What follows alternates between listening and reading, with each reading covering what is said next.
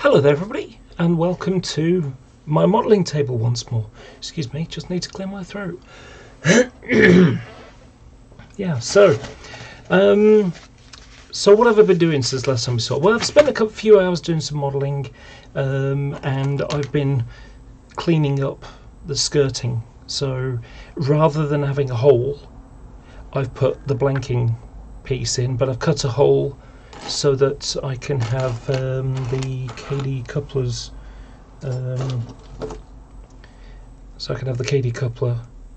sticking through the hole and mounted something like this onto the chassis. So it'll be attached to the. I prefer to have the KD couplers attached to the skirting or attached to. I prefer to have chassis mounted KD couplings, because that way I can have all the pipe work and still have the functionality of the KD coupler. So it sort of fits perfect within my needs. Other people, they can have the blanking plug and have the pipes at one end, and then the other end is the one that pulls the train. But I want to have both ends to be able to be used. For example, let's say I want to have my two of my rail freight ones working together. That would be an example. So for now, I've been working on that, and I've only got one left to do. So once these are done, I can start sticking them under the chassis once more. Another thing that I've done is, for the ones that are having the rubbing plate removed, I'm going to put the hooks on, which came as a part of the coupling that comes with the model. So basically, I removed the screw link pieces, and I've just kept the hook. I know it will look a bit silly with a KD and a hook, but doesn't matter. So I've just got this one last one to do. So what I do is start off with a big file, and let me get my visor on.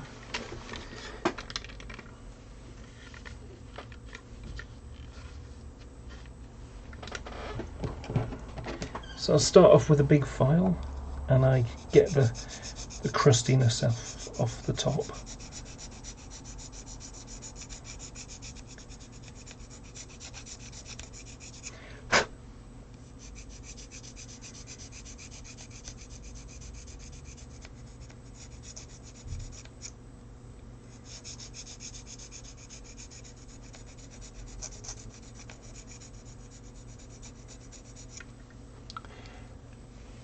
Hi, St Michael's Hill, how are you doing?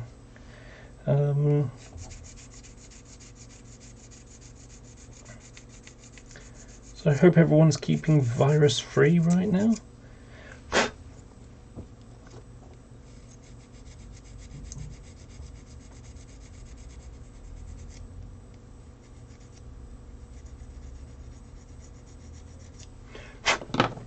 So once I've got the chunky stuff down, I then move to my medium file.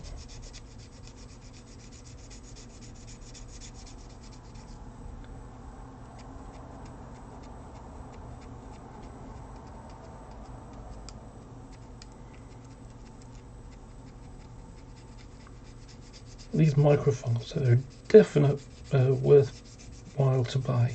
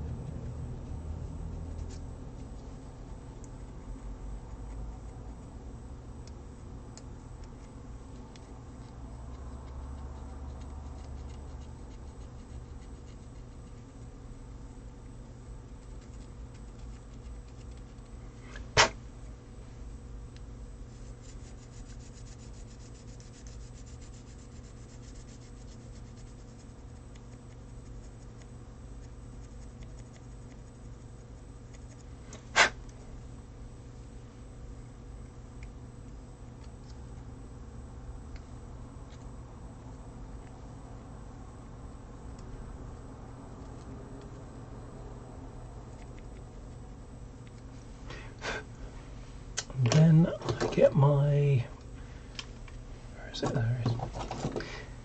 And then I get my really soft file. And it's not as quite as abrasive as the other one.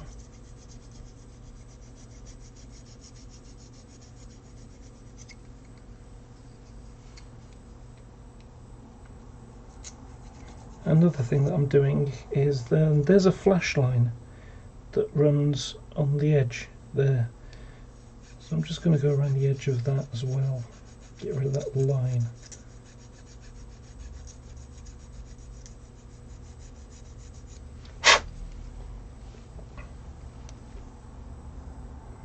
I decided day before yesterday, that I was going to do the other two chassis for the other two locos that haven't been painted yet or have been stripped down and will be repainted into mainline and res liveries.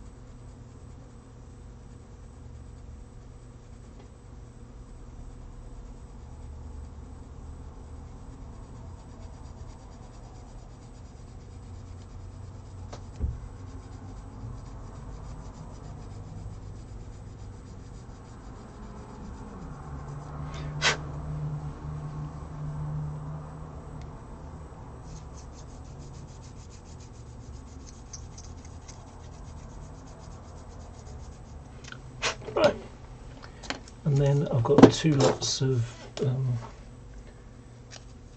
wet and dry sanding paper. This is 800 grit.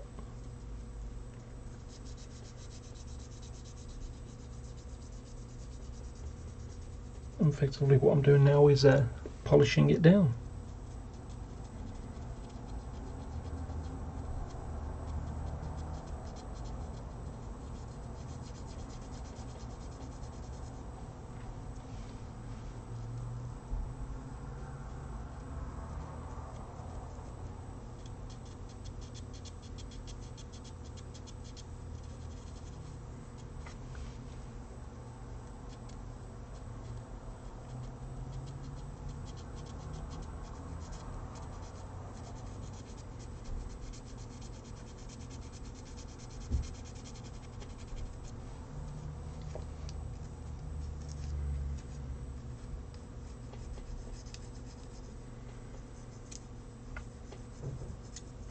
So I saw something worrying on Channel 4 News tonight, and it was that live from a hospital, they were talking to some doctors and care, people in, dealing with COVID patients, and it would appear that quite a few of them were younger, not old people. So it just goes to show it can get you whether you are young or old.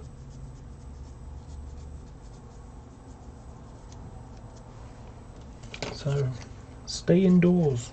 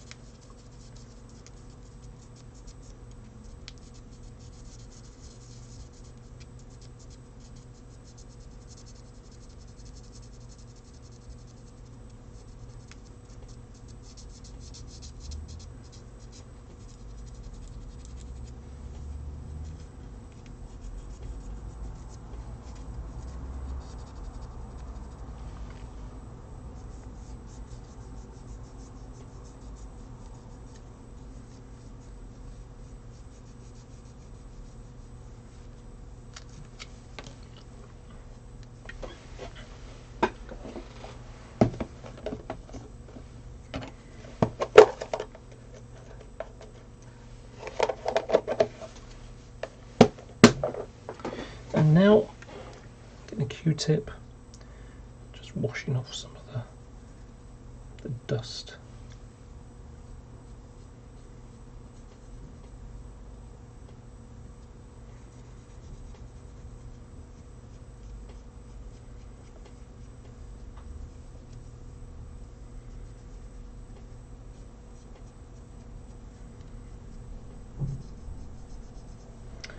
So that looks nice and flat and shiny now. Really looks nice and smooth. Okay, so since the last time I made a video, today in the post I got another 4 packs of the KD couplers that I'm using for this project. These are long shank ones with a centre line.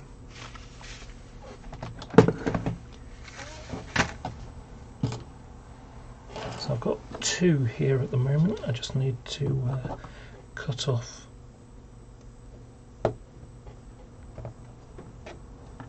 the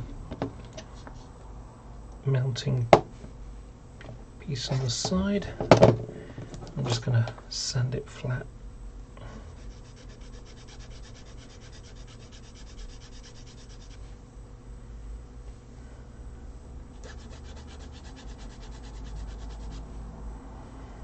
A little bit at the end as well. Okay, so that's one, and I did have another one in my KD box.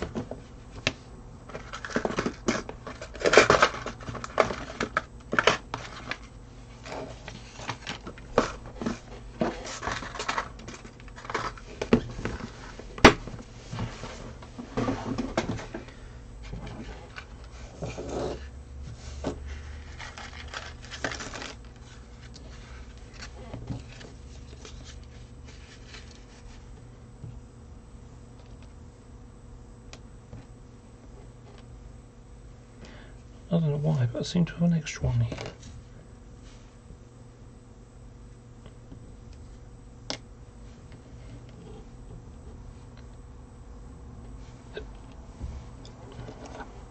And they're in different boxes. Well, I prefer the normal style draft box. See what's in these, just to be sure.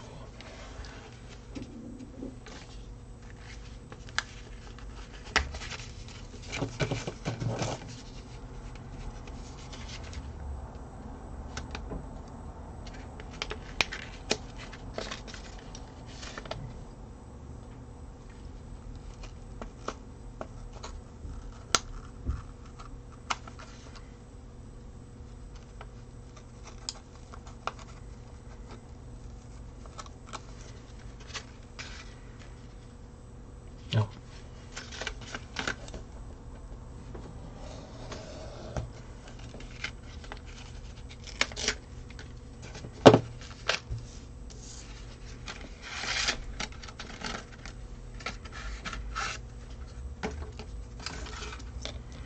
Oh, these draft boxes are slightly different. And we've got 4 springs in there as well. So I will put those springs in.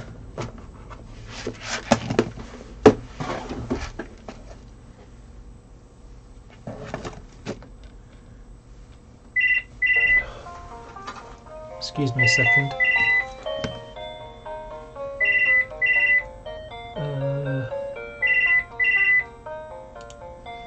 Oh crikey, where's the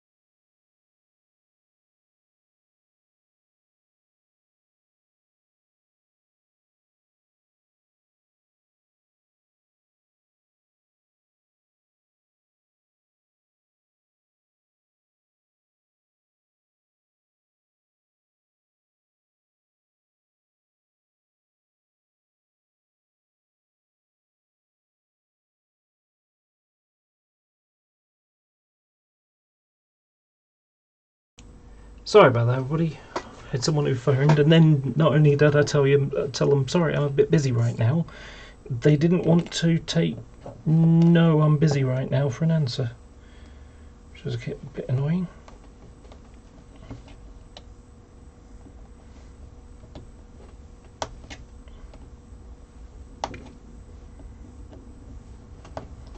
Oh, that's where the other one went. I lost one of the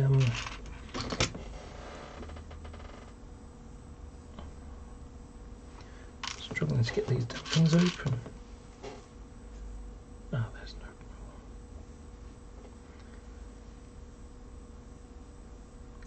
Nice thing is there are always spare springs.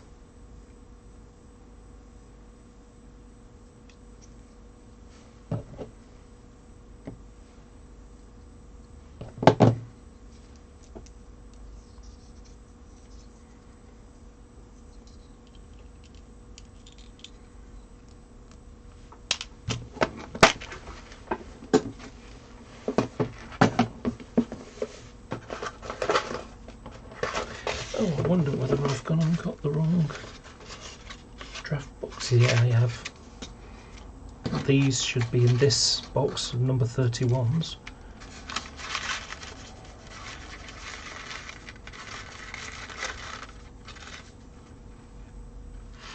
And I wonder if that's where the other spring is, why there's an extra one of these. Yeah, that one's going up.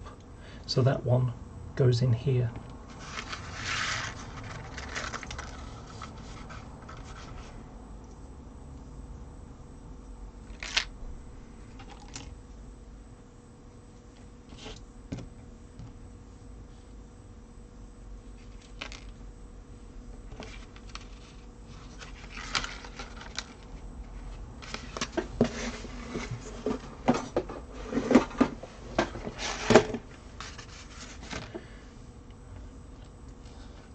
Those go with those.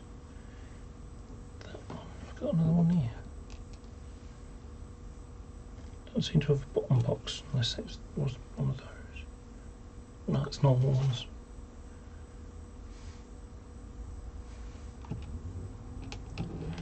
Doesn't matter. I've already got one. Okay. So that's a lower. That's normal, normal.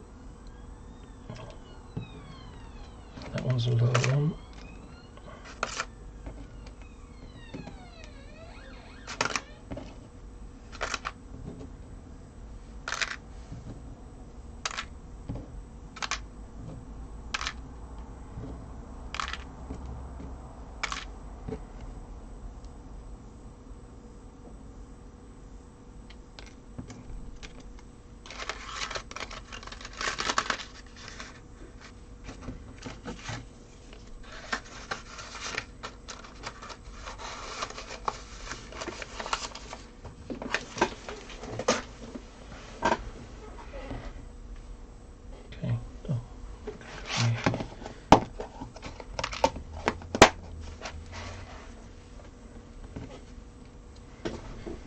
Okay, so got one done. 1, 2, 3, 4, 5, 6, 7. Yep, that's good. Right.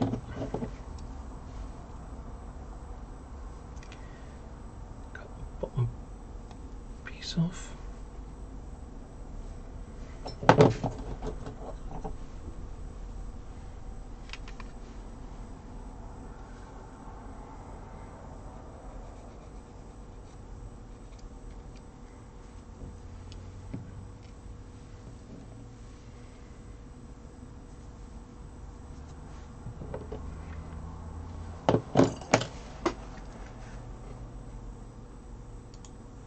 Okay.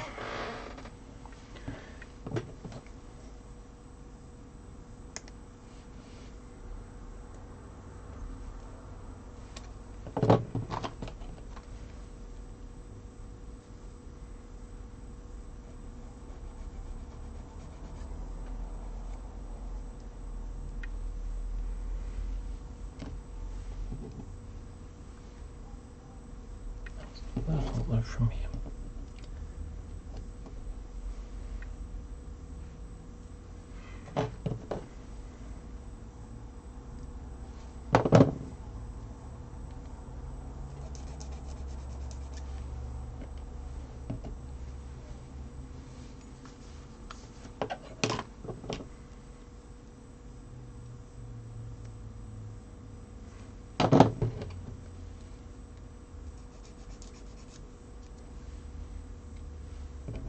Do you know, I never noticed, never realised how much scraping of my nails I do when I'm modelling until I had different coloured ones. Interesting new phenomenon for me.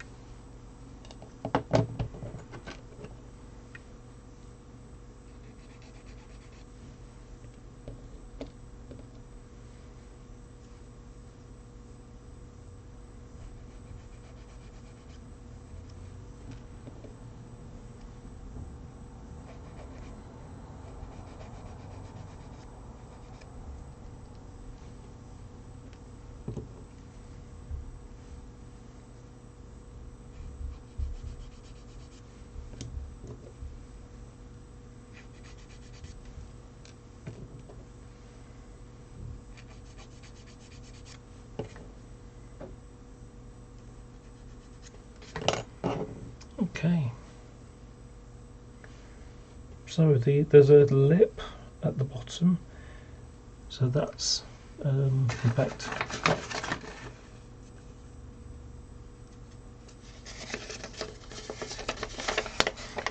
shows how they're installed.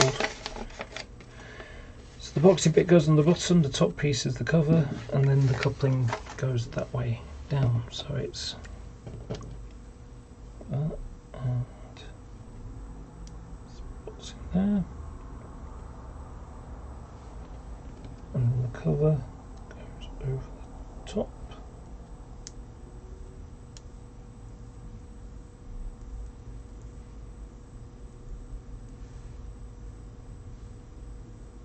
Oh, that goes the other way around. Okay. Right.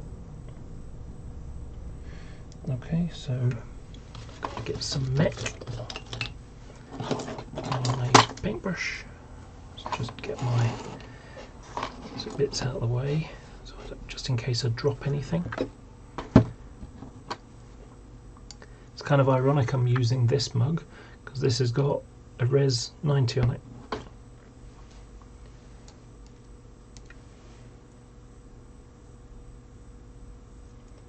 Which one of these chassis that I got here will eventually become.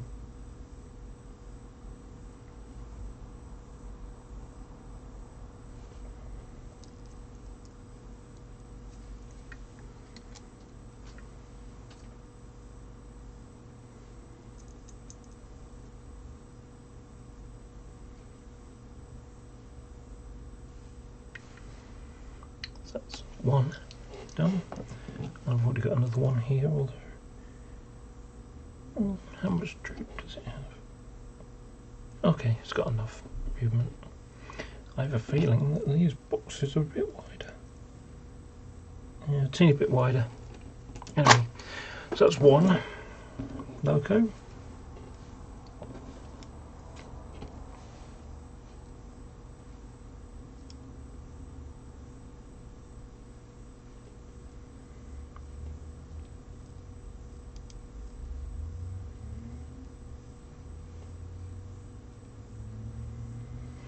think this time I will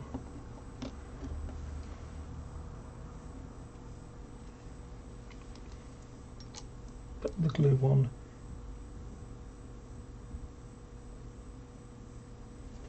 here before I put the lid on.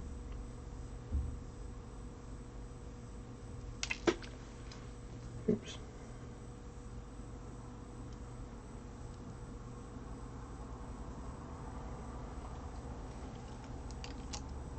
And then paint over the glue over the top after.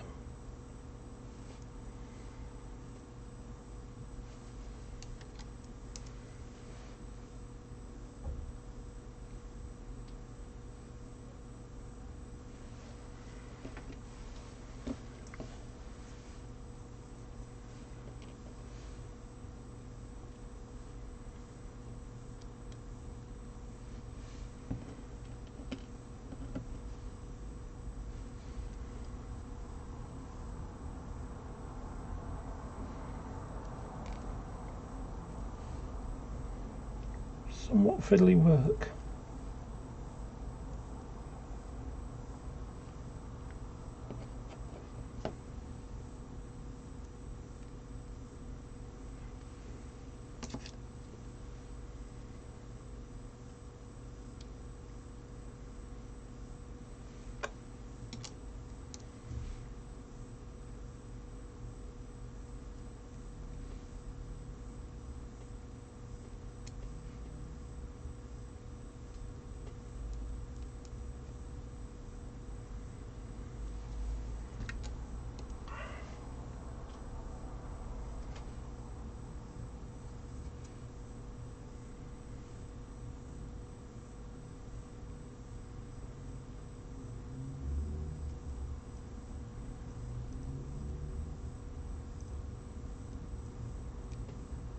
Oh.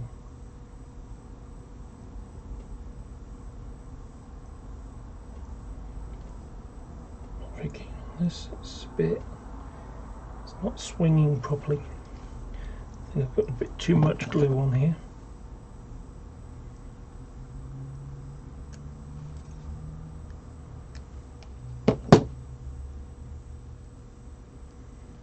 Oh yeah,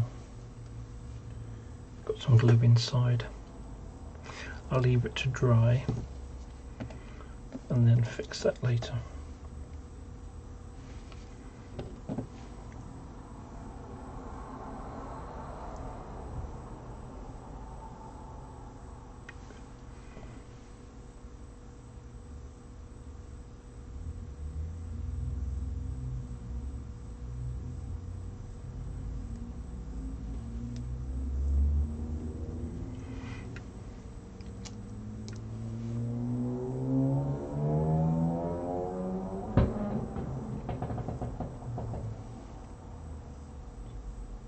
See, if you heard that car, that didn't sound good to me. It sounded like something that's braking.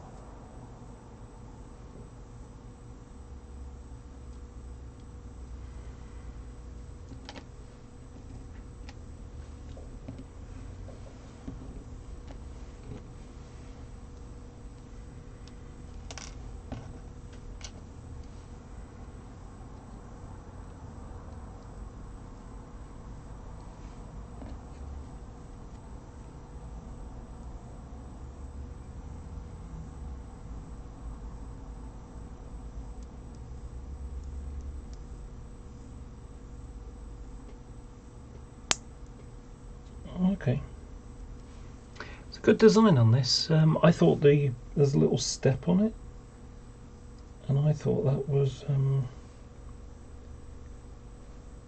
just a guiding slot, but it appears that it actually covers, you know, it actually clips into the box. kind of like it's like a notch in it, and so it goes click, rather than just being a recess in which it goes. Let's see if I can file this down.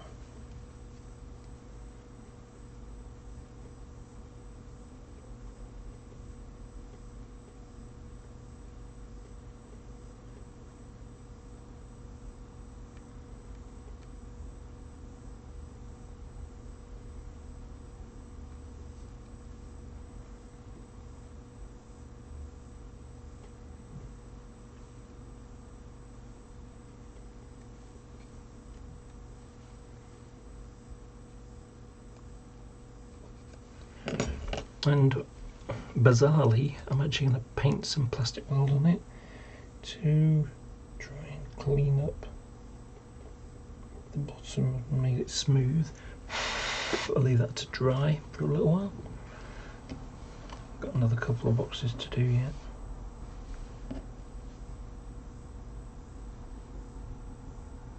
Oh, I got one cover missing.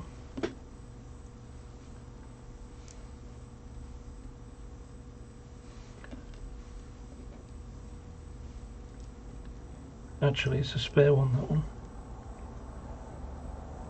because I haven't got a bottom cover. Oops. Fold apart my fingers here.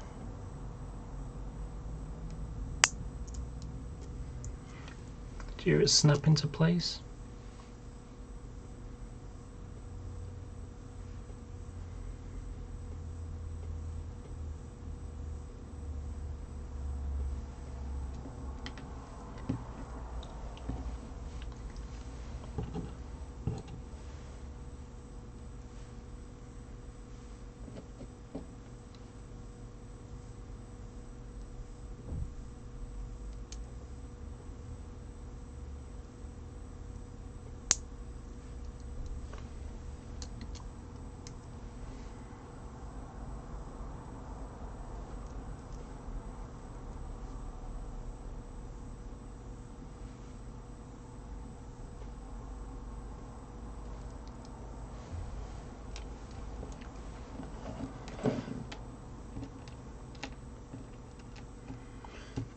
Okay, so that's 4 locos done.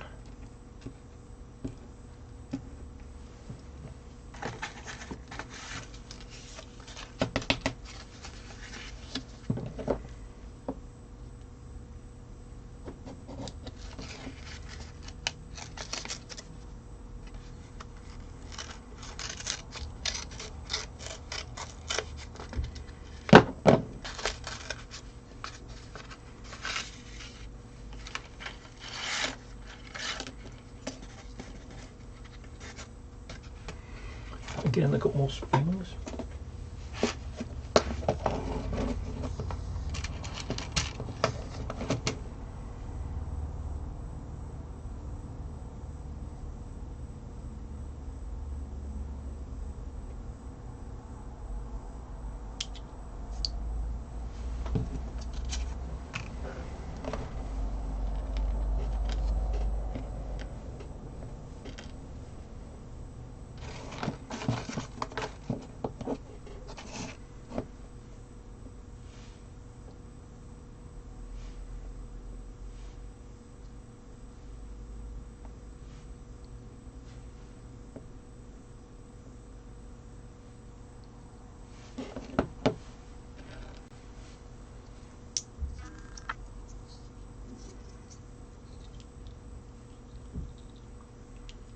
Actually, I'm going to leave those there for a moment because I'm going to need 2 packets. Because there's enough for 2 locos in each packet.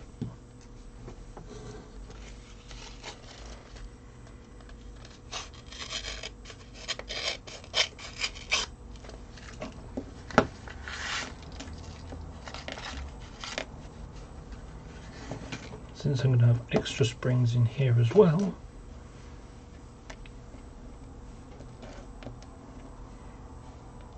and when I see more springs, it makes me wonder, did some of the springs come off?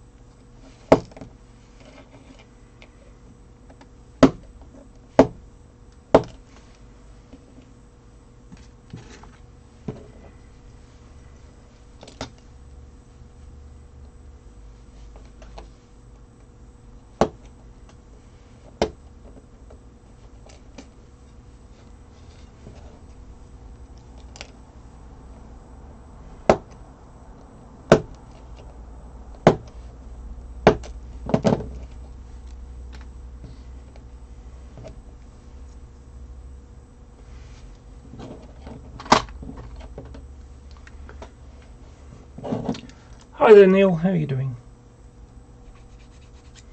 Continuing on with this little project. And as I said in my previous live stream, if you were watching it at that point, the if I was doing one loco, this would be done much more quickly. But I'm doing sort of 6/8. On the chassis I'm doing 8. I might as well get them all done, ready to go.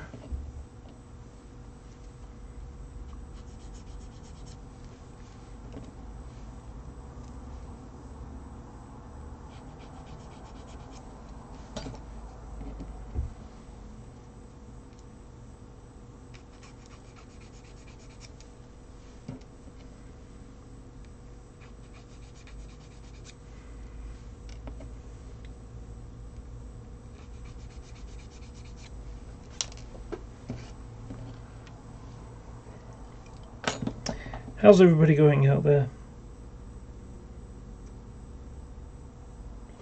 You getting any modelling done?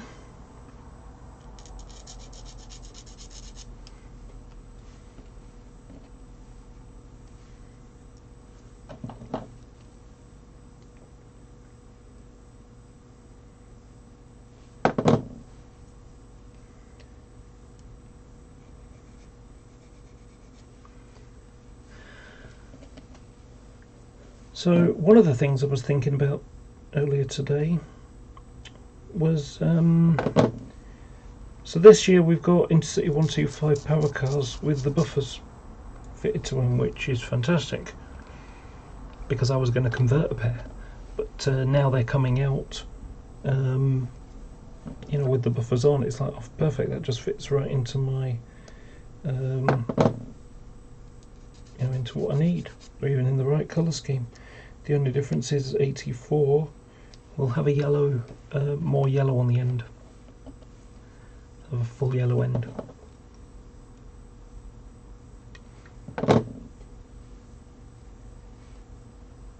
Yeah, no virus here either, that I know of anyway. I had to go out today. I had a blood test. I have an underactive thyroid, and yesterday I was thinking, okay, well, I've got 10 more days of my pills left, so I'm going to need another prescription for them. And it's like, well, you know, I was told to get a blood test done in about 6 weeks. Well, now this coronavirus thing is going on, it's like, yeah, I don't want to waste the NHS time with, you know, doing a blood test for me. If taking some pills will just keep it going for now. And so I phoned up to sort of ask, like, what do I do? Do I need another prescription or what?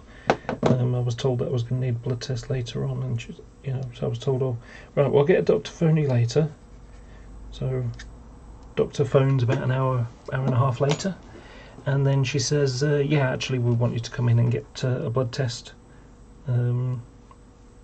because it is an important part of your body, your thyroid. So I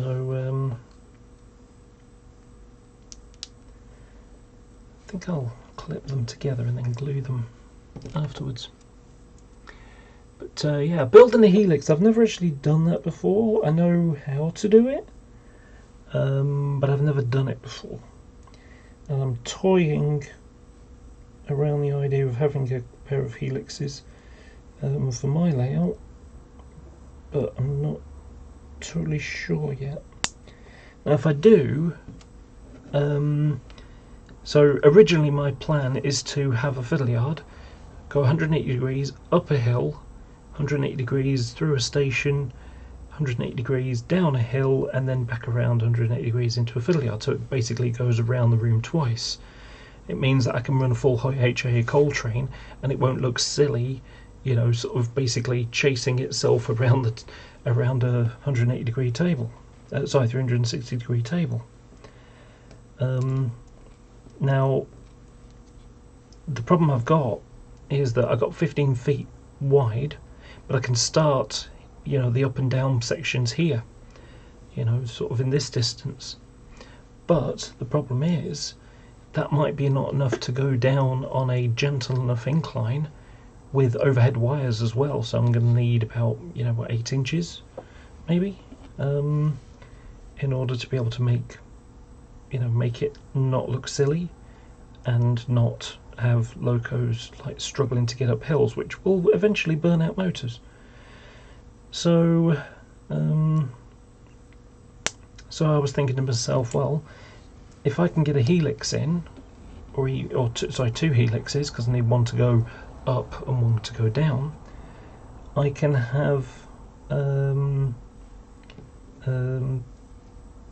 originally I was going to have one helix in one corner anyway, because that makes sense to go down to the depot level. Hi Brian, how you doing? So having the first helix, the idea was that it would basically go down for the depot level, because I want to have effectively 3 levels: fiddle yard, station with a sort of an incline thing on the other side, and then fiddle yard with a station on the top of it. But it's only going to be a straight through station. It's going to be the thing where units stop and that's about it. So it'd be about maybe 6 or possibly 8 Mark 1 length coaches long, which is enough for a pair of 321 type units, or 6 coaches of something like a 323 or something similar, long coach. Anyway, so I did have this great idea about having a double helix. So effectively it's one helix on the outside and one on the inside, so one goes up and the other one goes down, and it will allow sort of it to go up and then back down. The only problem is that how do you get something to go in the other way without having something like a crossover? So that is something I'd have to figure out.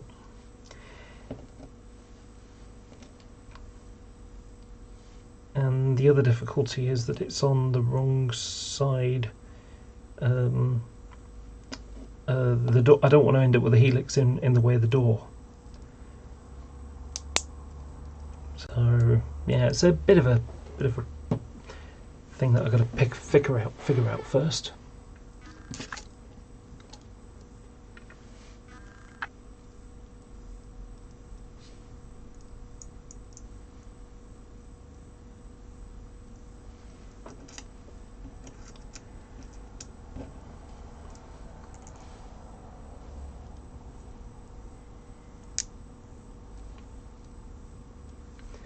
So if you've just tuned in, I have, in the absence of the last video, I did a little bit more work by sending off all the skirting.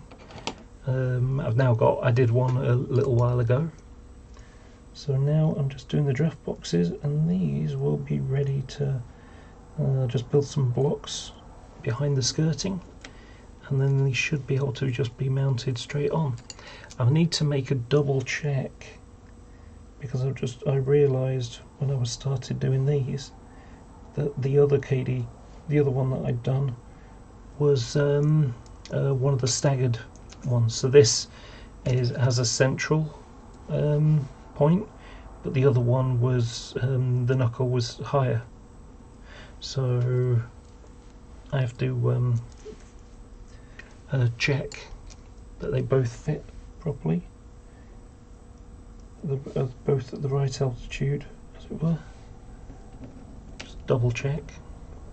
I'm also probably going to end up having to cut out a little bit more, do a tiny bit more filing on either side of the hole, because these ones are a little bit wider than the normal type.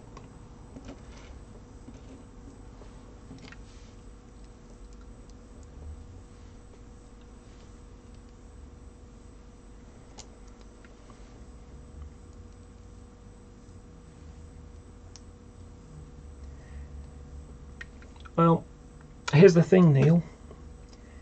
Having trains disappear for a while is all great and everything. However, be careful you don't end up with something like what Everard Junction used to have, where he had most of his layout hidden out of sight, and he had basically a large L-shaped section to show stuff, of scenery type area. Okay, give those a couple of minutes to dry.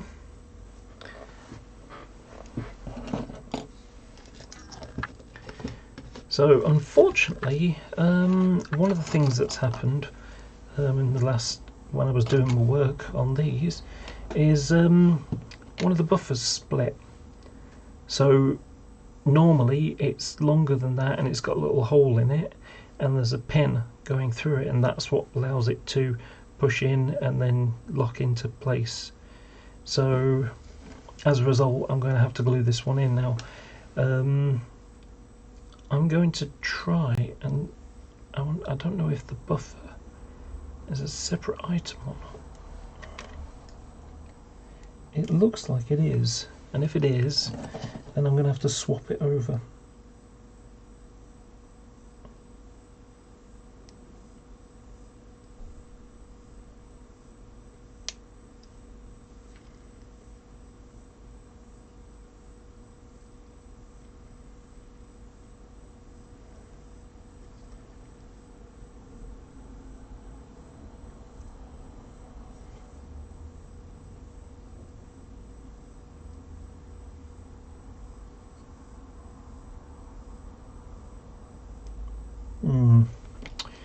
Okay, well this is a bit of a nuisance. Okay, I'm going to have to do it the other way around then. Going to remove the rubbing plate from this one and retransplant it back on one of the ends that doesn't have it.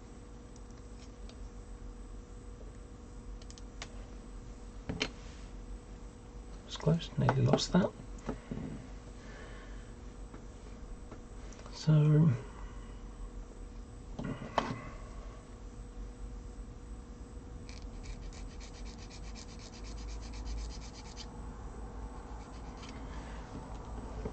because the idea is that I'm going to, the ones that got the rubbing plates are ones that are going to need to retract, like this, where the flats are on the sides rather than normal system where they're on the ends. Now, the ones that got the flat ends, they don't need to have I'll swap it with this one. They don't need to have the rotating buffers, because they won't need to rotate, because they'll always be connected to a coach or a wagon or another loco with the buffers itself, and the screw link would hold it together. So now what I'm going to have to do, I'm going to have to prepare this. Okay, so first thing I'm going to do here is clean up. Sorry, it's not that one, it's this one. So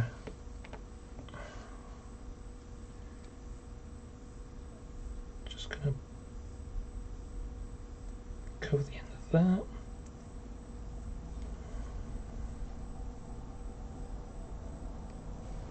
I'm going to sand or file down the top.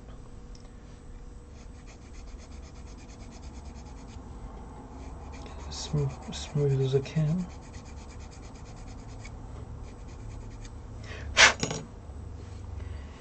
And I'm going to remove this coupling hook,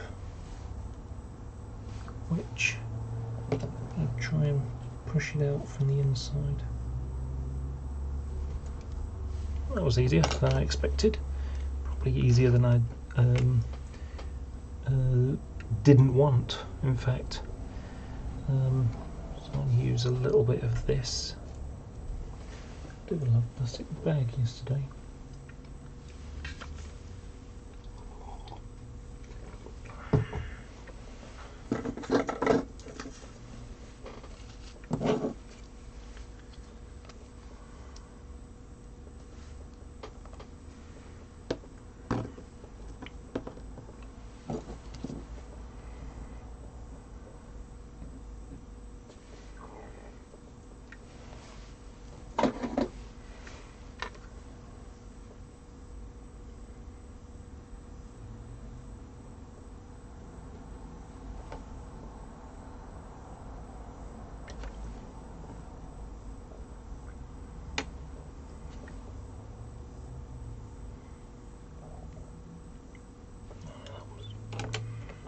This one.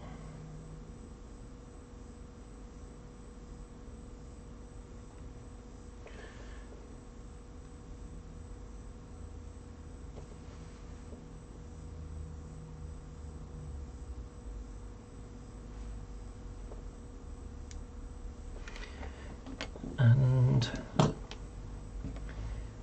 now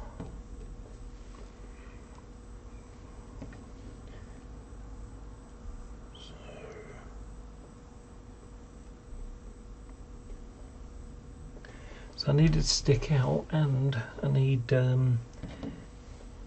I don't want this rattling about, you know, hanging wobbly, because when the buffer is, you know, pushing out, you can see a fair piece of metal on it.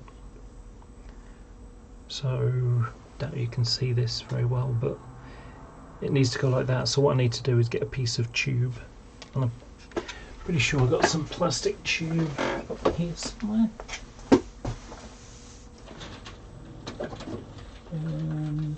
That's rod. I've got some tube and rod. Let's see if I've got a piece that's just right for the job. I have a feeling not.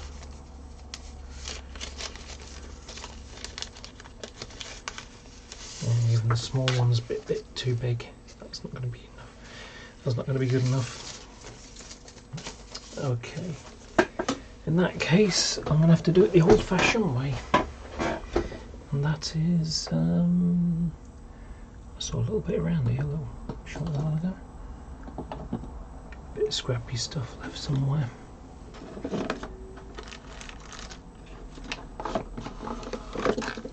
Let's see what I've got in here. That'll do me. Just a bit of 10, 20 thou plasticard, whatever it might be.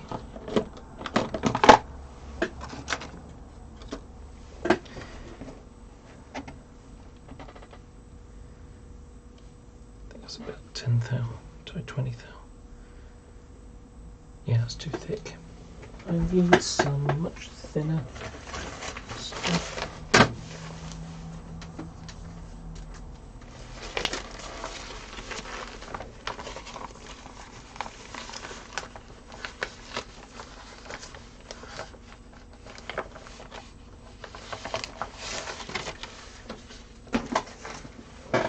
Old and it's mucky and it's bent all over the place, but it will do just fine for the work that I need it to do now.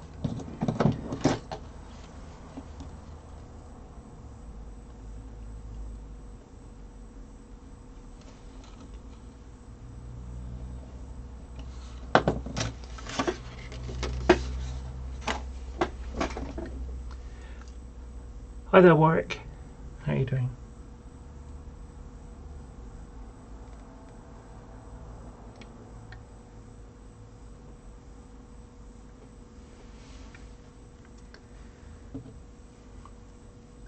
So this is small and fidgety, a pain in the backside, but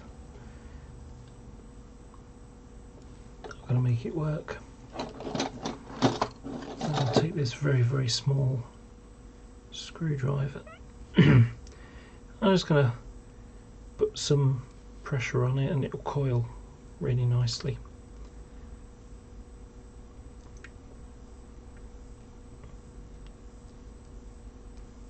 See what I mean? Or coils, and then pull it tighter and tighter on the inside. Force it into this shape. I wonder how much room there is in that actually. I might use a thicker piece.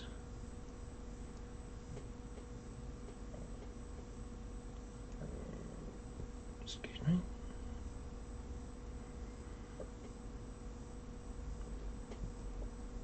Yeah, I think I can use a strip that's thicker than that.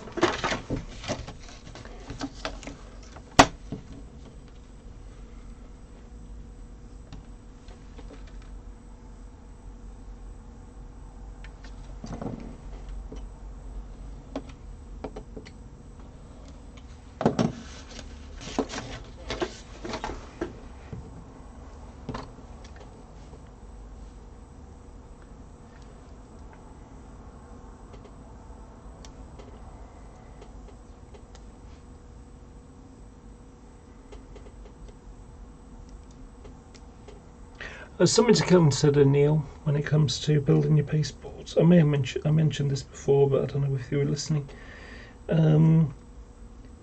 Think about where your points are going to go. So you don't want to end up putting a strut underneath where you want a point motor to be. So if you consider in advance where they're going to be, then you don't end up having to change anything. Another thing to do is to draw. I use lining paper, and I just put it on the floor first, but then I build the baseboards to fit the track plan rather than the other way around. But yeah, if you get some lining paper, lay it on your baseboards, draw out your track plan, lay some models on it, see how it's going to look. You know, are you going to have enough room for a train to fit in between 2 points or something, if it's fiddle yard or something? Are you going to have enough room to you know, to run around a train if it's a loop in a station, or you know, some goods shed, or you know, goods yard or something? Are you going to have enough room to maneuver the items that you need around? Things like that.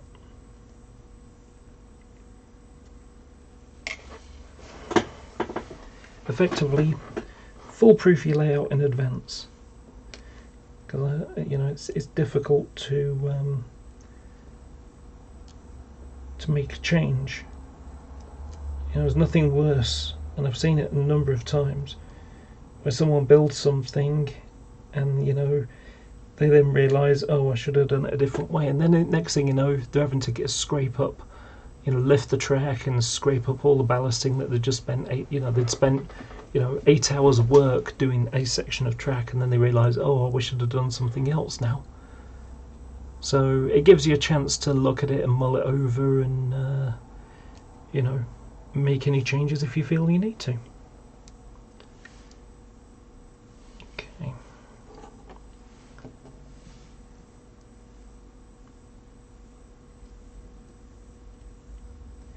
This is so tiny, I don't even know if it's going to work.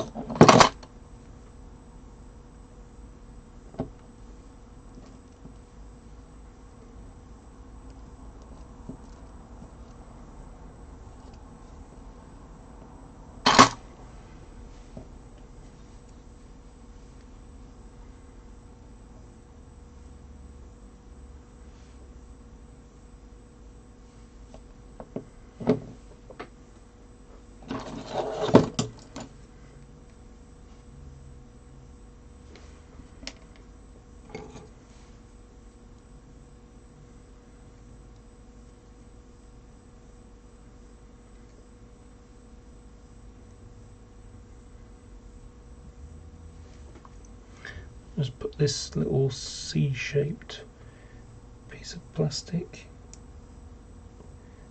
think it needs to be trimmed a little shorter.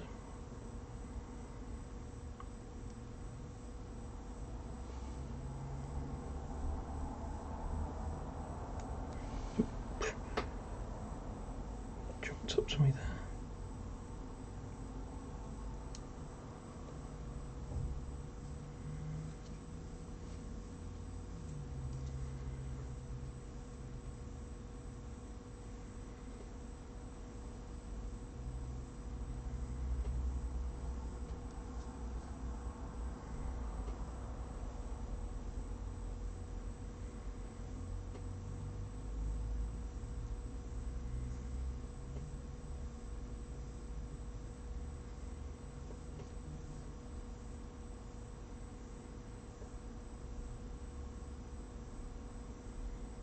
No, it's not going to go in.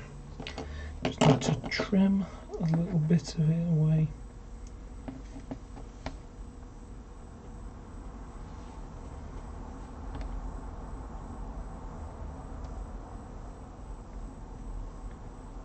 Come on, stand up. Here it is.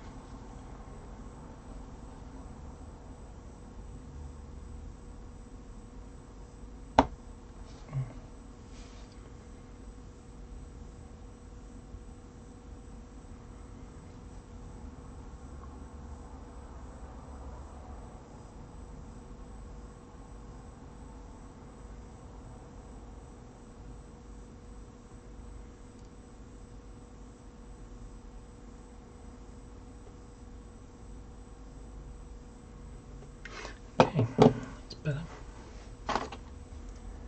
Smaller.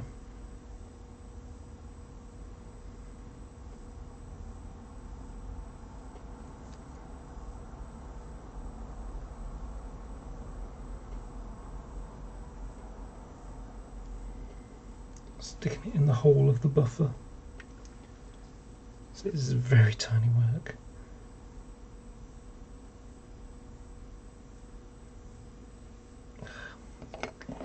My fat fingers are struggling here.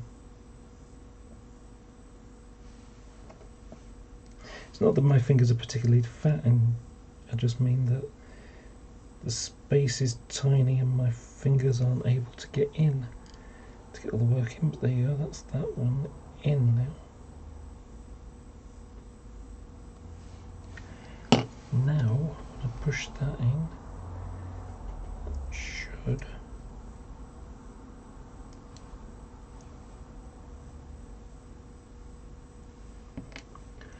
okay, take a tiny bit off. So if I do it inside rather than have to take it out again, actually I could just take it out a little bit and then slice across the top, but it's still in place. Just pushed it back down again.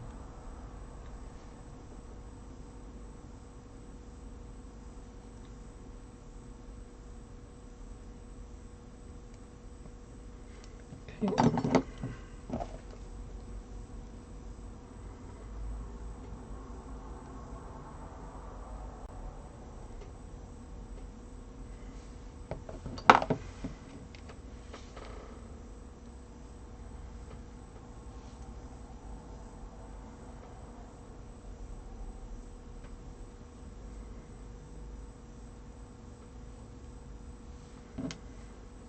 Now needs to be ever so slight bit more.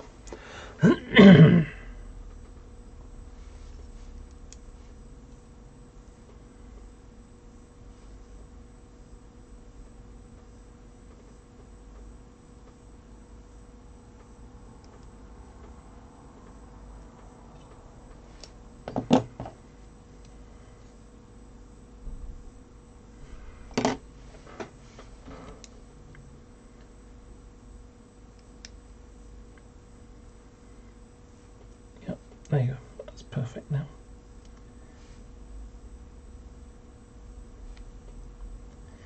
Okay, so now I need a bit of super glue. For this one I'm using a really grippy one. This is a really thick.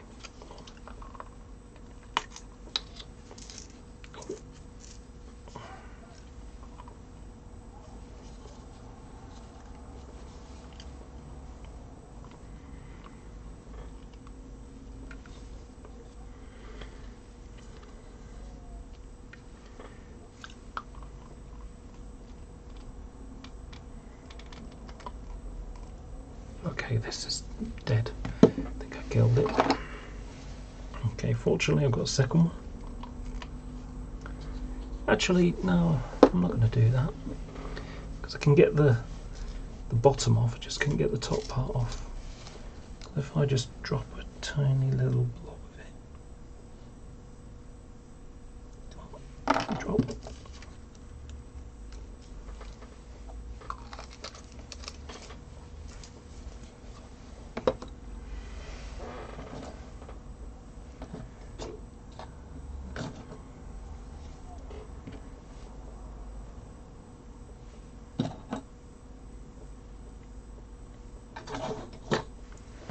That'll do.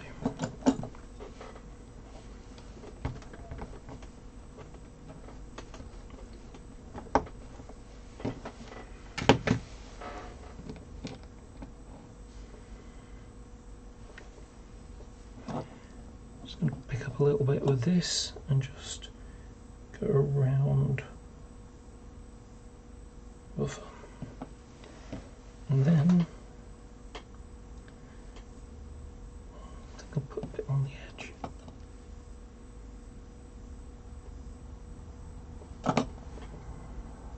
And just push it in the hole.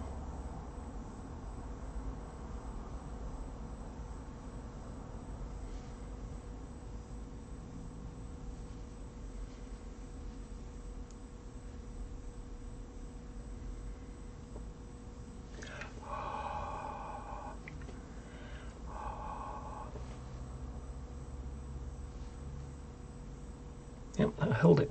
Okay, so that's good now. Now I've got to fix this one.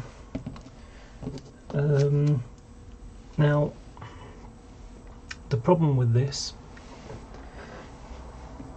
is that originally it had two bits that stuck out of it, two little towers that stuck out of it, and on this, oh sorry, it's that one.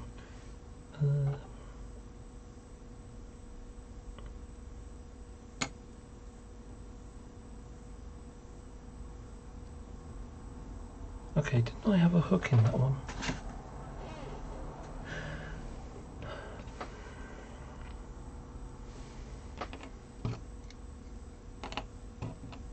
I need to check these now.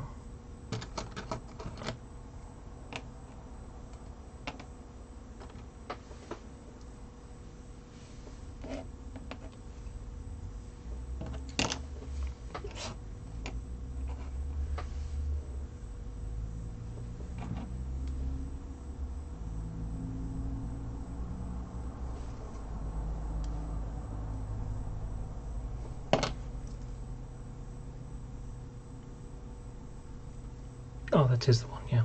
Okay. I wonder what I've done wrong there. Okay, so, I don't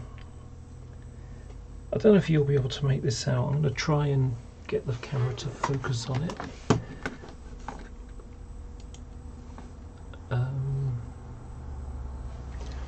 Okay, so I've got to do that and that. Okay, so if I hold this, oh, it's upside down. Oh, yeah. Okay, so if I hold that there, okay, and now turn the camera autofocus off and then zoom in here. I don't know if you can see there's two little circles on the middle of the triangle. That's where there was a hole, and I've just gone and removed, I've just gone and sliced it off and filed it down so you can barely see it. Whereas now, actually, while I think about it, I just need to make the bolt holes on this a bit more realistic.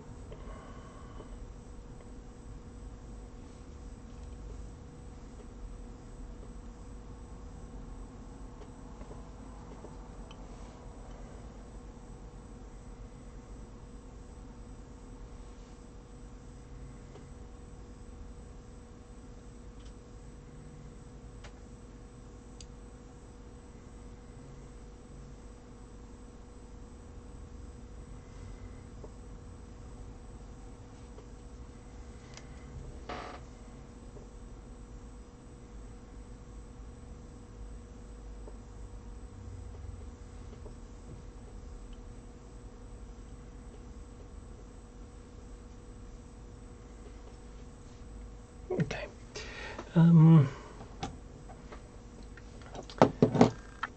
Lester, how you doing? Sounds weird calling you Lester, but I never remember anyone's name, I'm terrible for it.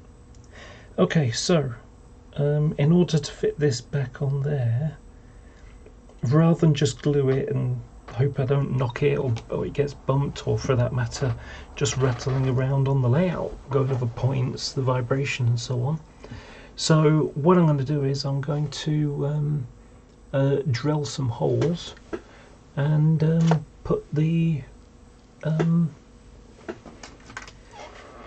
drill some holes, stick in some wire into this, and then drill a hole in those and then push them straight in.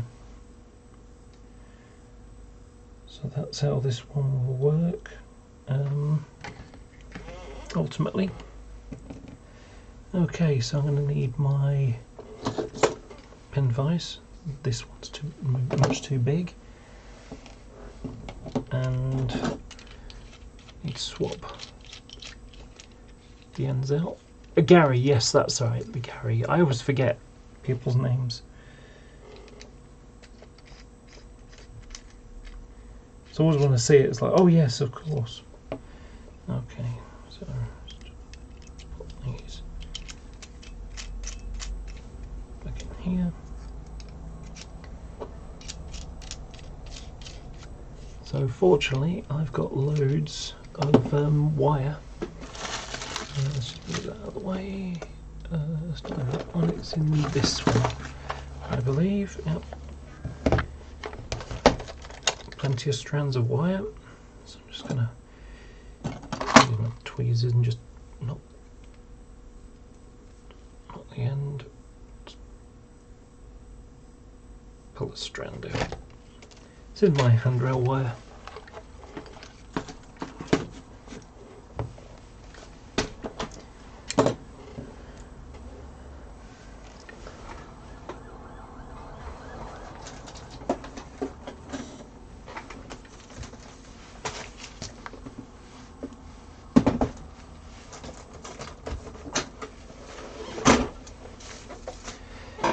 Okay, so just to be on the safe side, because sometimes I don't always put them in the right hole, this should be I can't remember, is it 0.45 or 0.5? I think it's 0.5. So let's have a look. 0.45. Yeah, it's 0.4, 0.45. So, okay, so now I need the 0.45 hole for it. Now, I think it's this one.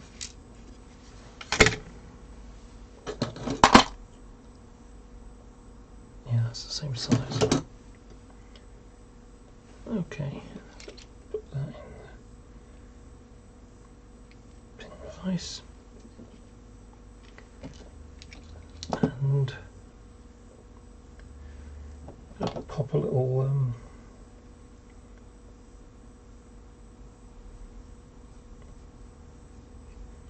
put a guiding mark on it.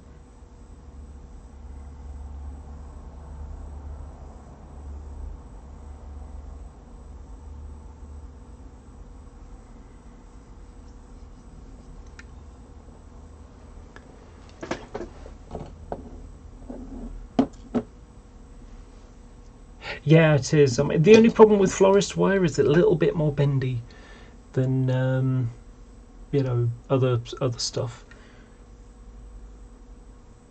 Okay.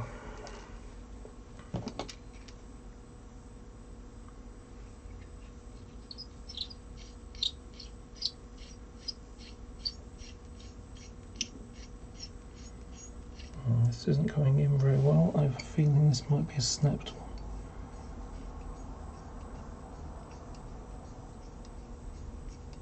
It's going in slowly, but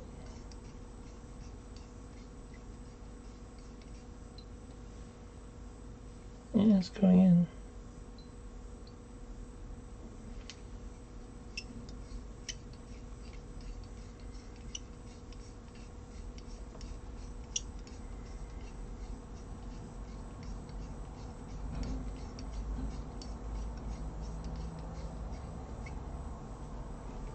going in very, very slowly. I think I'm going to try and find another one.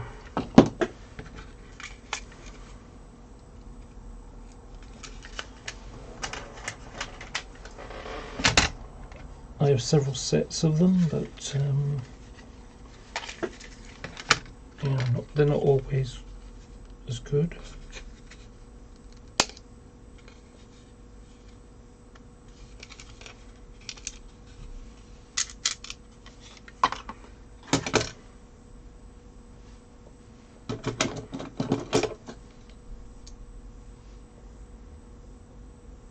Okay, that's too small.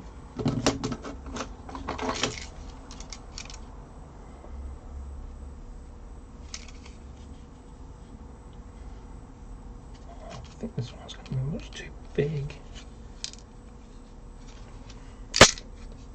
Yeah, too big. You can tell just by the look of it.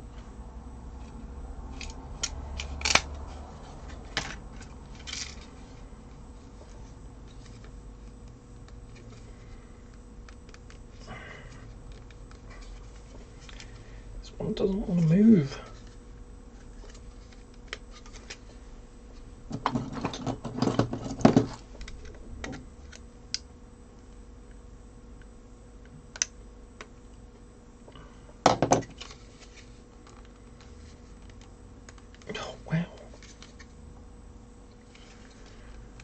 Definitely not wanting to go. I'm going to be very, very careful here and try and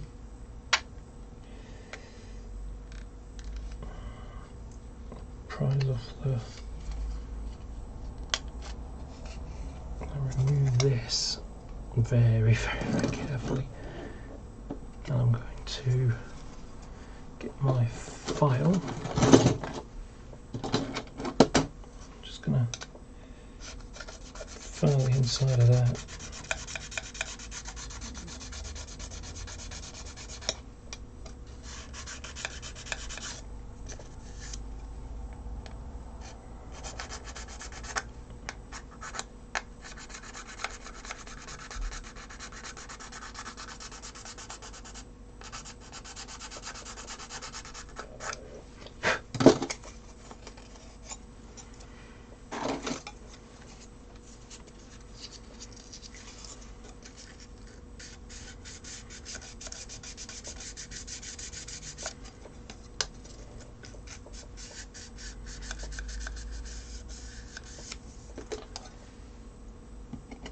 But before I put it on, I might as well get out the one I need anyway.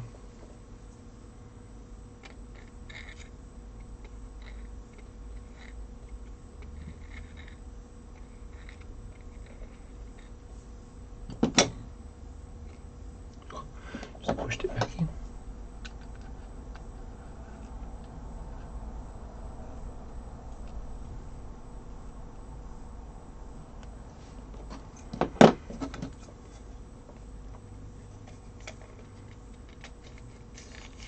There you go. You can see how much easier it is to move it now. Not brilliantly perfect, but certainly better. Okay, let's have a look.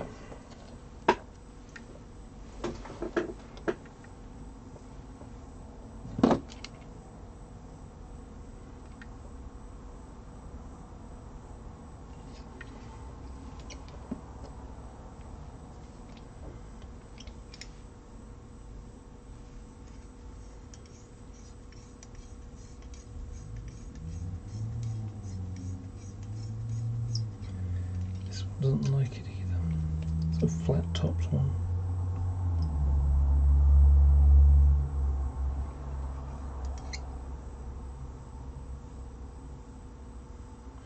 Yeah, the flat on the top, that's the problem. Let's see if I can grind down a point. Because what I basically got is, if you can imagine, these are the tube parts of it. It's flat on the top, which means when it's pointy, it can dig in and groove in. But when it's flat like this,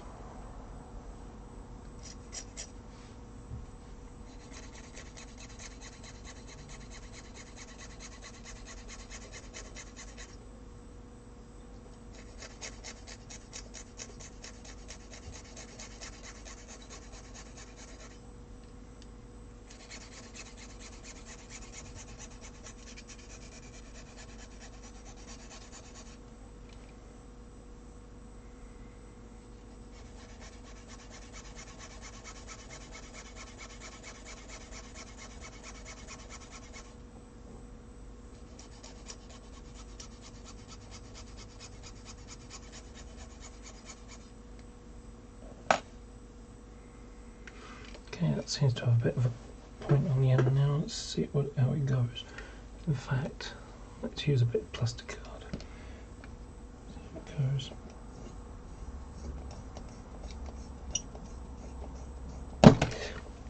Oh well. No, that didn't work. Just snap the damn thing off. Oh well, let's try, see if there's another one in one of these packs here somewhere.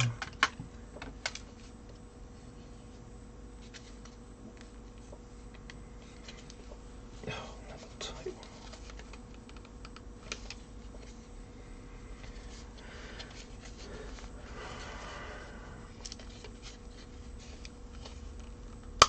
Oh, there it is.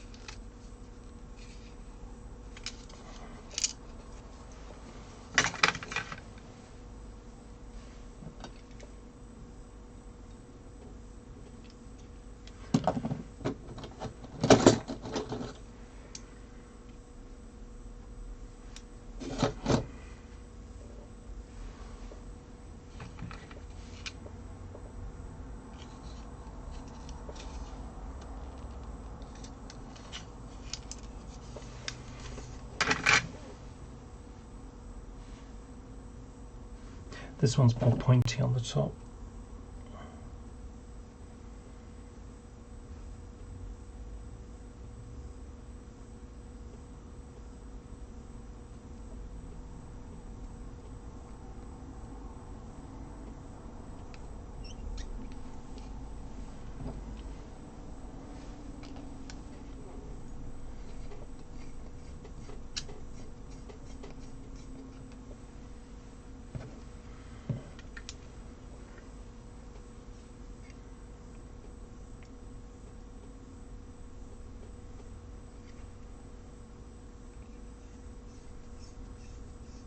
Oh yeah, that's going.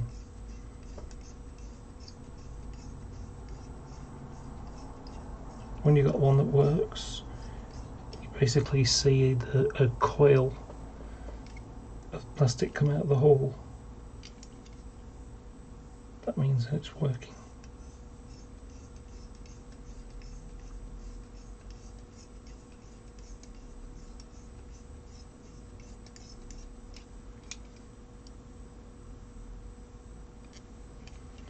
A little bit deeper than that.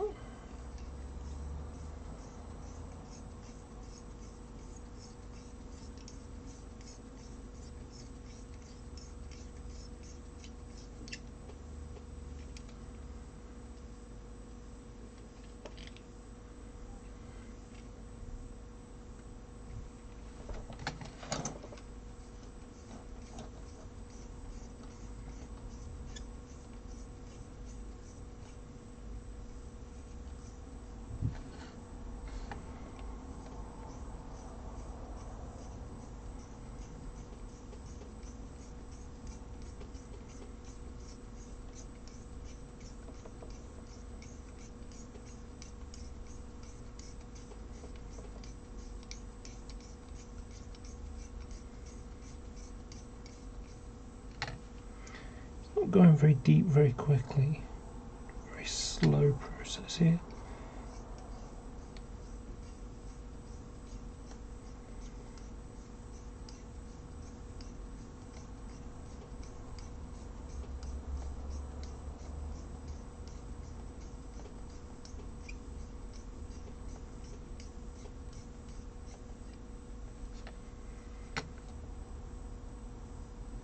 I mean, that's only gone, what, maybe a mil and a half.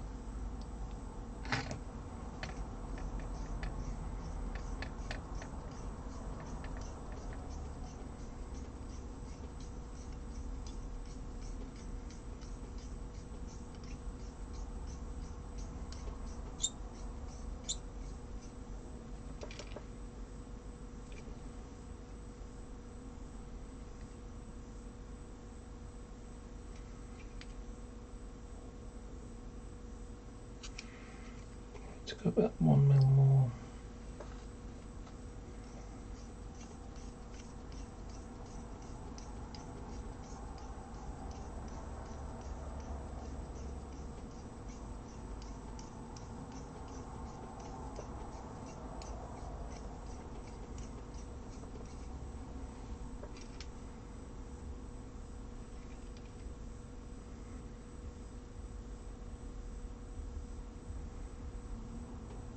Yeah, I'll do.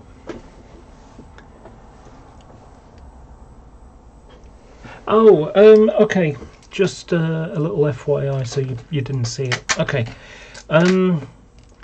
The Class 90 buffers, they push in and rotate. And what you've effectively got, if you can imagine, let's imagine that's your, your buffers here. So you've got like a thicker piece there, which is, the bit you see sticking out. And then you've got the buffer head on the top, like that. Okay. So inside the hole, when you look inside, it's basically a piece of tube, and it's got a hole drilled through it, and then there's just a little split pin in there, or just a pin. And on the inside, it's got like a ring, and it's got 2 grooves in it. And what happens is when you push it in, when you push it in, so it sits like that above, but when you push it in, you can rotate it, and then when it goes like that, it goes in, goes deeper, which makes it stick out a bit more. For this way, it holds in, and for that way, it goes out more. So unfortunately, what happened was the buffer broke here across the split, across the hole, and unfortunately the end fell off, and so I ended up with a buffer that fell out. So what I've gone and done is I've gone and got a tiny bit of plastic, a tiny piece of a little curve of plastic here, and I'm going to put it in the hole. So if you can imagine the hole there, and I've now got a piece of plastic card on the inside, and now I've gone and pushed it in and just left a lip on the edge so that the buffer piece can stick on, because the ones that don't have the the ones like these that don't have the rubbing plate on anymore because it was removed for the freight ones, and this was that's the buffer that is stuck, so it won't push in anymore.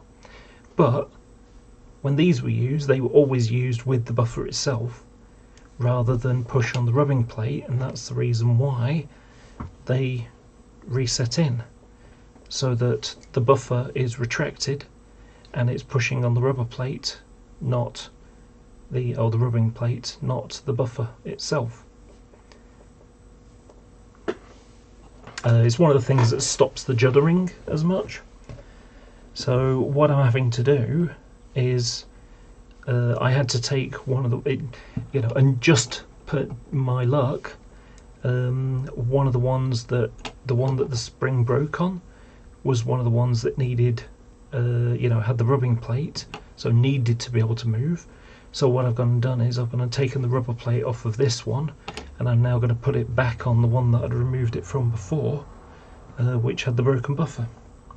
So because this is going on the, because this rubbing plate is going on, if I just glued it in, then it wouldn't hold in place, because it'd just be a weak mounting, and that would mean it's likely to just like fall off eventually, and I don't want that to happen.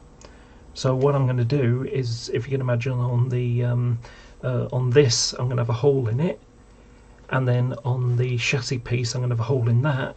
I'm just going to put a piece of wire through it. In fact, I'm not going to put wire through it because I'm going to use this broken piece of buffer to a broken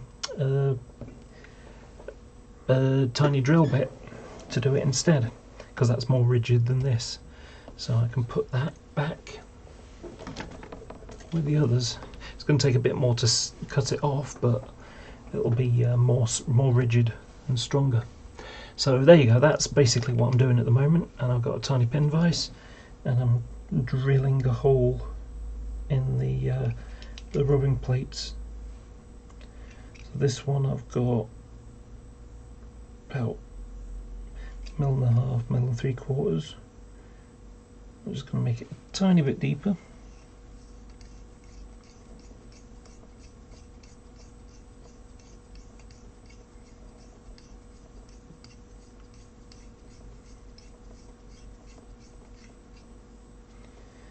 And now I'll do the other one as well.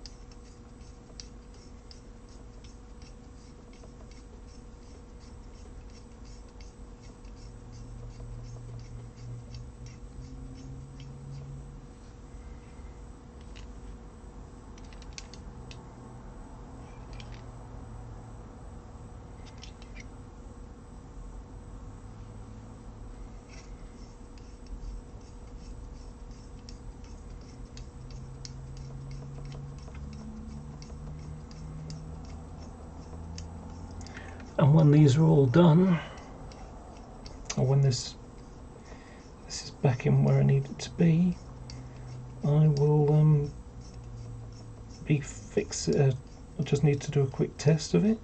But these KD couplers are going to fit inside the little hole I've made here.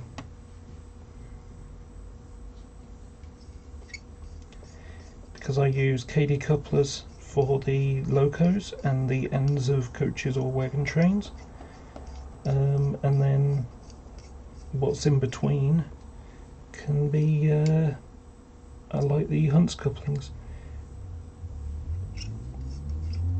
I'm going to sort something out with him. So I want to have Hunt's couplings that are fixed to the chassis rather than to the bogie.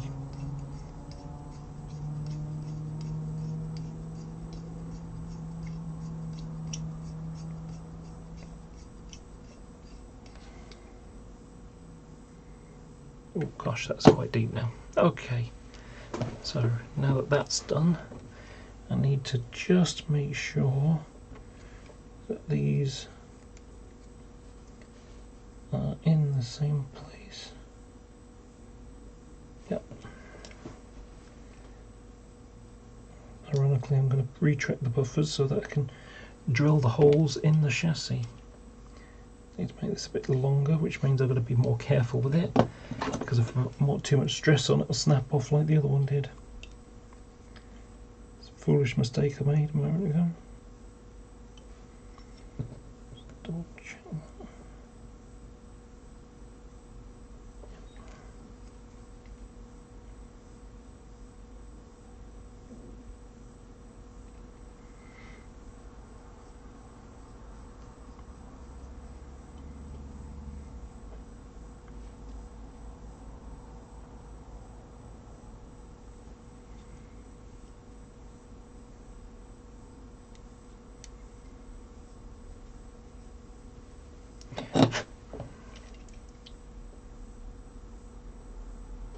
So while I'm doing this, I'm going to tell you something that's happened in the last couple of days. So, if you didn't already know, my mum disowned me for the day before Mother's Day last year, which was the 30th of March. So 31st was March for Mother's Day, but the day before Mother's Day I wanted to go down. I phoned her up to ask if I could go down and give her, bring a present for her. And it ended up with a conversation with "Don't bother coming down, just consider me dead." And so I went down and challenged her, and as hard and horrible as it was the catalyst for me to get rid of all my guy clothes, except for one set. And I kept one set in case my mum changed her mind, and I'd pretend to be a guy for a little while to help her get through the problems that she was having with me being trans. So, a couple of months ago I made a little decision for myself, and I said, if she hasn't got in contact by 1 year, I think 1 year is enough time to wait, to compromise and pretend to be something I know I'm not, to help her. Well, if she doesn't get in contact with a year, I'm not going to have it as an anchor holding me back. I'm going to get rid of that last set of guy clothes. So I didn't hear from her on the 30th. Well, that was a bit of too much of a wobble. Didn't hear. I think I'm going to reduce that down a bit, because that's worryingly wobbly there. Anyway, so I didn't hear from her on the 30th. So on the 31st. I went down and I took that last set of guy clothes and I dropped it off at local Asda's clothing bank.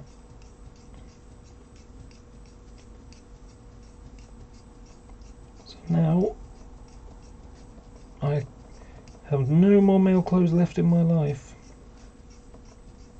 Nearest I've got is a DMU t-shirt, which is unisex anyway, and I've got a Philadelphia Eagles shirt as well. It's a sports thing. Again, sort of unisex, I suppose, because female fans who watch the, American football, they They wear them too, so no reason why I can't.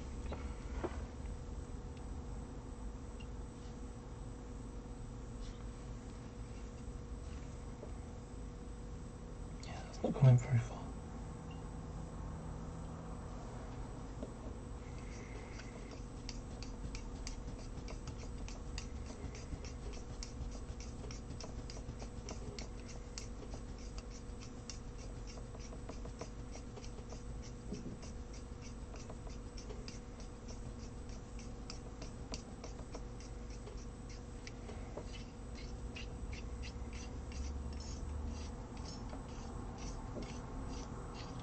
I won't just push right through there.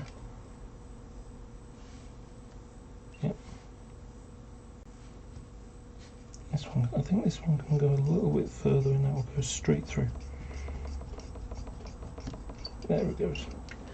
Okay, so now I'm gonna need to I've got food on the other side of the room. Give me a second.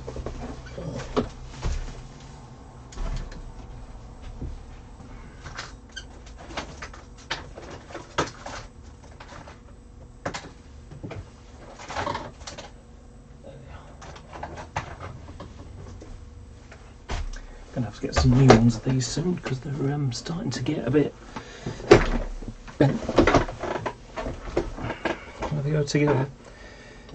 Okay, so this is likely to ping off. So I'm gonna hold this one and point it down. Yep, managed to save that.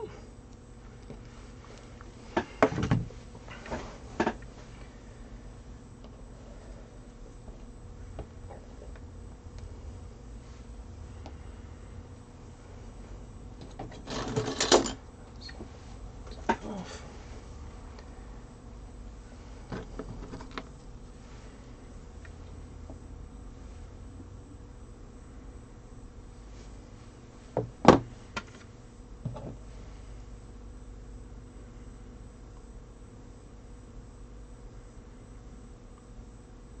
That's good.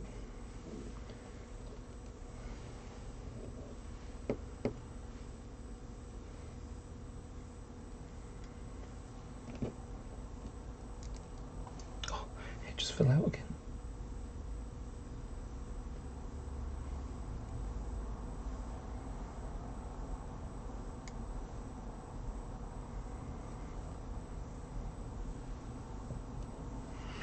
Right, let's get back to this. I've still got a bit of super glue stuck on the end of here. It's a bit gloopy now. So stick a little bit more.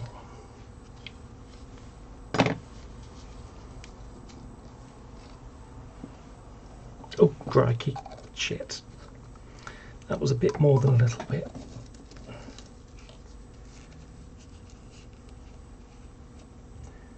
That was close and nearly ended up with it all on my table.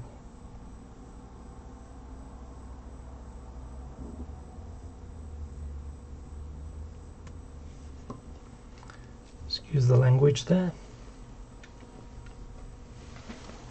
Not entirely ladylike.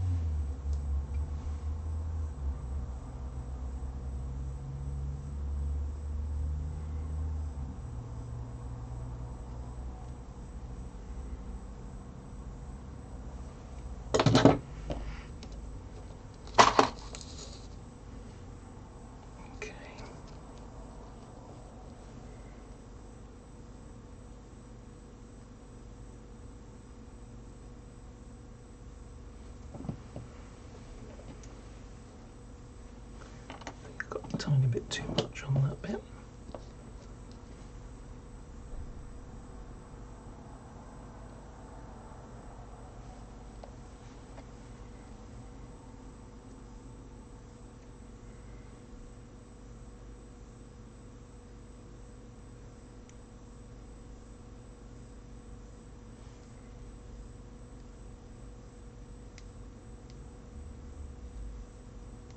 There you go.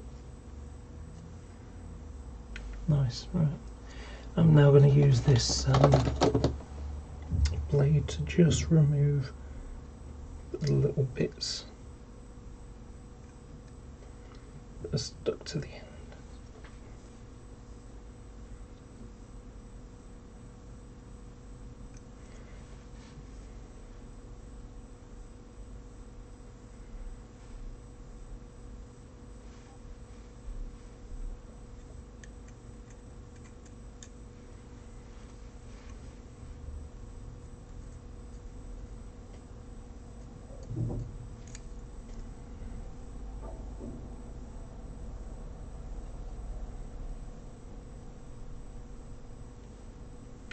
Okay, so let's hold it up for the camera, and I've got to go to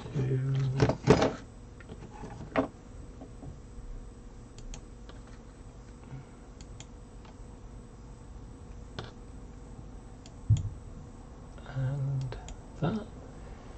Okay, so turn off the autofocus and drag up here. I don't know if you can see that, but it's now nice and secure on. Same on the bottom.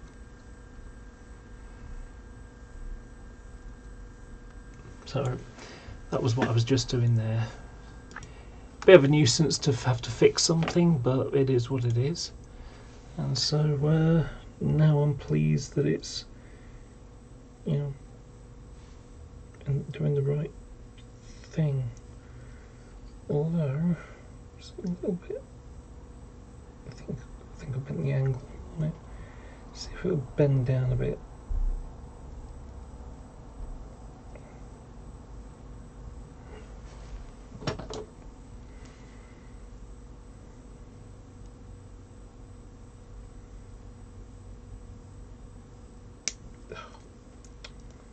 Well, that wasn't a noise I wanted to hear.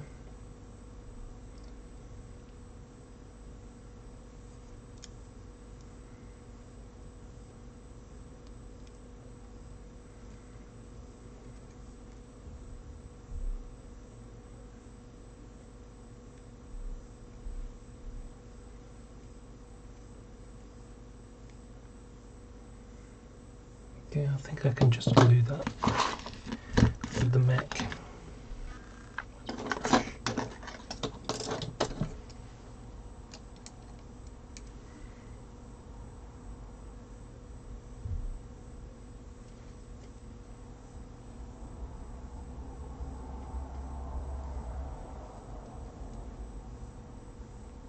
Okay. Right, that's okay now.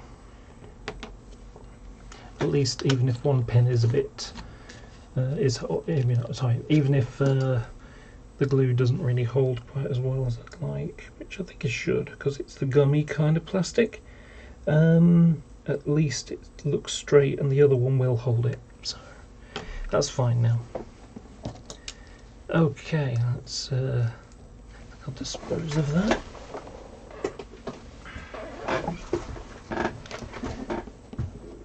Okay, and I'm going to put this back.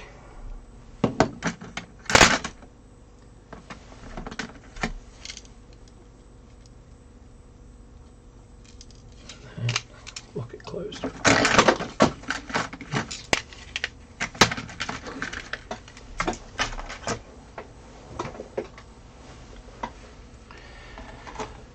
Okay, right. Well, I'm just going to have to check at least one of them. So let me take. Oops.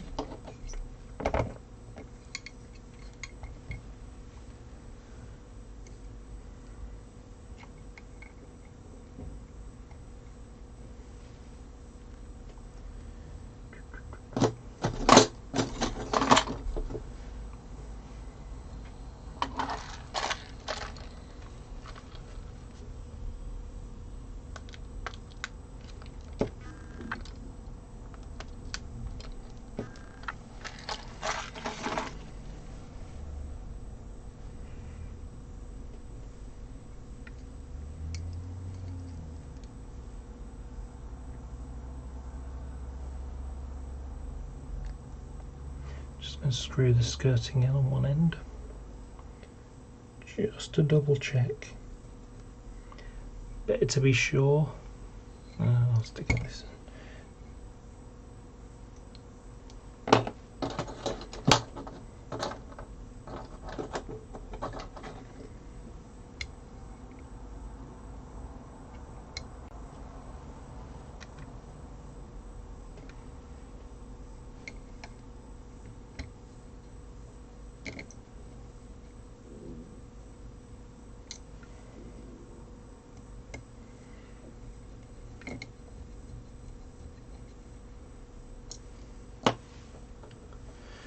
So what I'm going to do now, just to be on the safe side, this is my KD gauge. So it's got a KD coupler mounted here, and then what I'm going to do is I'm going to stick, oh sorry, before I do that I just remembered the hole might be a bit small now. No, don't know. Yeah, it's ever so slightly small, and I think it's a bit higher as well.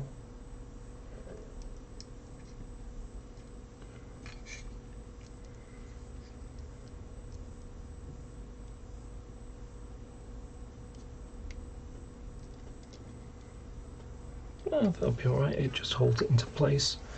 It is straight and on a level, so I'm just going to drop the bogies onto here. Oops. That does seem to be a little bit dropped. Okay. Gotta be careful there because I've got a keyboard. I'll just drop it underneath the remote. And that was body shell falling off the end.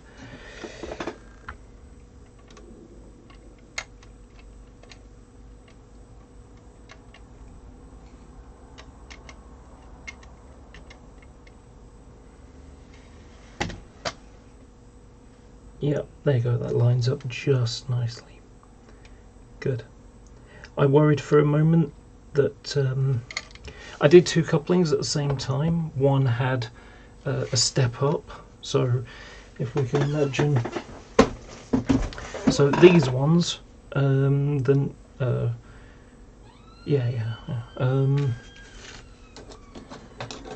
if you imagine this is the arm, and then you've got the knuckle on the end. So this one's a centerline one, whereas the other one was stepped up. So it's a undershank, I think it's called. I can't remember which. But anyway, so yeah, that fits just nicely. It's right. So I need to just file a little extra.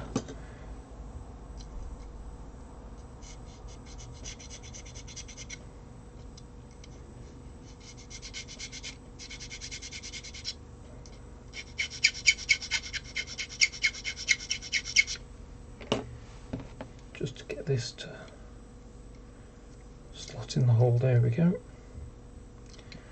It's just nice. Don't want it to have any drops. I think I need to change the angle a bit. Okay, so in order to do this, I'm going to remove the skirting again.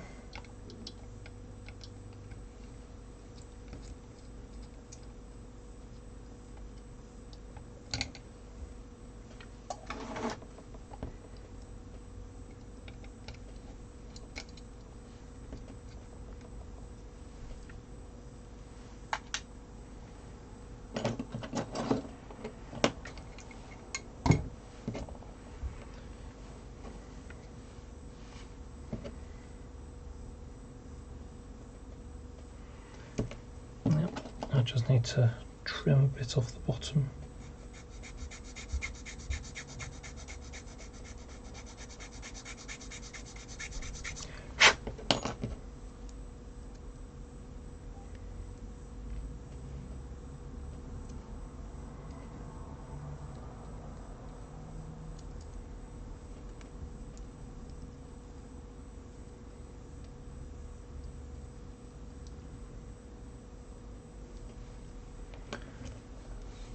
next one.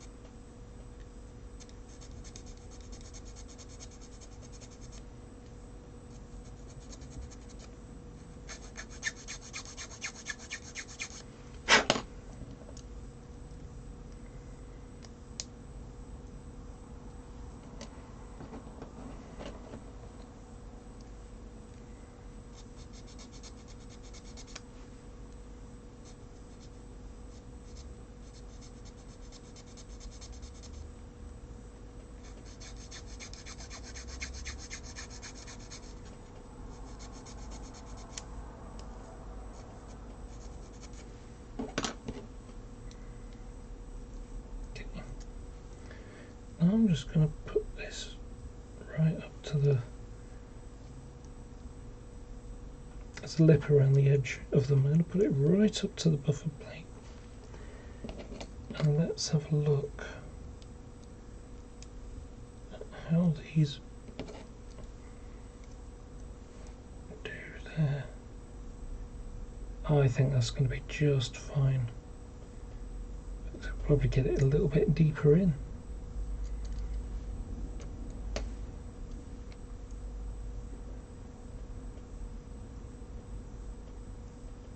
I think I'm going to do that.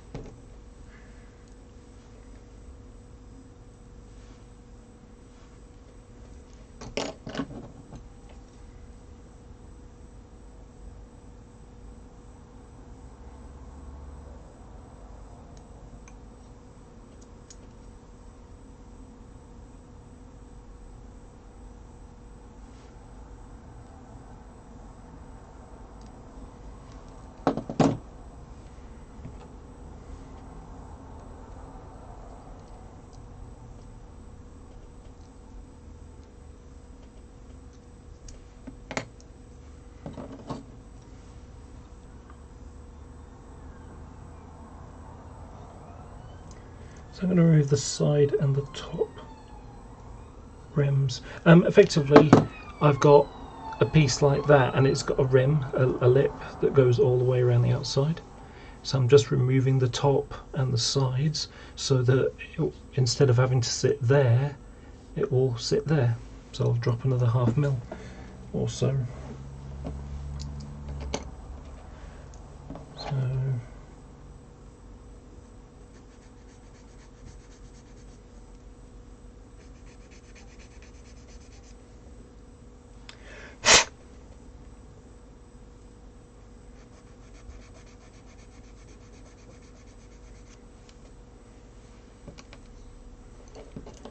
going to do both at the same time.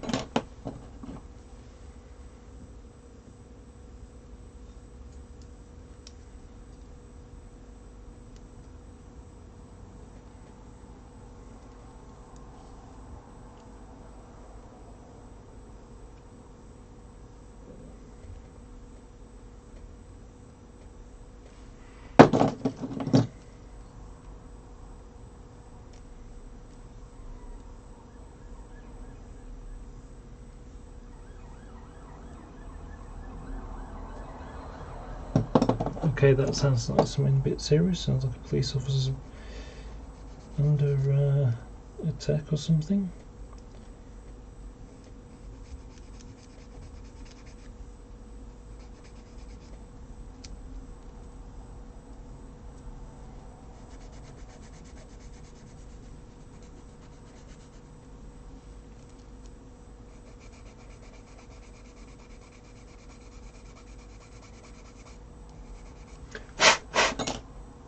Okay.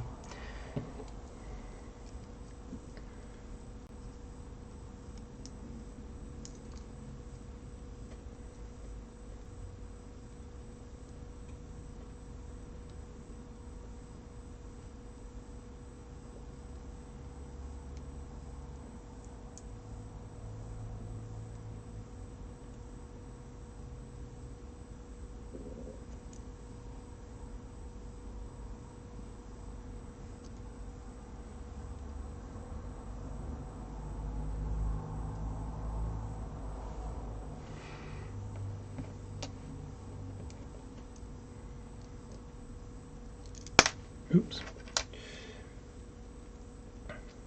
Once I've got the first two sorted, then that will give me the reference point to just do the rest in a batch.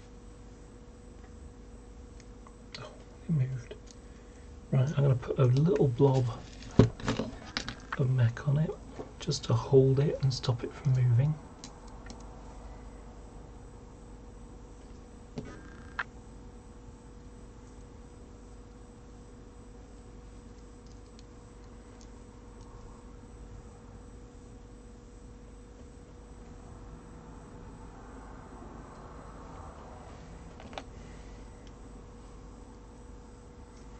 Do the same for this one.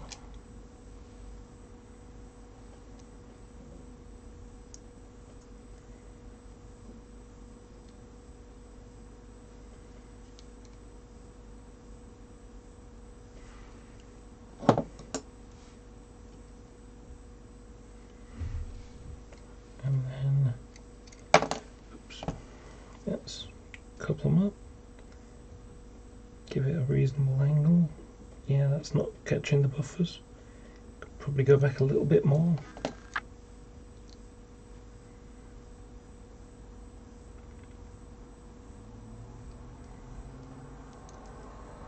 That glue didn't hold for that one.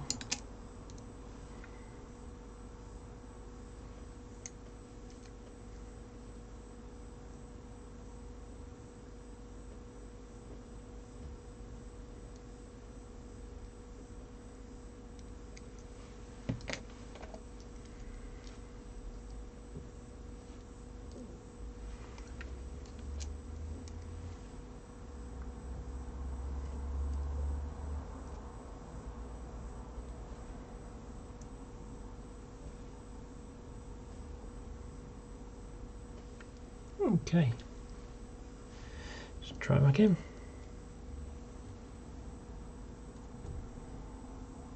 No, that's a bit too close, that, so it's half the distance.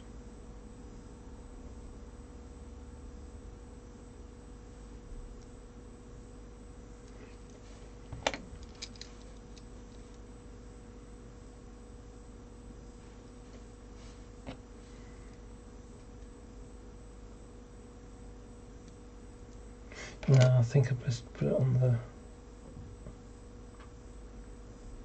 the lip where it was in the first place.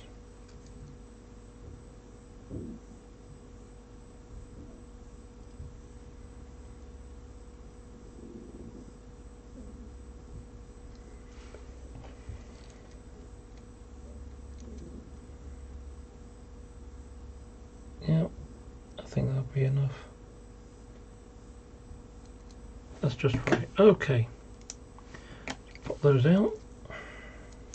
And now I need to figure out how much plasticard I'm going to need behind it, because effectively the coupling will be glued there, but it will also need to be mounted back here.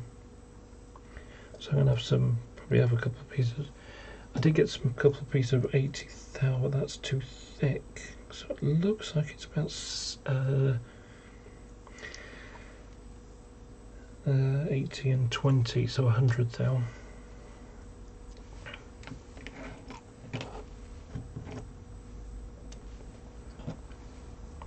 Right.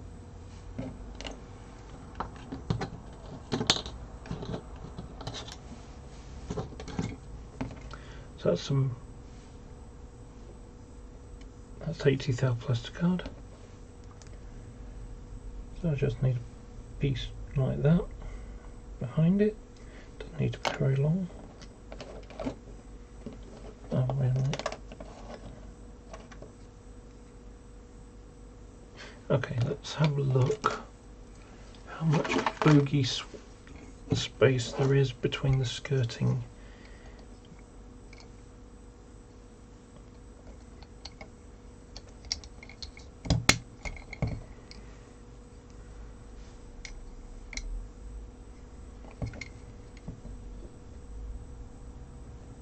Yeah, that's fine. So there's a hole. What I wanted to do was to have it so that it was just over the hole.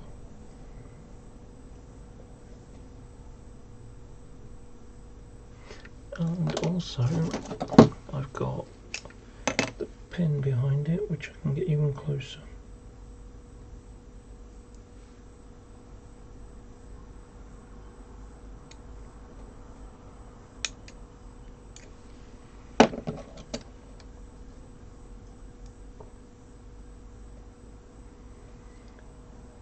So I can make it that long.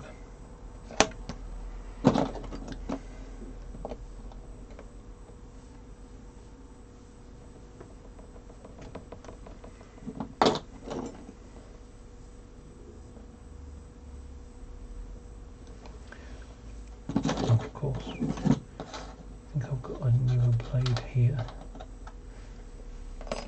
This is one that I used for putting on putting on the filler.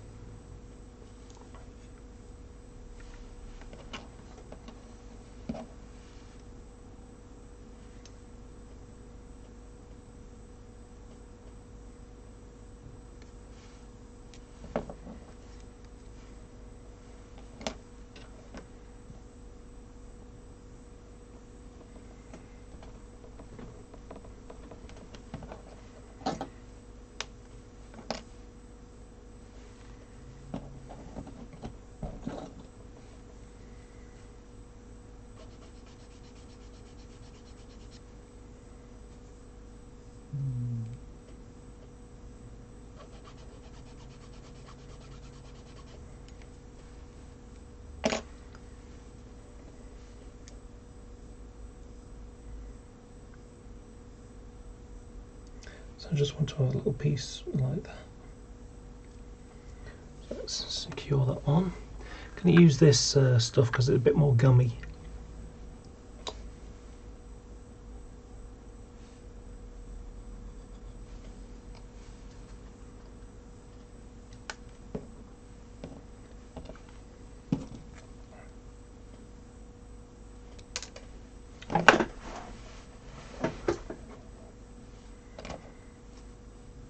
Oh yeah, just remembered. Just going to shave off this so it's a diagonal.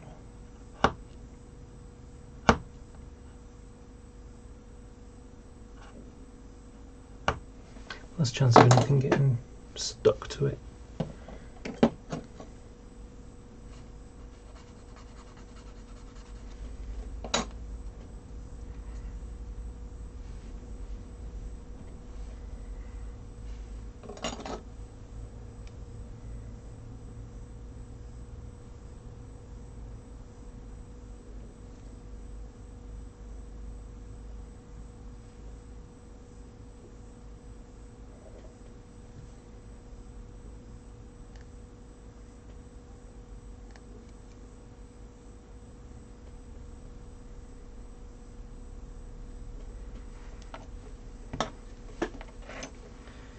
Right, and these ones don't need to be as long because it's only going to be that big, so they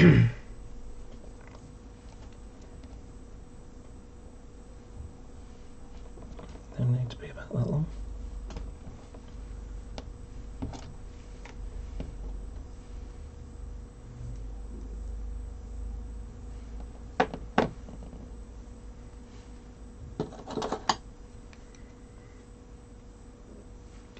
Two pieces here, one above the other.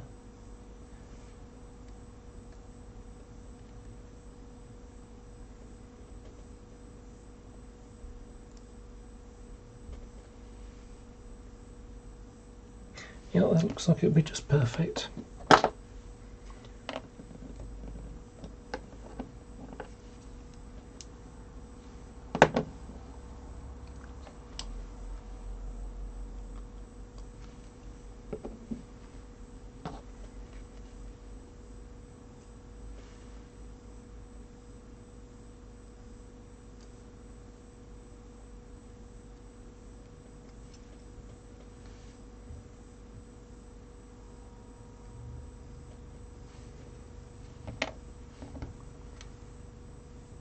That's a bit too small. And it's also not very straight.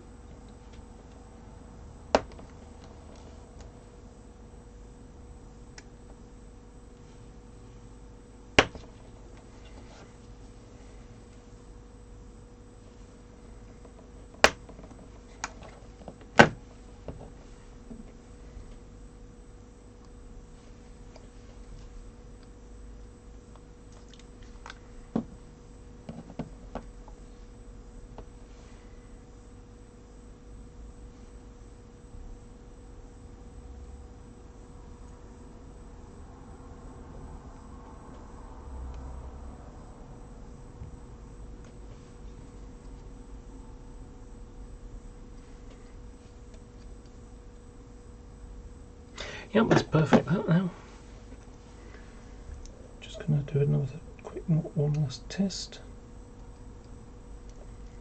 because it should just sit nice and hard on the end. I feel that could be a bit thicker there, but it doesn't matter. It's going to be hidden. Right, and so now do the final gluing.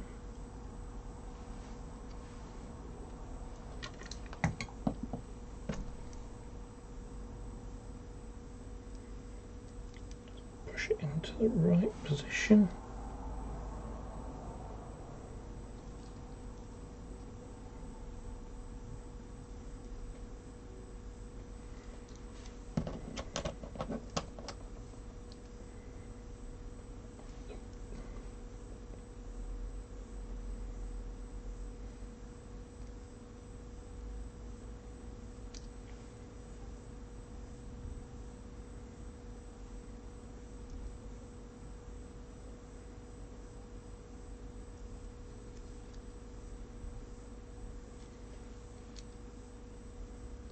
Right, that's one. 15 more to go.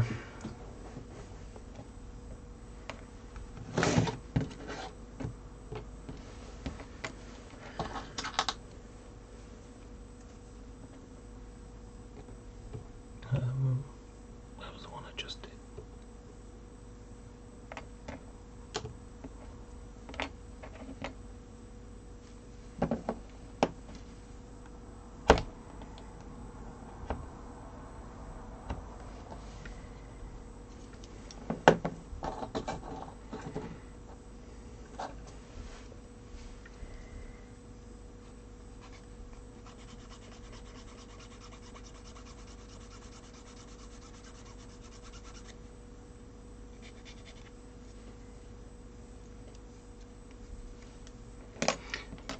Just to double check actually.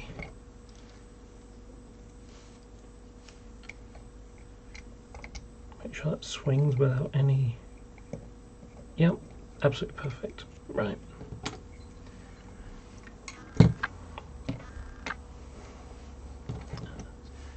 Let me... yeah, I'll do the other one.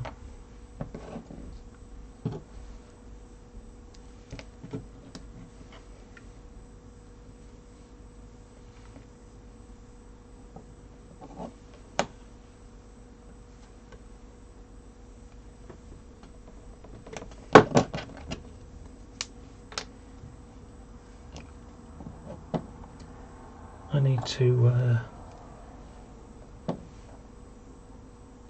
get these a bit better actually. I forgot the chisel.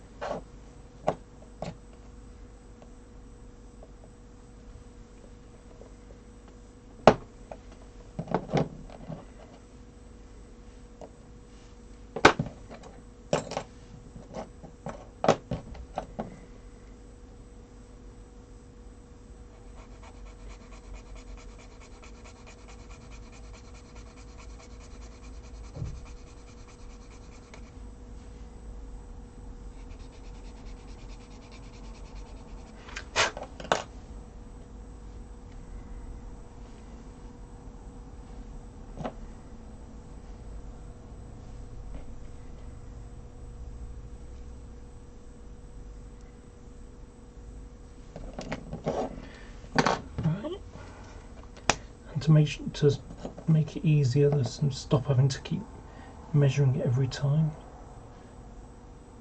I can just get one right.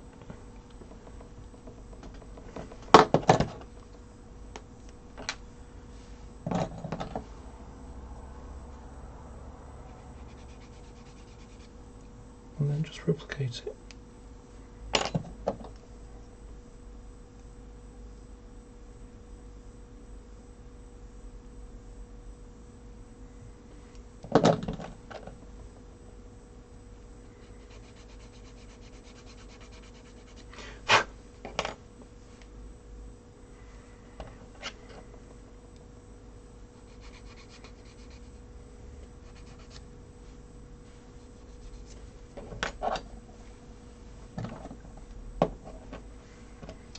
Leave that. This one's ready to go in. Let's just go. Ooh.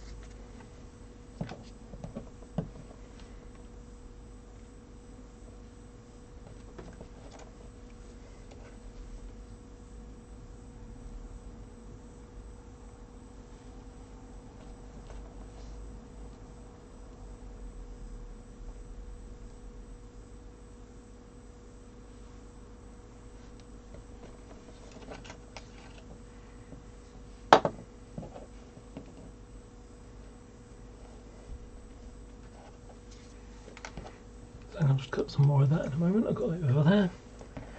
Okay, so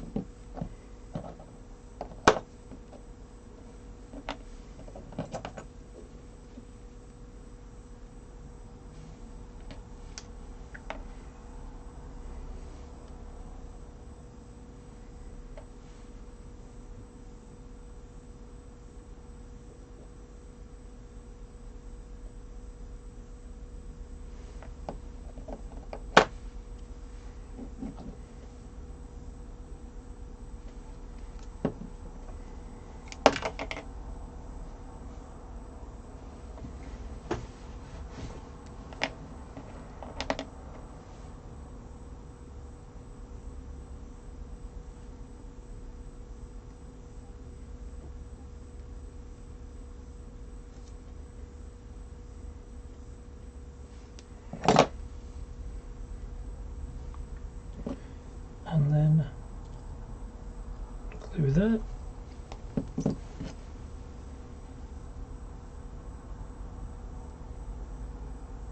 push it down into place.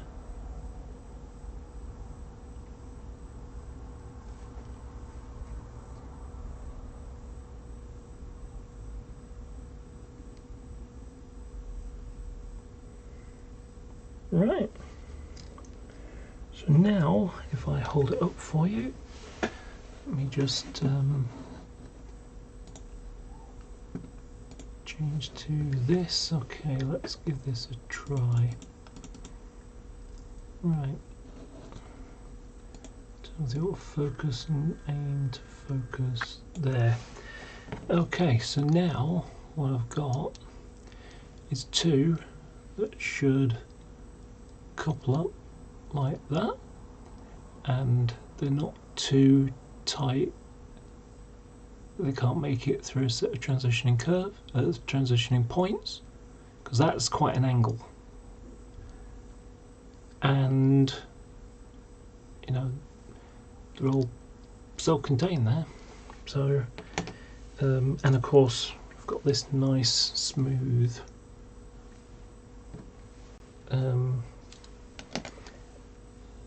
got this pretty smooth looking like that. So rather than having a big hole, you can see where the lines would have been. Just about make it out. This one shows it up a bit better actually. So instead of being where the green filler is around the edge, you can get a better, it's much more realistic to the real thing. So now I've got to do that multiple times, but before I do, what I'm going to do is I'm going to screw these onto one of the chassis. Just double check it again with the gauge, and that will then tell me whether it's just right or whether any other changes want to be made, because of course it would be really quite irritating to have done to put all this stuff back together again and then find, oh, it's half a mil out or something. So just going to remove the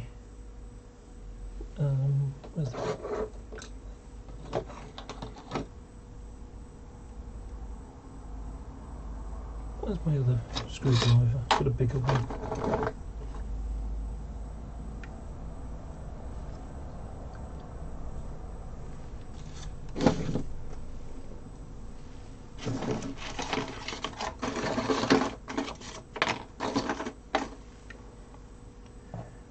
No matter, I'll use this. Interesting way of doing this. If you just do that and pull back, it'll just come off quite easily. You just pull this and that'll lift this up. So let me go there. It's a lot easier to put the screws in when there isn't a bogey frame in the way. The police are busy tonight.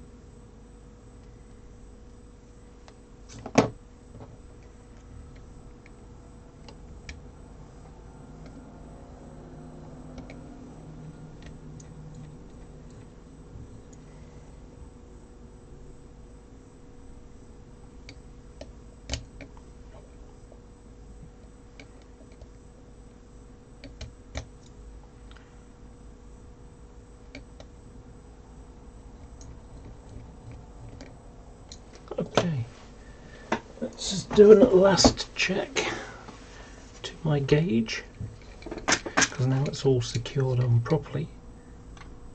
This should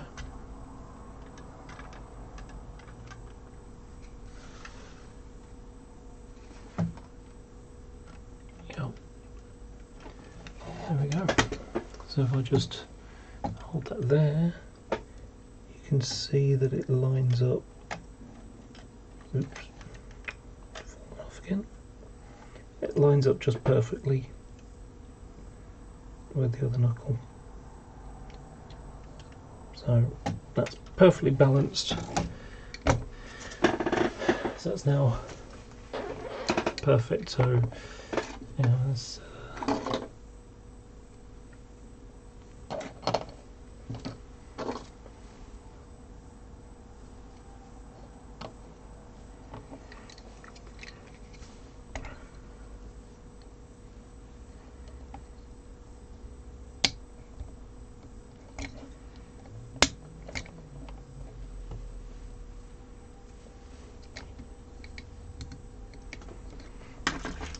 these over there where I want them.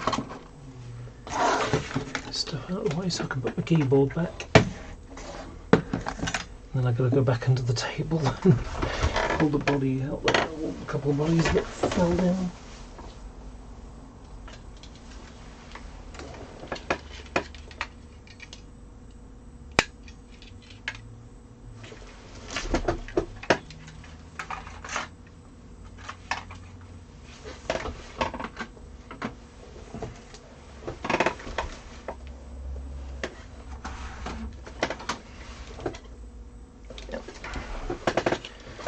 So when this is done, put them on properly.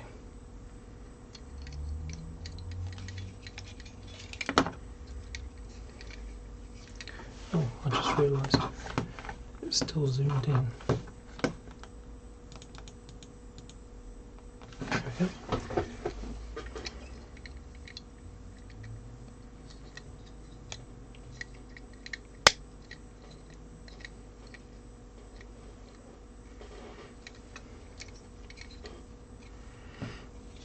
So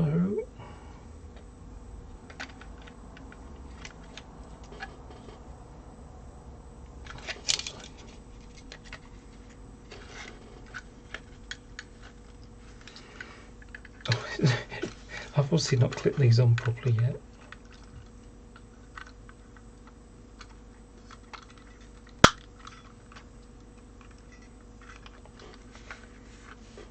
Okay, there we go. So that's perfectly aligned with some nice, some Katie couplers on, and the buffers all, the skirting all nice and smooth. That'll be good when it's done.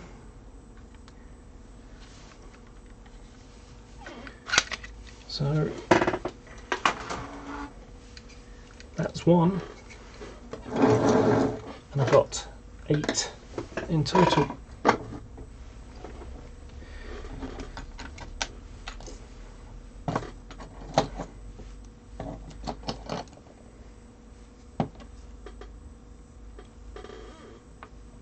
So now what I've got to do is make myself a little production line. I need more of this 80 thou plastic card and my plastic card.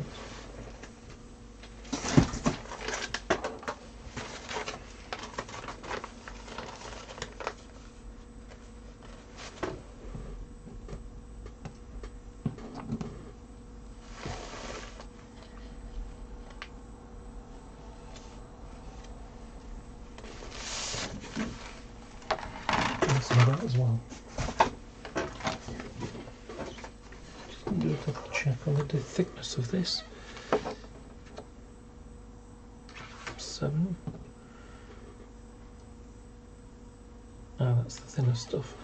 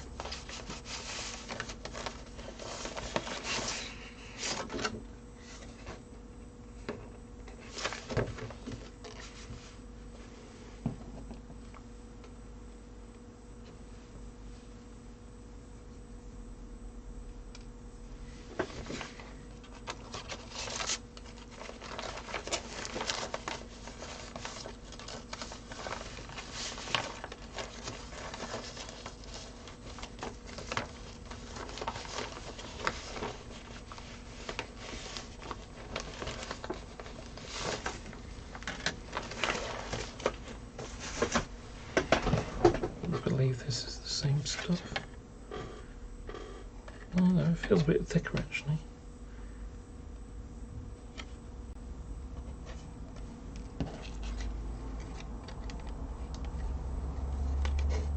Yeah, this is the. Must have more in here somewhere. Elsewhere. Yeah.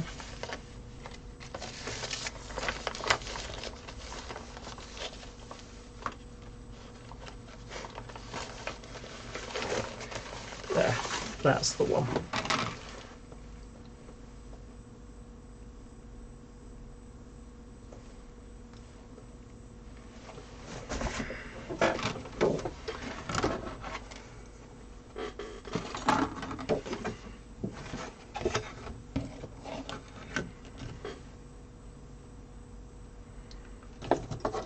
Little ruler gun.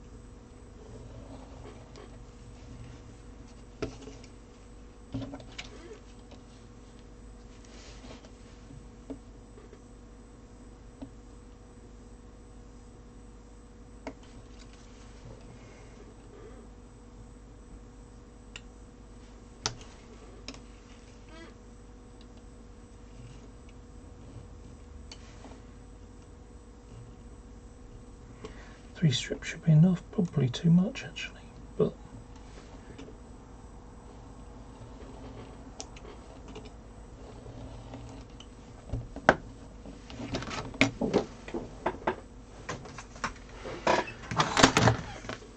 this one's the harder one.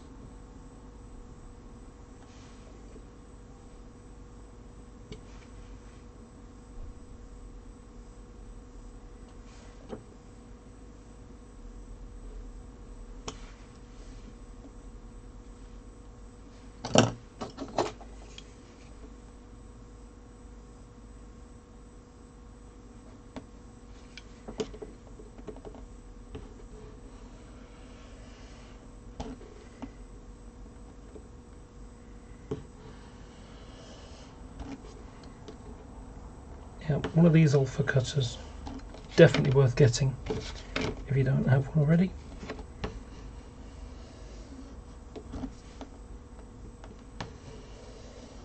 They're about a tenner. They come with two blades in them. There's another one inside here.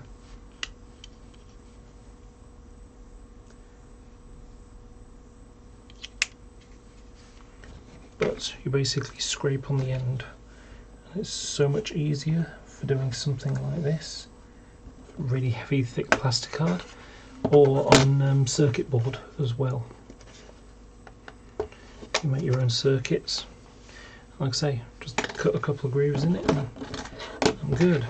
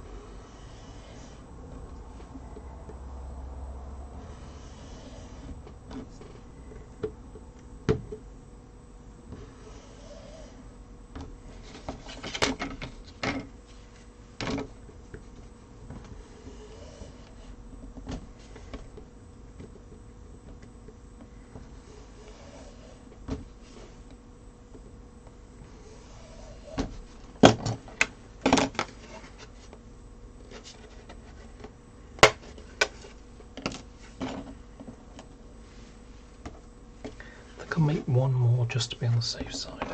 Probably won't need it, but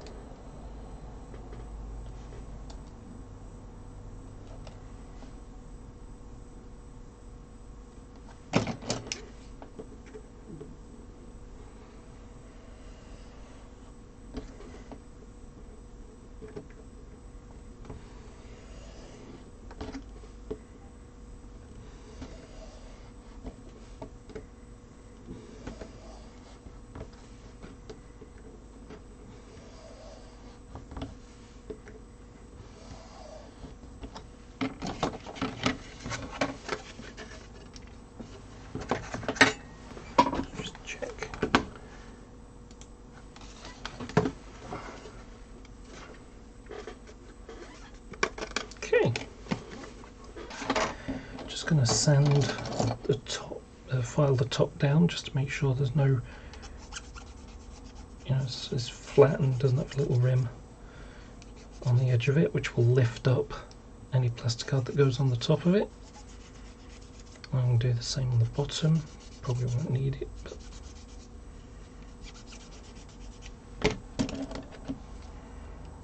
this one needs cleaning.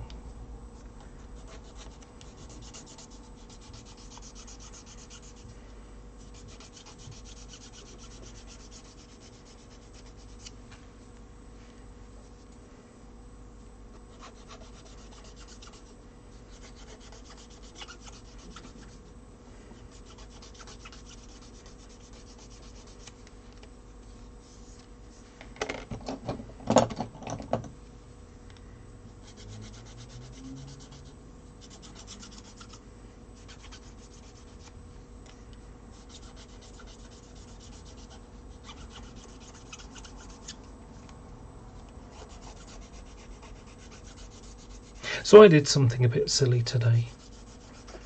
I'm trying to lose weight. I weigh too much.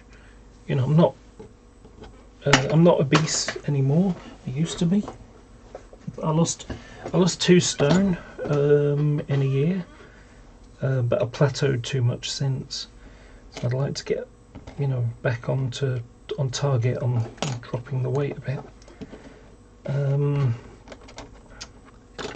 Because one of the things that they can do, they can deny you hormones if you weigh too much. And although I'm okay and within the target, I would actually prefer to lose some weight anyway, just for my own well-being, state of mind, you know, that kind of thing. Anyway, so the other day I had to go to Asda to pick up food because you can't get it delivered, and I've been having it delivered for over a year. and I went past the fruit aisle and I saw strawberries, and then later on I bought cream as well. And so today I had a large bowl of strawberries and cream, which tastes great, but it's not exactly good for your waistline.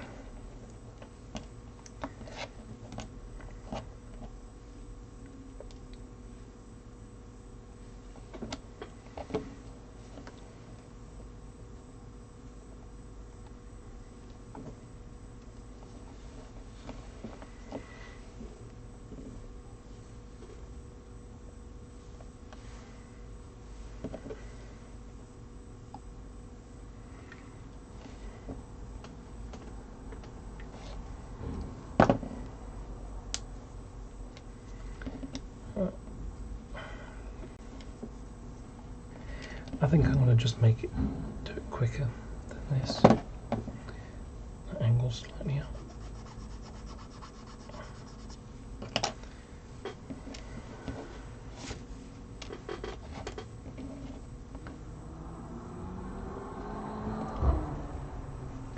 Another idiot using the street as a racing track.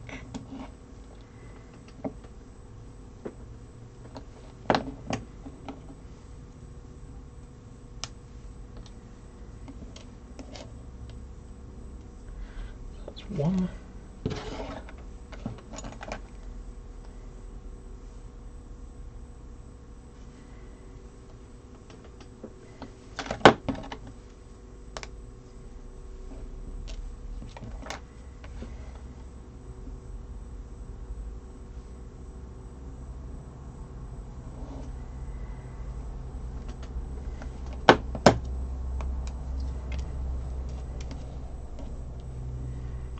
Two.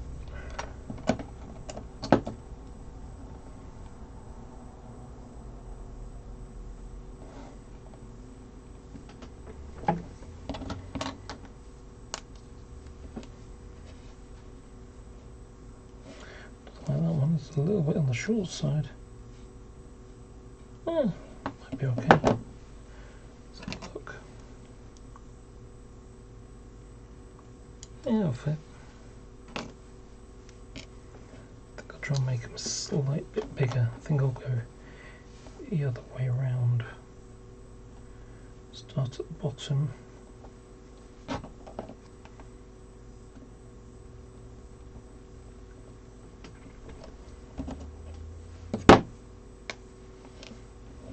Three.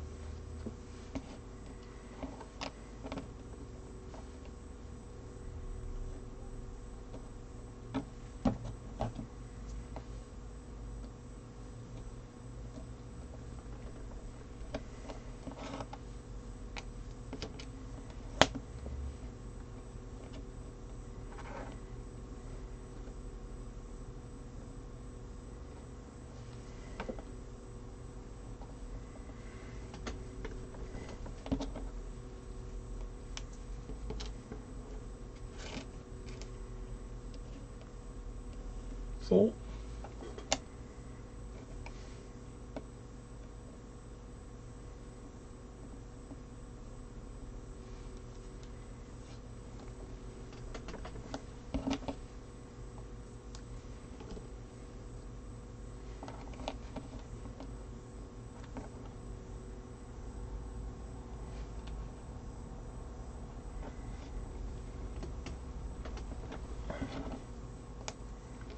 Five.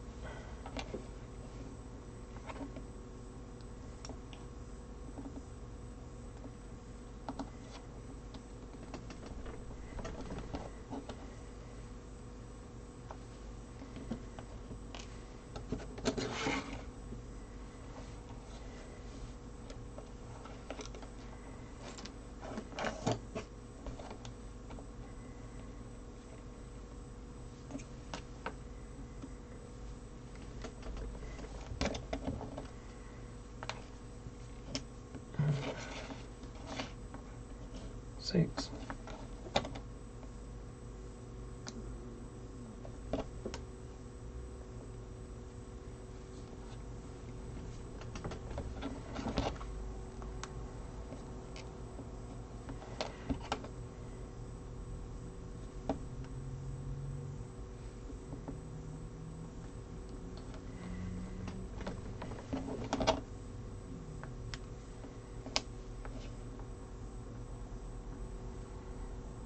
So, okay, so I'm just going to cut the diagonal shaving off.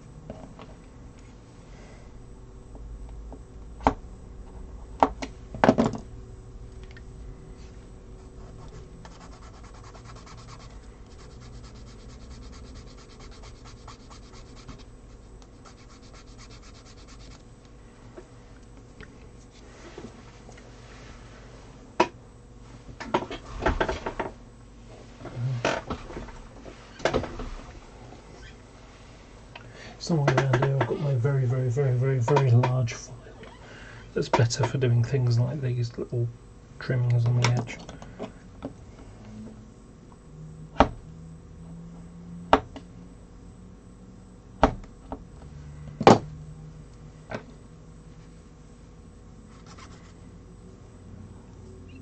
Not very straight.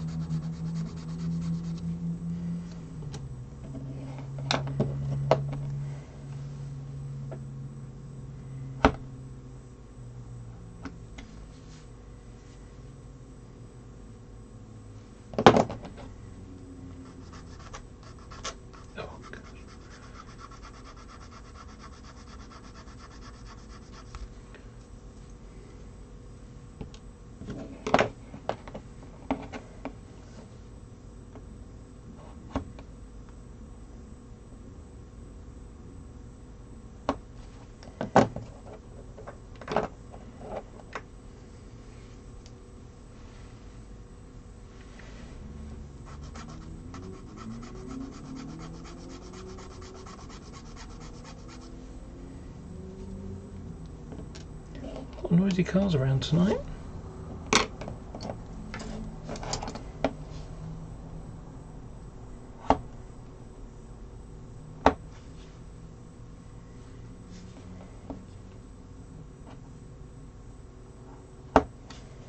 Do you know, I saw something ridiculous on Twitter earlier today, and it was someone saying that effectively the police had caught some drivers speeding. You know, one was doing, what was it, 103 in a 50, or was it a 60? Can't remember. Something like that. And someone left a comment saying that the police shouldn't chase them because what happens if the police car has a blowout and then they could end up injured and then they're doing more damage to the NHS? It's like, for crying out loud, what are you trying to say here? Oh, we shouldn't bother, you know, pursuing and catching the the drivers that risk someone else's life, you know, risk your and my life type thing. And it doesn't even necessarily have to be you in a car either, because you know, imagine you're walking down the road, maybe just walking the dog, and some idiot goes and races around the corner and they can't control it, so they come off and hit you, the pedestrian. But yeah, someone was suggesting that police shouldn't try to chase them, and it's like, okay, a couple of things that this person obviously doesn't realise. Number one, the police are trained. You know, they're trained in pursuit cars. Number two, the pursuit cars are sports cars. High performance, I mean, they're not like racing cars. I mean, we're not talking like, they're not a Lamborghini or anything here, but they are things like, you know, high-end BMWs, which are speedy cars, you know, 5 Series or something like that, I don't know. But and then there was another point I made, and I can't think what the third one was now. But it's largely around the same thing, you know, that they have the experience. I think that's what it was. They have the experience of doing this as a career, that they are better drivers than most people. You know, actually, if you're listening, here's an interesting thought for you. If you're a driver, how would you rate yourself as a percentage? You know, now it's a bit of a trick question, really, because the average would be 50%, wouldn't it? That would be the average skill set, experience, etc., etc. You know, 50% is the average. So anybody who says, you know, they're like 75, okay, now they're just being big-headed. You know, anything above that will be things like police pursuit drivers. You know, somewhere in the sort of 60 to 70%, or you know, something like that, would be your professional drivers. They do it for a living. This is, you know, it's what they do for a career, all day, every day, usually. You know, of course, being a driver that does it for a living doesn't necessarily make them a good driver. I've seen plenty of taxis go through red lights, so you know, there's a little reference for you. But yeah, this you know, when people rate themselves, usually they rate themselves much higher. I mean, you know, anything in the up to 80%, these are going to be people who have done some sports car driving, rallying, something like that, you know. And then, you know, then you got your real racing people, you know, your actual people that are in Formula Ford and, you know, Formula One and what's it called? You know, the ones where you just get like normal cars. I can't remember what it's called now. Touring car? Yeah, I think it's touring car driving. So, you know, like I say, it's a bit of a trick question. Are you going to be egotistical enough to make a claim like, oh, I'm 75%? It's like, woof, you know.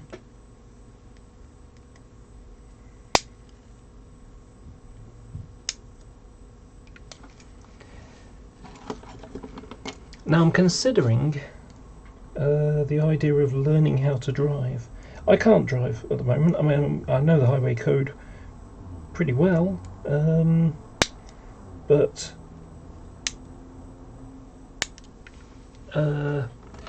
yeah, I'm considering learning how to drive so that I can build an exhibition layout and take it places, hire a van, and, you know, I mean, I don't need a car, that's for sure. Just don't need one.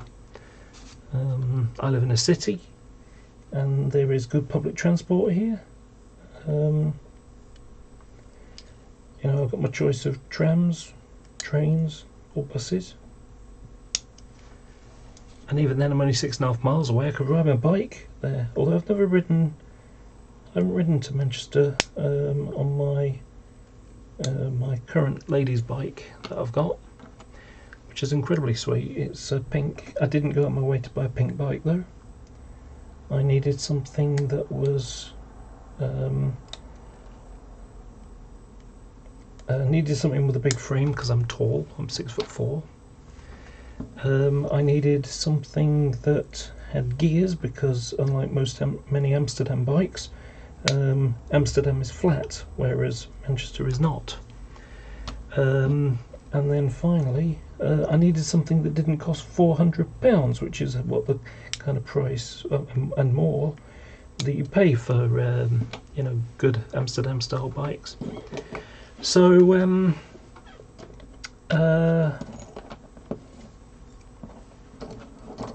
this one, isn't it?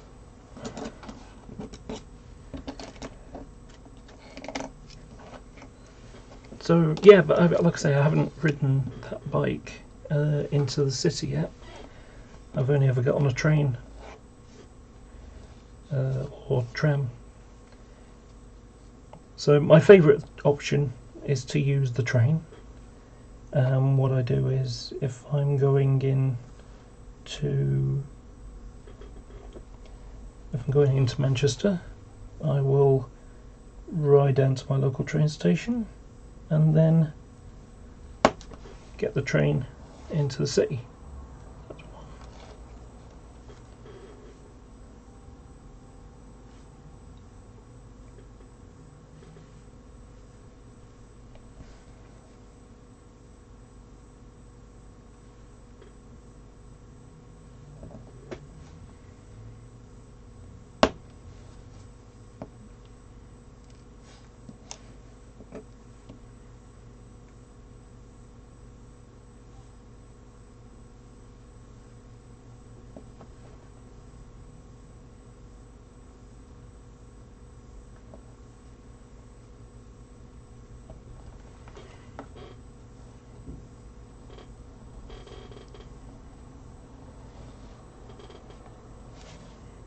Two,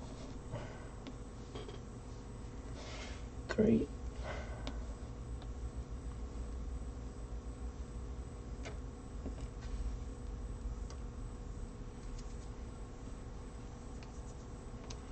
just gonna get a drink.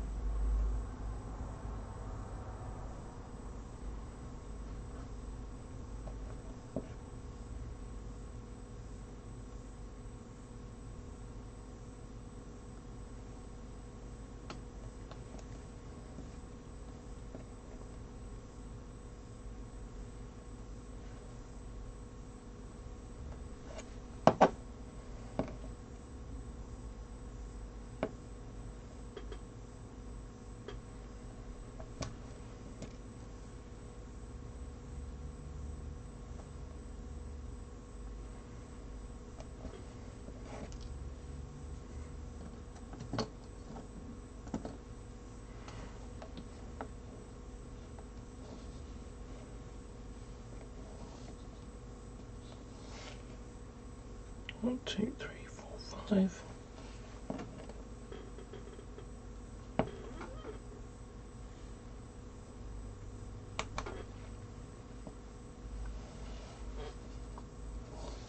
Six.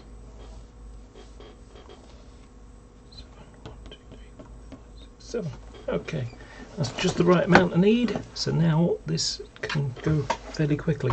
I do need to check. Oh, sorry, I do need to also trim off the the top and sides of these. I think, given that this blade is getting a bit old now, I'm going to change it.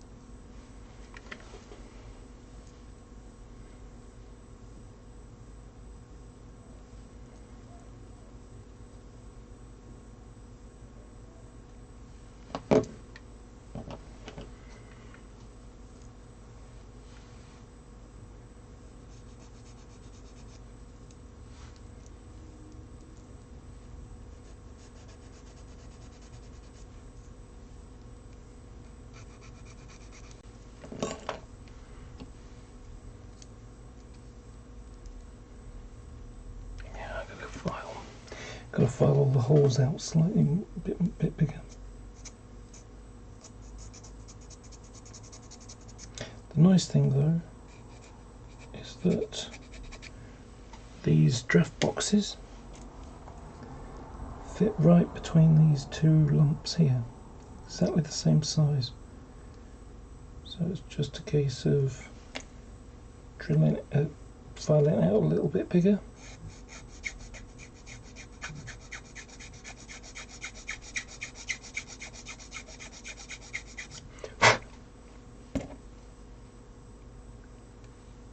There you go. I think I'll do that as a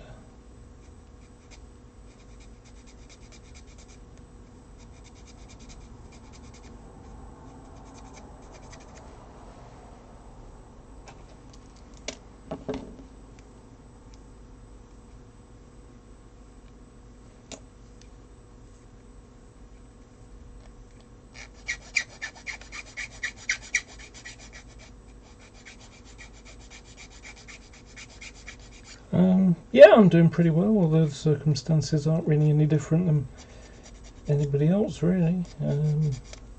Staying at home wherever I can.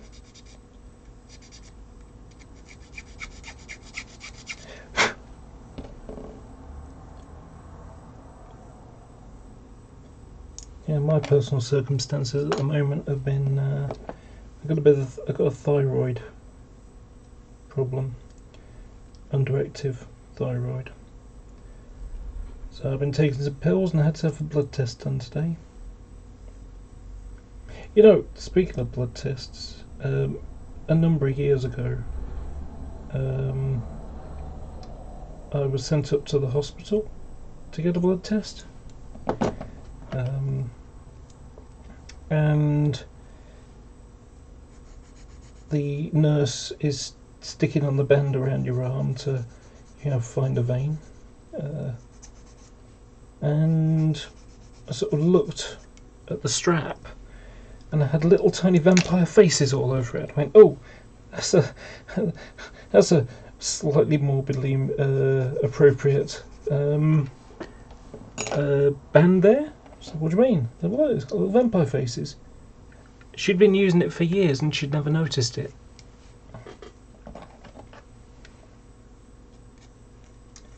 Always been a detail-orientated girl, so maybe I'll just notice these things. I don't know.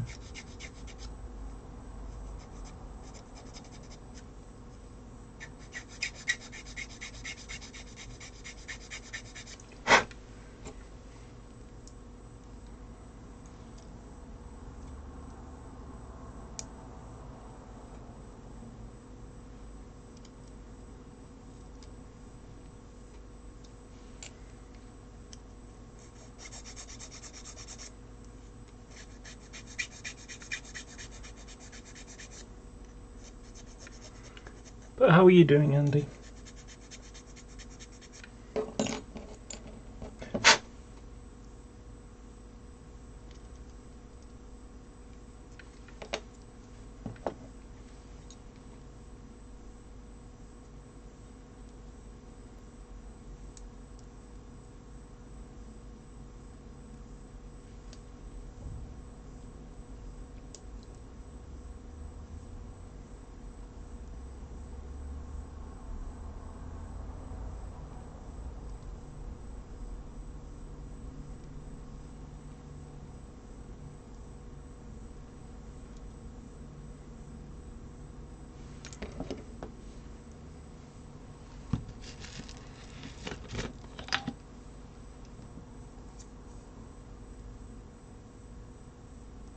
Wow, that's impressive. I mean, I've got about 120 locos, all of them modern ones now.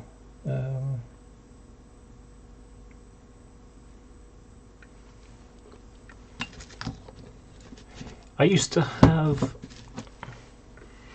about 65 Lima Hornby, pancake motor type models.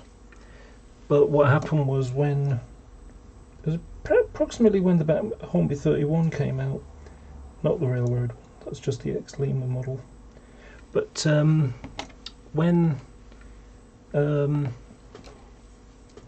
came out, I just started to realise that I wasn't really playing with the old Lima stuff anymore, even though I had a load of them and they were, detailed up. Roof and grills, handrails, all that kind of stuff.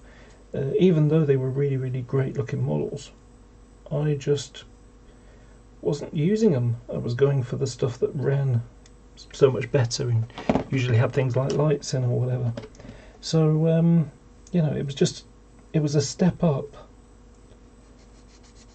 And it just like, yeah, why am I keeping these older ones? So what I ended up doing was, these were in the days when the Bachmann 37 or would cost you somewhere around about £50, and a 31 or a 50 or a class 60, those would cost £65.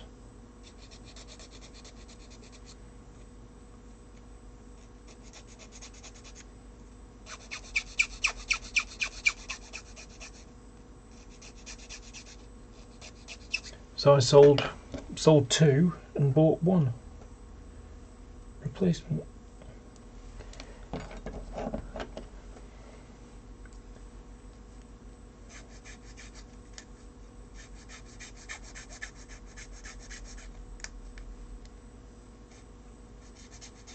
When it comes to the value of things, there's really no such thing.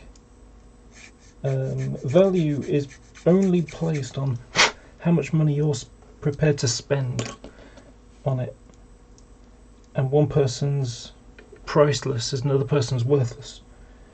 And I best explained this to someone once who I was running the Demu stand at Hazel Grove, I believe it was, and I had some older guy who came up and he was saying how his 1980 Class 86 from Hornby with a Ringfield Type 5 motor in it was better than the Haljan 58 and these modern locos, that I had on the demonstration table. And we sort of went backwards and forwards a bit about the virtues of cost versus quality, and also a little bit of accuracy chucked in, because not all of them were always accurate. And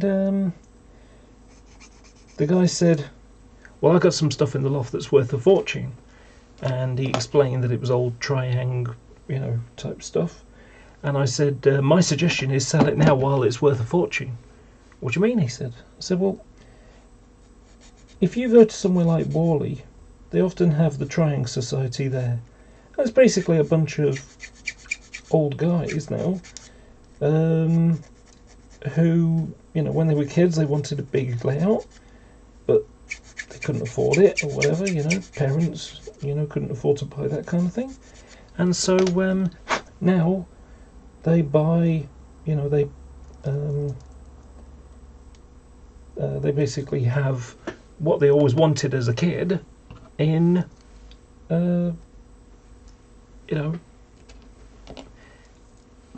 what they can get now. I said, well, if you look at the age of them, most of them are pushing 70, if not older. And so what will happen is, as those people, sadly, because history, time comes to all of us, when those people die out, their collections will go on the market. And the older guys that are interested in that kind of thing, they will fill those holes that they've got. So, this guy's died. Family put his toy train stuff up on, on sale on eBay or something. Who knows, whatever. And they fill the 4 or 5 or 6 or a dozen whatever holes that they have in their collection. But there's only so many of those people around. And so what to them is priceless, 1962 whatever, to me is worthless. It's old tat that is no good from my point of view. It's only worth something to a collector. Well, I've never been a collector. I've always been a modeler. So I take a model and do it up a bit, and make it what I want it to be. I mean, one of the models I got rid of, which I intend to replicate again. I've got the model, I just haven't done the work on it, because it requires a bit more, because I'll be kind of made a bit of an error on it. And that's 31101, which was BR blue with red under the cab, like a Class 31 with a red soul bar type one, but it was only red under the cab, and it had larger numbers than normal. So that I sold one of those for 20 quid. I had a roof and grill set on it, and I'd put, made some plastic card windscreen washers, little boxes on either side of the where you got the centre. If you imagine you've got the small window and then you've got the bigger window, sort of on an angle. It's a little piece that goes like that, and it just washes. It's a screen washer, a little block with a bar above it, behind it. Well, it was a great model, really was. It looked fantastic, but the motor in it was ancient, and so I basically traded up. Eventually, I will have it again, but it will be a modern be a modern Hornby one with a good-sized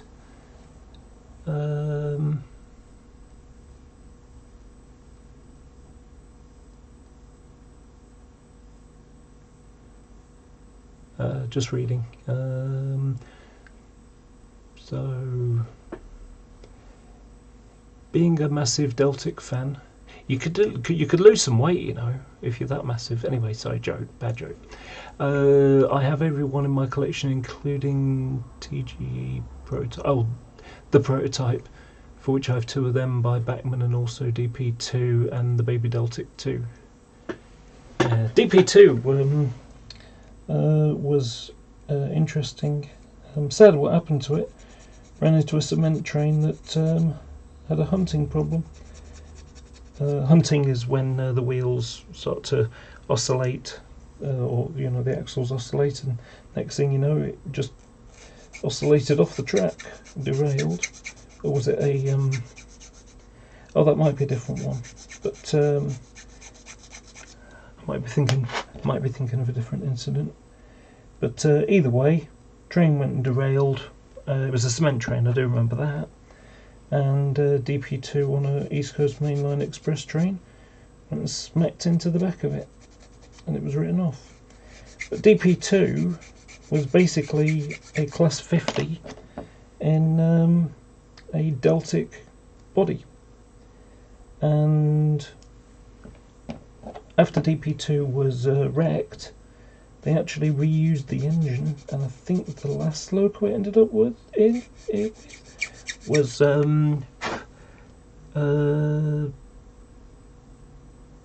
which one was it again? 37. Was that Illustrious? I think it was. So yeah, that was pretty sad what happened to that loco.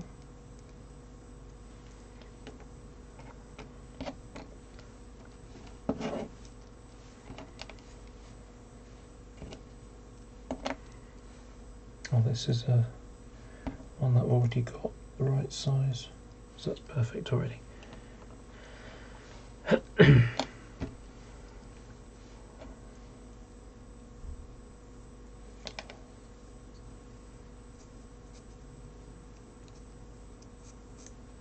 So yeah, DP2's engine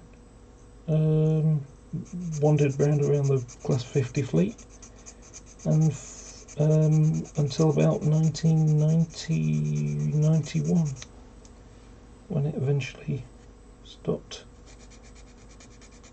Oh, yep, stopped for the last time.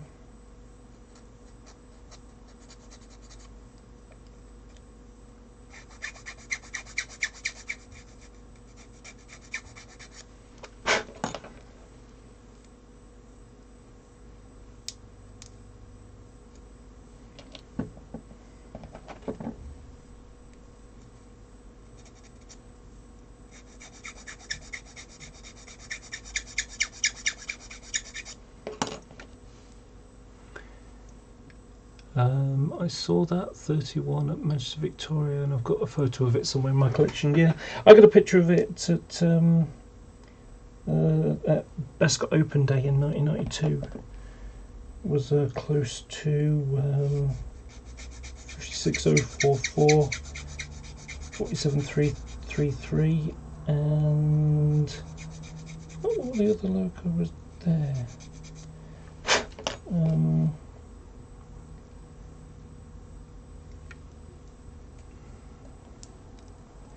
Yes, not only are they creating it from a Class 37 body, but they're doing it on the Class 37 I needed to see. I saw all but two, and the other two were scrapped in the 60s.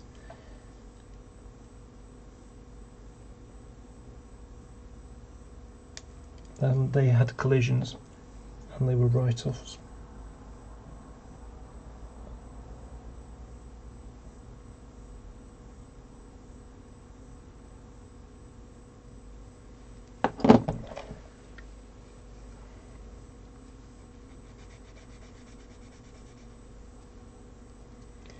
Yeah, they've got an engine for it, and some bogies as well. And if I remember correctly, I might be wrong, I seem to remember seeing something in Rail Express or something like that, that the engine, the bogies are off one of the Portuguese Class 20s.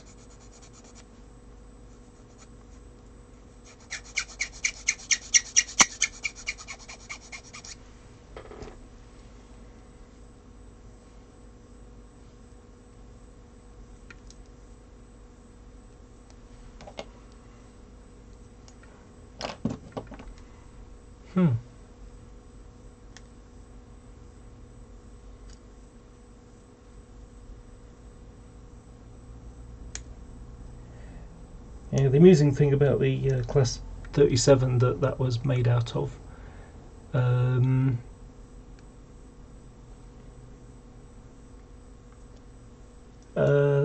I saw it at Motherwell Depot in, I've forgotten what it was, it was like 2009 or something like that. It's not long after they withdrew it, and that loco annoyed me because it evaded me. So before I moved up to Manchester, the Class 50s were replaced. I used to live near Exeter. Used to live on the Barnstaple line.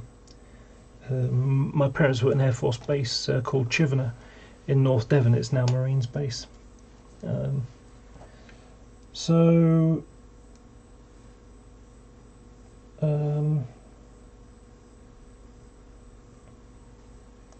one's a bit tight. Oh, nice. Anyway, so the gosh, more sirens again. That's an ambulance.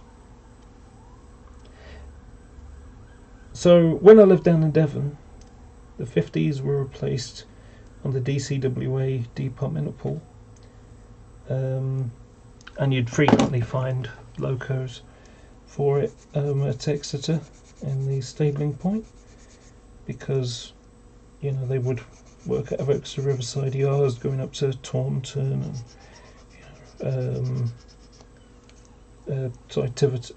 Taunton, because there was a engineers yard to the west of it, and so the Class 50s were, you know, getting a bit old, and so they were swapping them with Class 37s. So what happened was, when the Class 60s started to come in, there were loads of Class 37s, 26s, 31s, you know, things like that. They stopped using them. So for example, Class 31s. So 31s and pairs of 37s used to haul over the Transpennine route.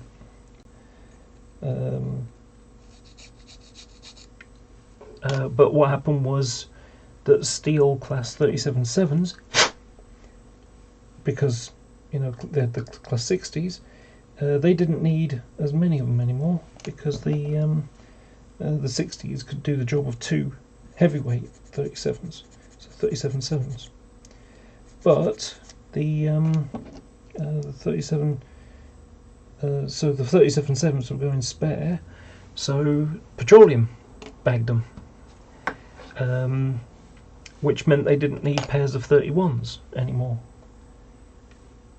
I currently got a pair of Class 31s for petrol trains, and that's 233 and 302.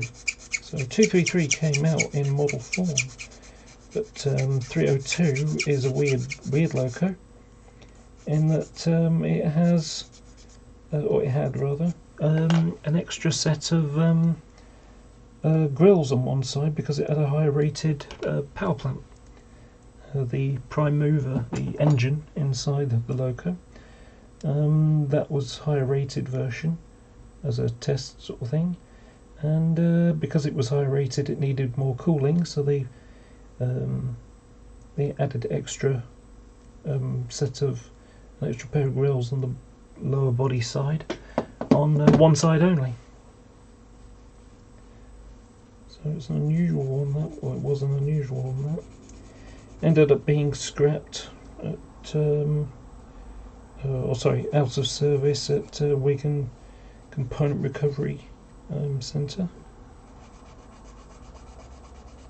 and eventually ended up being scrapped. I can't remember whether it was scrapped on site by someone or it was sent off to, you know, booths or somewhere like that. Two more to go. These are getting close now. Oh, hello there, Martin. You're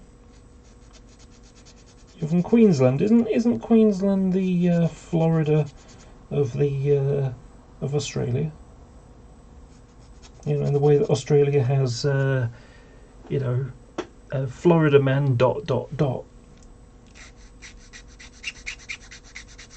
There's a Queensland man ... Just a joke, really.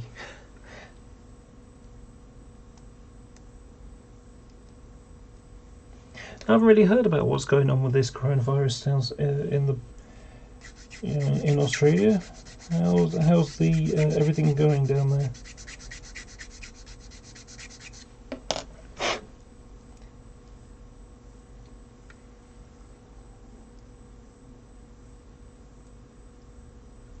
Okay, can I remember the livery? Yes. So it was painted in civil engineer's livery. I can't remember what livery it was in before that.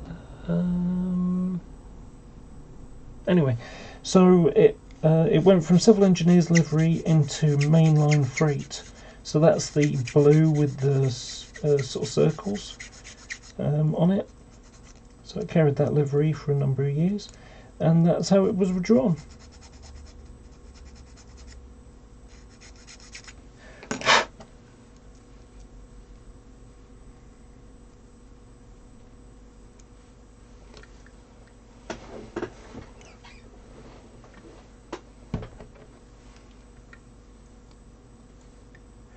Martin, question: You're not the Martin that I spoke to on? I forgot what the name of it is now.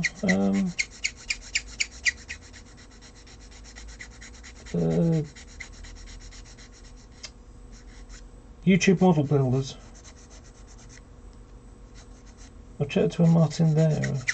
I'm not sure if it's the same one though.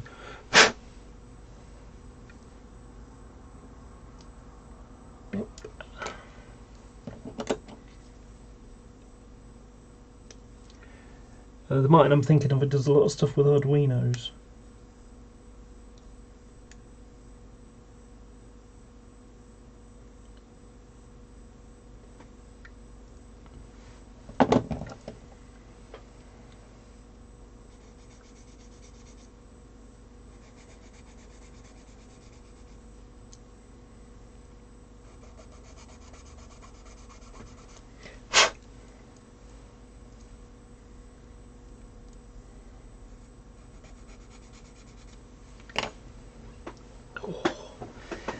My bottom is getting numb.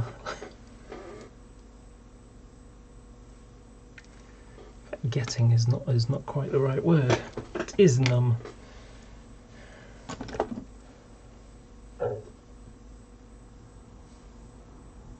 Ah, yes, I thought so.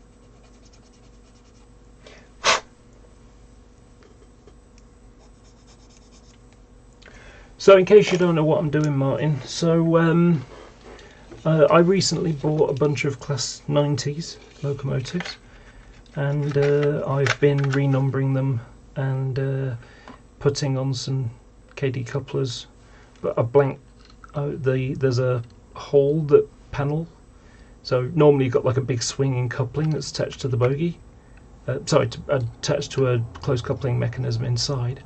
And all I've done is I've used the blanking plug for it where normally people have detail, and I've just mounted the KD couplings in it instead.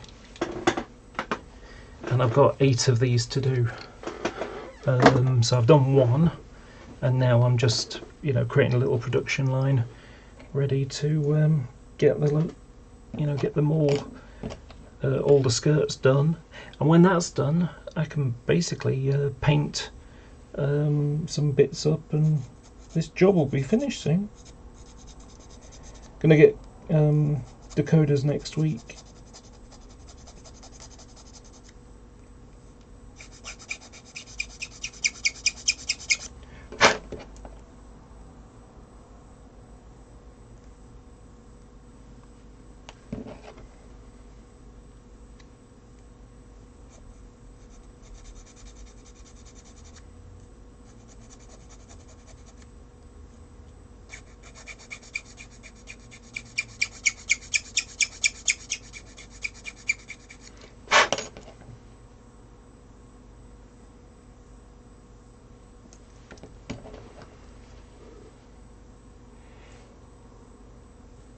Yeah, the same thing has happened in the UK, including the model railway show. That I'm a member. I'm not just a member of it. I'm the vice chair of a model railway society called Diesel and Electric Railway Modelling. Sorry, that's me. um, uh, Diesel and Electric Modelers United.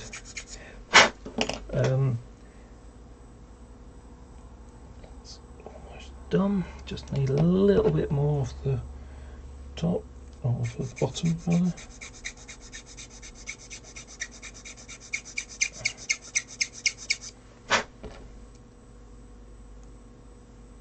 Still a little bit tight going in.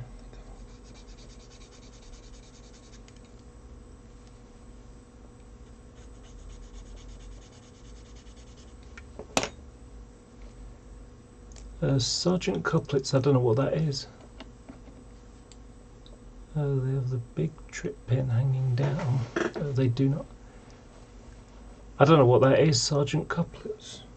Is that sergeant couplings? Is that what you mean?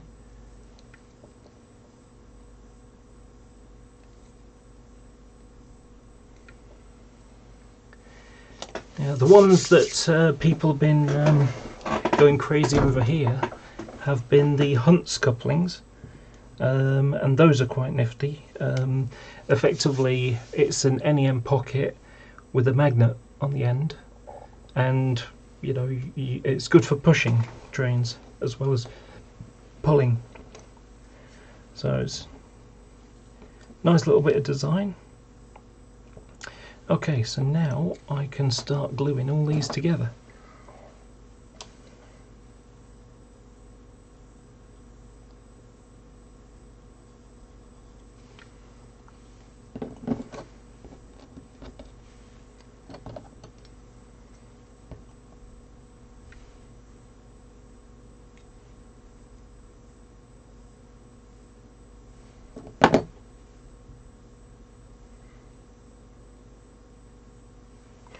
Okay, well, just a little FYI for my UK people.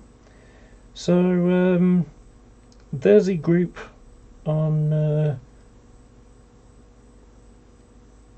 there's a channel on YouTube called YouTube Model Builders, YouTube Model Railway Builders. I can't remember the name of it now, but you know, generally it's Americans, but we've got Martin here who does Australian stuff.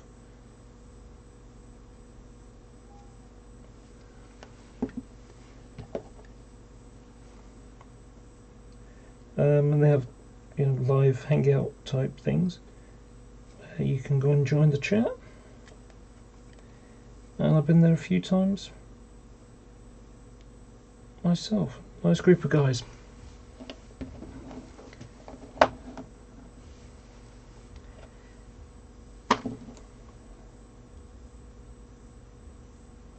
I was used to feel a little bit socially awkward because other people were doing modelling and I was just sitting there talking about railway modelling, which is kind of what I'm trying to get away from doing. I want to do more modelling and less talking about modelling, and you know, not getting a whole lot done. Alright, okay, now called Model Railroading Live.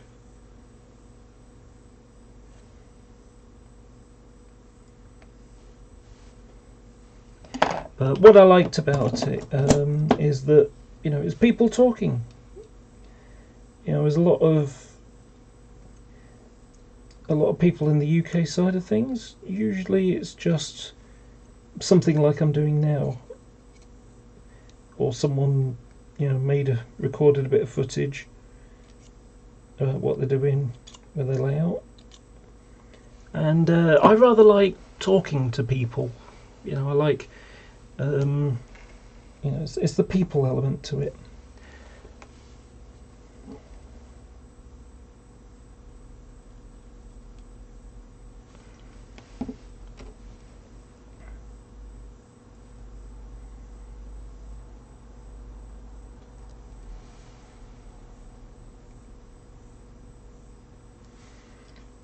you know, having conversations with people is a bit more dynamic than just me chatting away to myself when no one else around.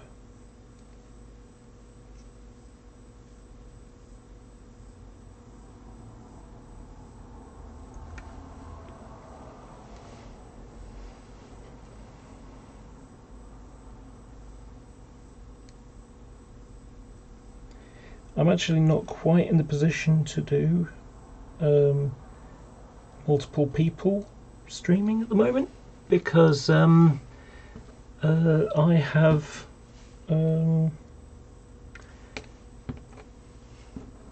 because I haven't got a microphone connected to this computer at the moment.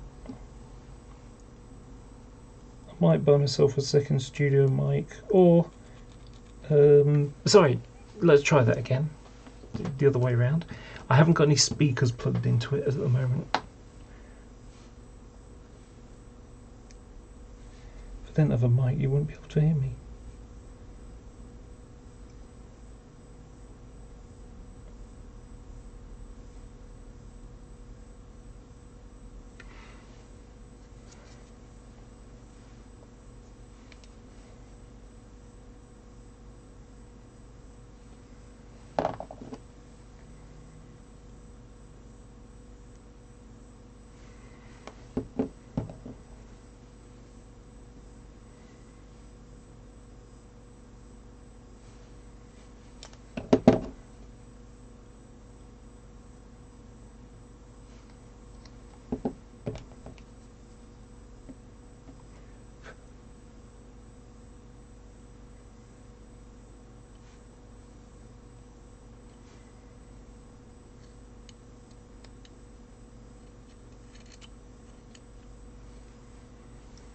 I think where I've gone and shaved all the, filed them in, I've got little burrs of plastic around the edge. So I think I will go around them all in a moment once I've got this one coupling glued in. I'm just going to sort out the inside.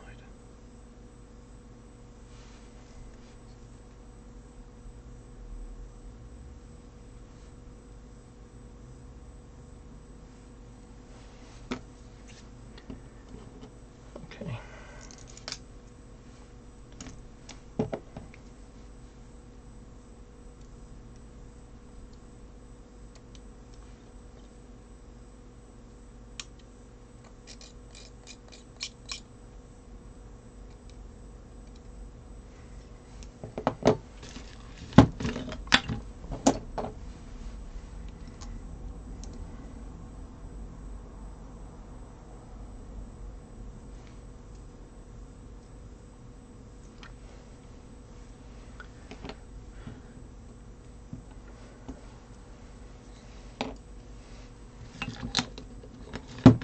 I'll just do each one as I work my way through.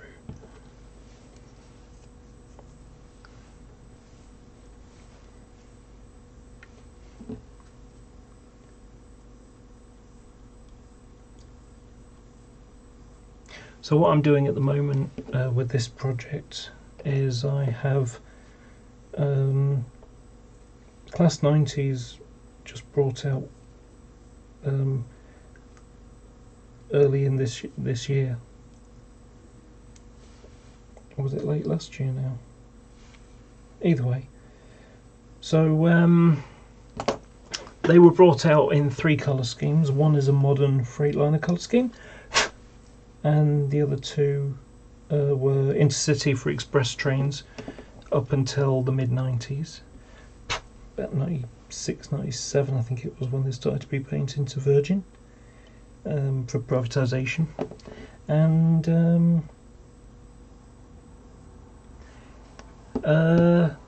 Rotherhithe distribution.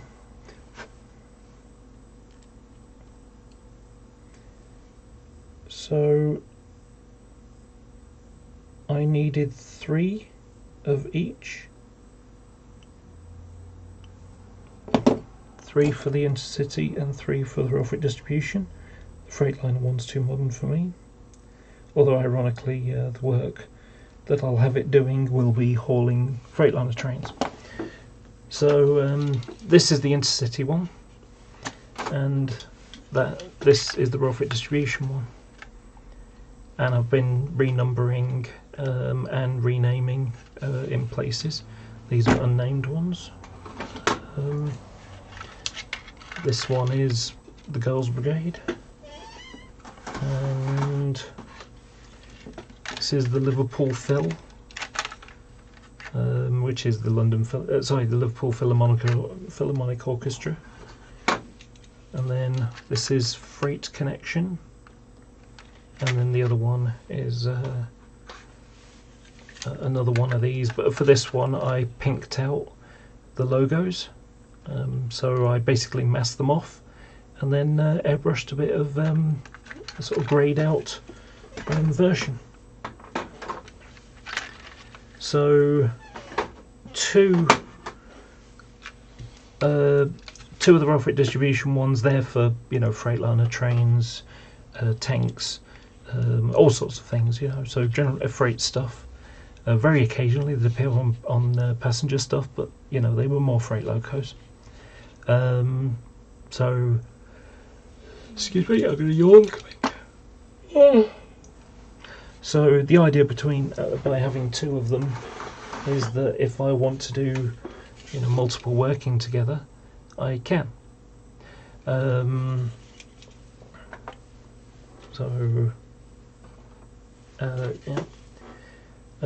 So those are freight ones. So basically, I could have one up and one down, or you know, one going clockwise, one going anti-clockwise.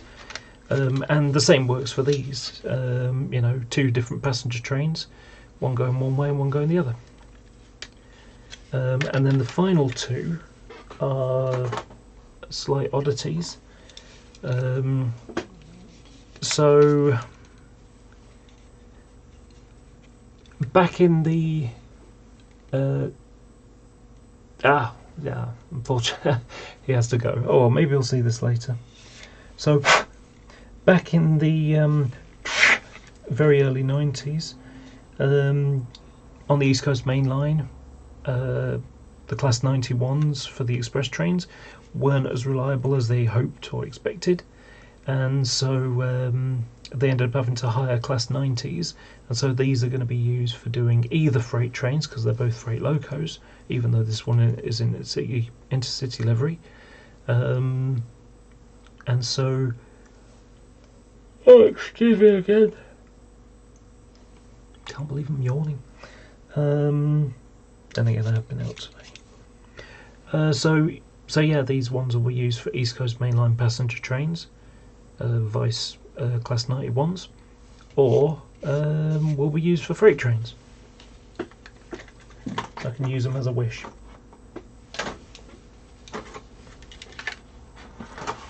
And I'm coming close now to the end of this project, because all I've got to do is put these skirting on, paint.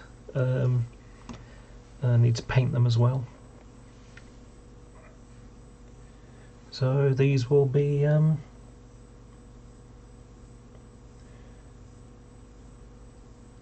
ready for when I build my layout. And I've got another two that I'm going to be repainting into res livery, which is this, and another one in the mainline livery, which is like intercity but with a tan bit in the middle at the bottom line, and that was for mixed traffic stuff.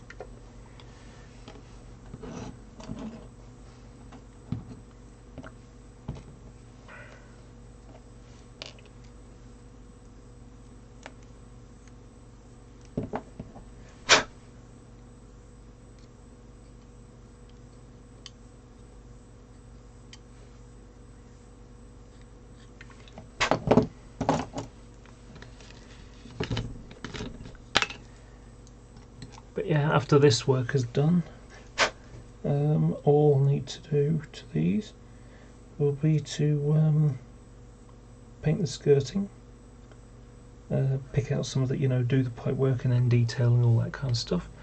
And I think I will do these after all. And then decoders will go next week. I've got 7 of those that I'll be buying. So I'll just be able to pop the top off and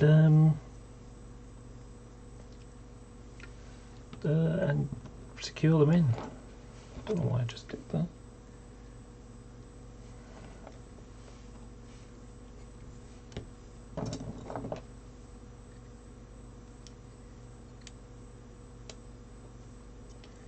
Yep, pop the lid off and just plug them in, redo the screws, and these locos will be finished.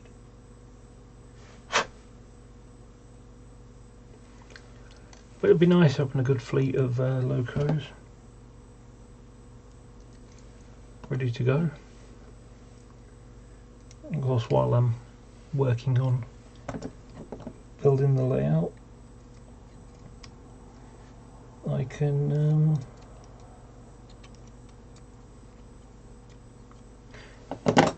I can do stuff like this with my Mark III coaches that they'll haul and other such things.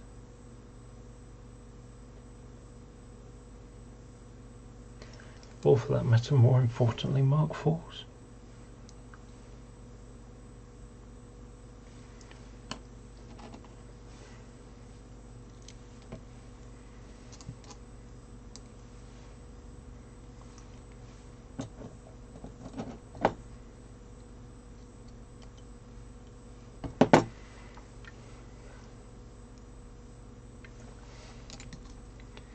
For the people watching,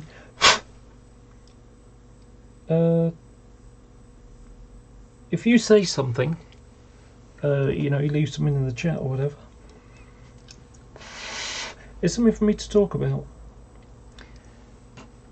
Doing modelling like this is rather repetitive, and there's not much to talk about. I do want to keep people entertained while I'm looking. If anybody's got any questions, I'm certainly able to answer those most of the time.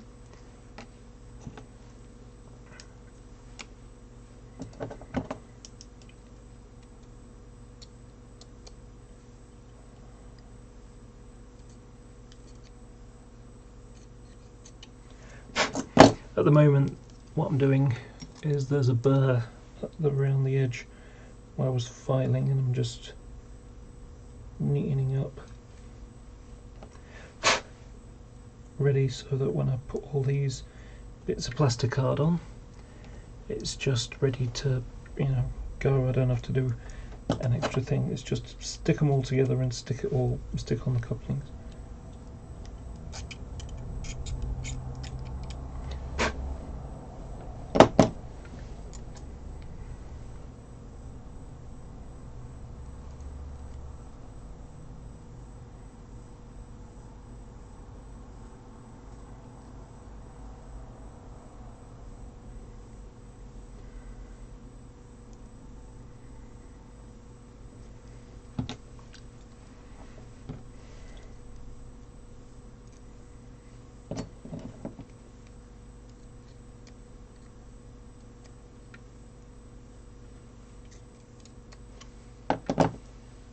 I'm sorry, I keep going off the camera. I'll try to keep my hands out for you so you can see.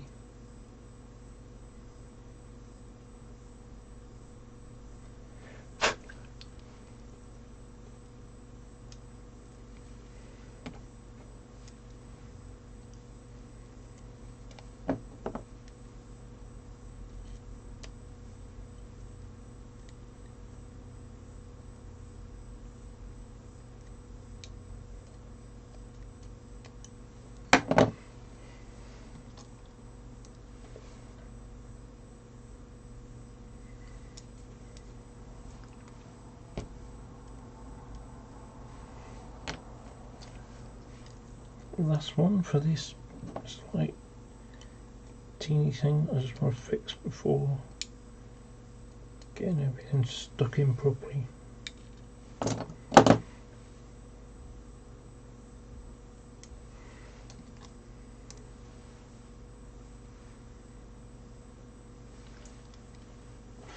Let me just pivot my camera down a touch. Let's see if that's any better for you. Because obviously I tend to look down my nose at what I'm working on, as we all do in general. Okay, now we can get back to gluing everything down again.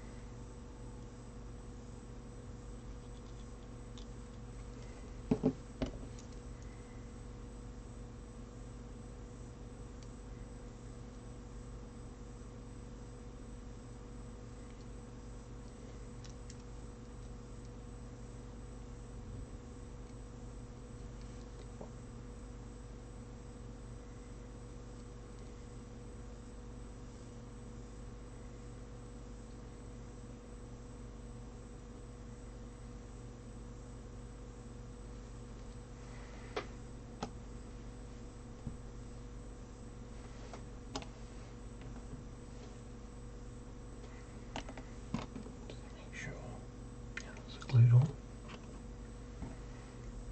Actually, what I'm talking about, it's got the white things on, easy to find.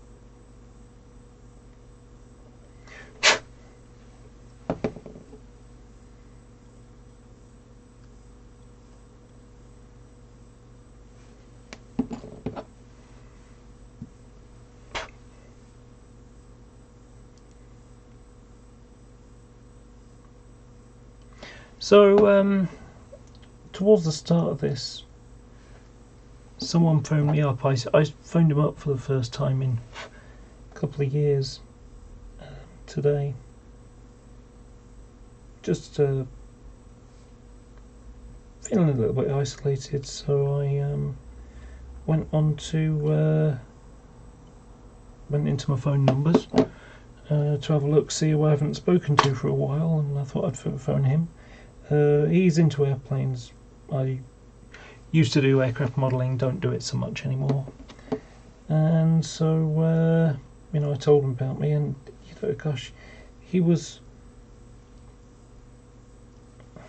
hard to deal with. It's like, well, you should just be as you are, and I'm like, yeah, that's exactly what I'm doing, kind of thing.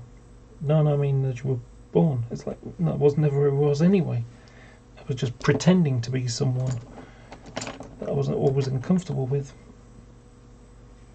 I had to explain to him the difference between sexuality and gender, because they're not the same thing. A lot of people don't quite understand that. And I explained that he was ignorant on things, and unfortunately he thought I was being like really horrible in saying that, but the word ignorant doesn't mean you're an arsehole type of ignorant. It means that you don't know something, you're not clued in on the topic or something. And he didn't know the difference between somebody who's transgendered and gay, which because effectively he thinks that I don't know, if you're transgendered you must be gay as well, and it's like, no, this isn't. Sort of, I don't know, maybe can be true in a way. So something to, if you don't already know this stuff.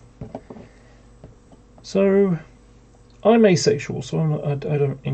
I just don't do sex. I'm not interested in that. But if I was sexually attracted to women, when I decided to transition, I wouldn't suddenly become sexually attracted to men. That is, not the same thing. So, if I was attracted to women before, still attracted to women. Because who you're sexually attracted to is not the same as your gender, how you identify yourself. Excuse me.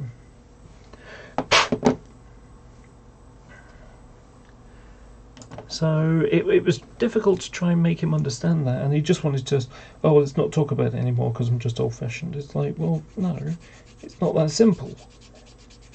But the first question he asked me, after I told him, he kind of laughed, as then, blimey, it was a surprise type laugh, rather than laughing at me in some kind of vindictive way.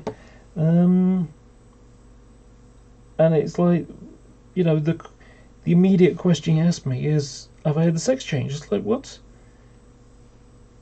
I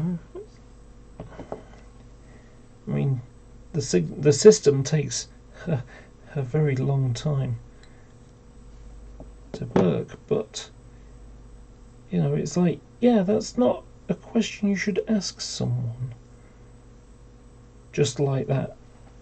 It really, really isn't. Because even if you're curious about it, you don't just blurt something out like that. I'll just give you an analogy to sort of help you understand here. Would you find it uncomfortable and inappropriate if I asked you intimate questions about your genitals and what you do with them? You probably would, wouldn't you? So it's like, so why would I want someone to ask me about mine? You know, it's just rude. Basically, it's just rude. Okay. Don't know why I ran out of these. I could have sworn I've done it. So 1, 2, 3, 4, 5, 6, 7. Oh, okay. I forgot that I need 2. Yes. Silly me.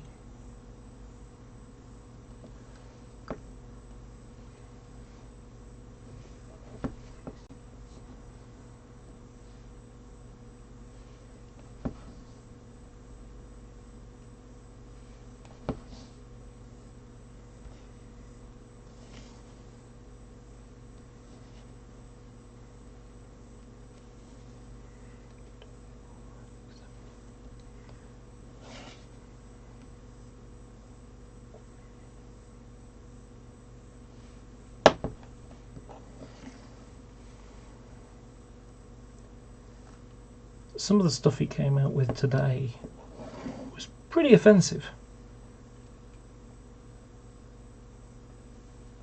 I mean, you know, he said he knew someone and he saw them in Manchester and they'd, you know, they transitioned like I am. And he went and assumed that they were a paedophile. He didn't talk to them because he thought they were a paedophile, and you know they were one of those people who got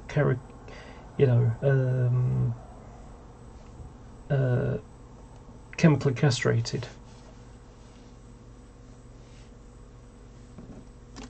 And it's like, no, crying out loud, I am not a paedophile.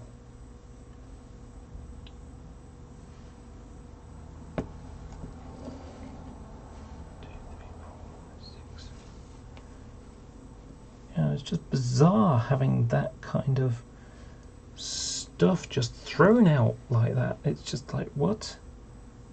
No, you don't understand this stuff. You've got opinions about something, you don't know what you're talking about, and that is, you know, and there's the word again, ignorance. Ignorance doesn't mean that you're an awful person. You know, it's been twisted into that kind of meaning, but it just means that you don't know the topic well enough. You're not informed.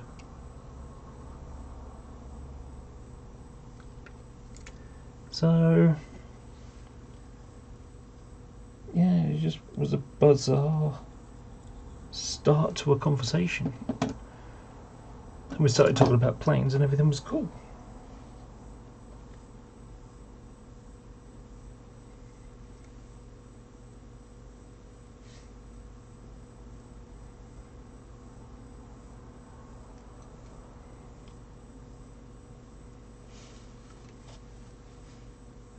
It's weird to have someone who asks questions like that, and it's not just, you know, it's not just personal. It's kind of invasive as well. You know, why did he think he had some kind of right to, you know, start asking me really probing questions about my genitals?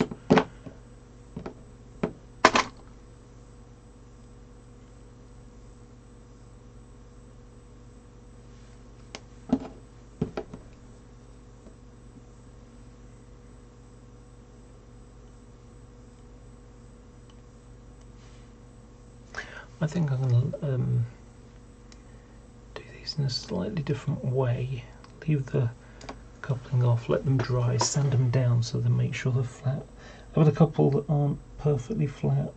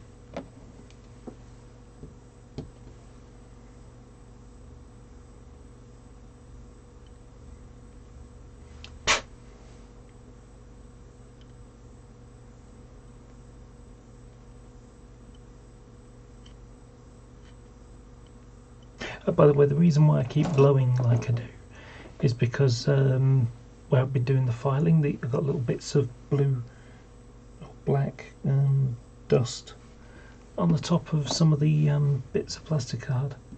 So I've been blowing the dust off as I glue it down, because I don't want any dust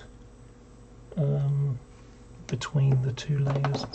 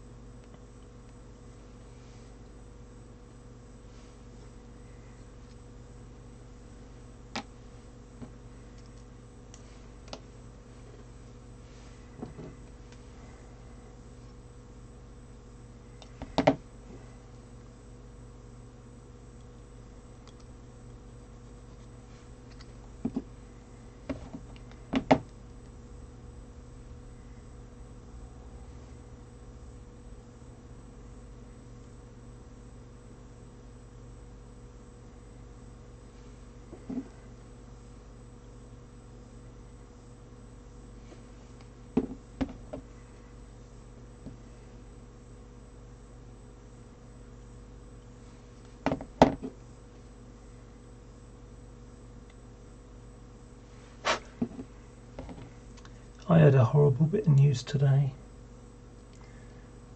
So in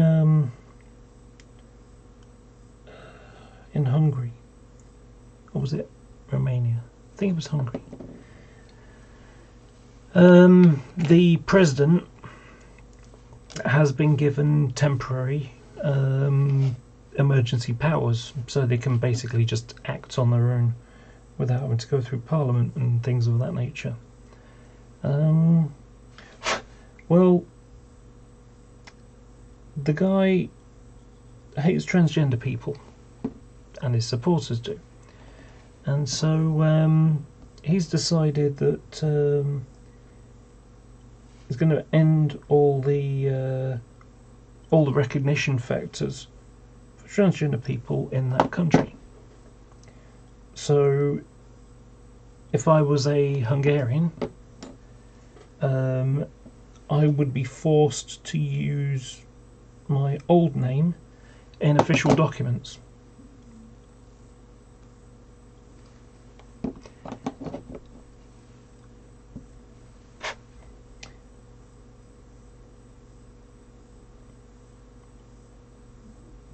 It's pretty sick to have people like that, running countries and basically saying that trans people, yeah, we don't care whether you're trans enough, you'll be what I want you to be.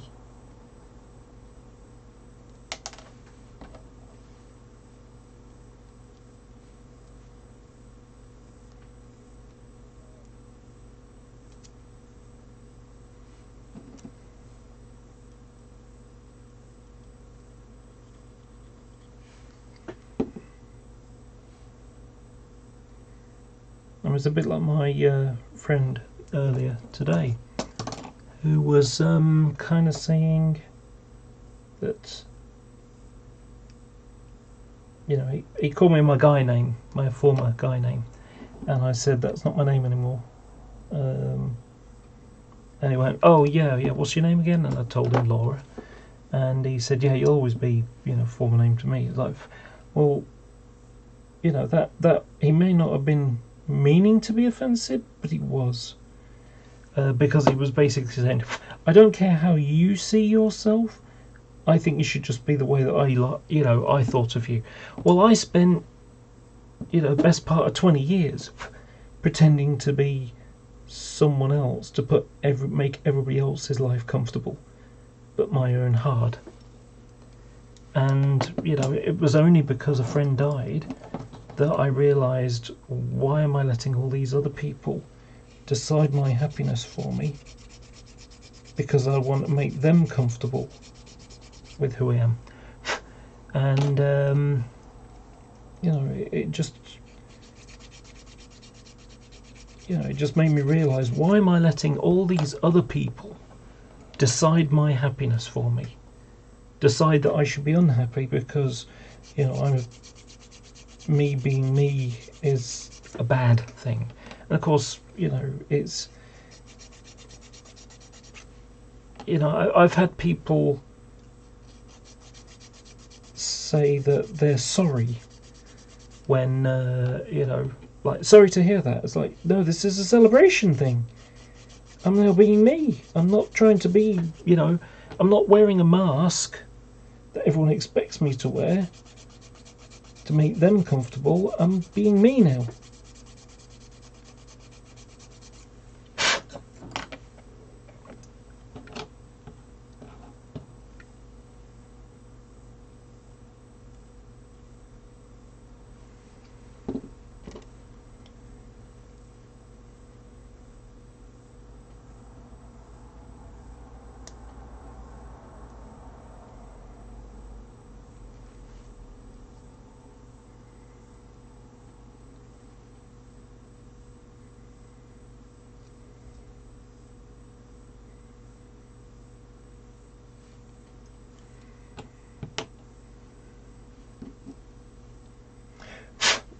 And one of the other people who is a massive jerk out there is a guy called Graham Linehan, who is one of the guys behind Father Ted.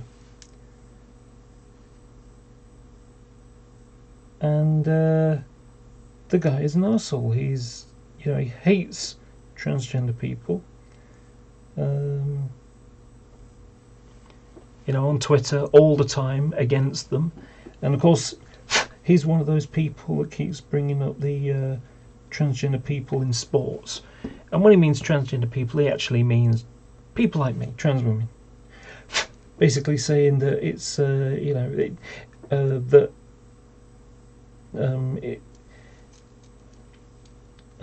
people like me shouldn't be allowed in female sports because I've got a natural advantage by being a man. And the problem is that a lot of people don't realise that the testosterone is what does the performance-enhancing stuff. It's the testosterone which is what makes men stronger. And, you know, whatever. So, but one of the prickly subjects at the moment is about did I glue that one? Yes. One of the prickly subjects is, of course, off because I've got no. One of the prickly subjects at the moment is this transgender people in sport, but make no mistake, it isn't a real thing, because when I start taking hormones, it takes approximately 3 or 4 weeks for me to become literally weaker. I will become physically weaker quickly, because the I'll be taking testosterone blockers, and so as a result I will lose the strength in my arms and legs and things like that. So it is incredibly quick for a trans woman to lose any performance gain by being born male, because the way it works, and I'm fuzzy on all the exact details, but effectively it's testosterone makes it easier to transmit oxygen around the body to the cells, and that women don't generate, you know, without the testosterone, or little of it, because testosterone happens naturally in women as well. It's not just estrogen. So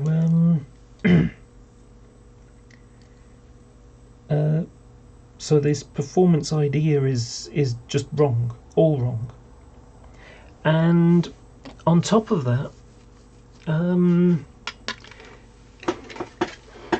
it's all being hidden in a guise of fairness. Is it fair to let people like me compete against, women? But it's like I say, it's not about that. It's about how can we discriminate against transgender people? That's what their motive is. Like I say, it's bigotry that's being hidden under a guise of fairness. But it really is just bigotry. That's all it is. So yeah, that's a frustrating thing that's happening at the moment.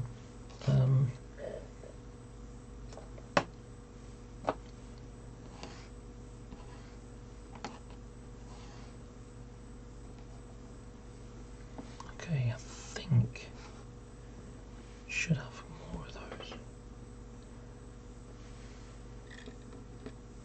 There's one there. Are there two more around?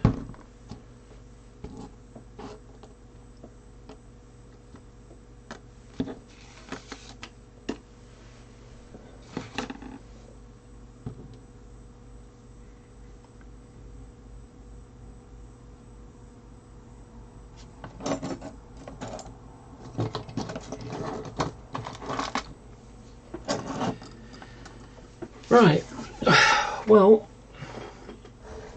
I think for now I will screw rather, the all the chassis up, just to make sure they're all good. So I'm going to attach the skirting.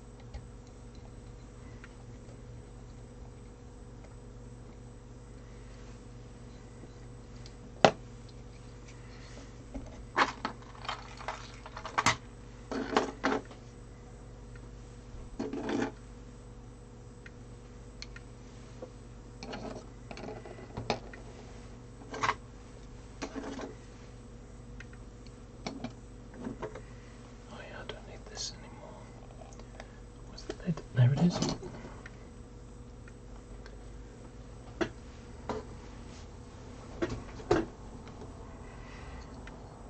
Right, those two are 39, and those are removed. So just going to go with those.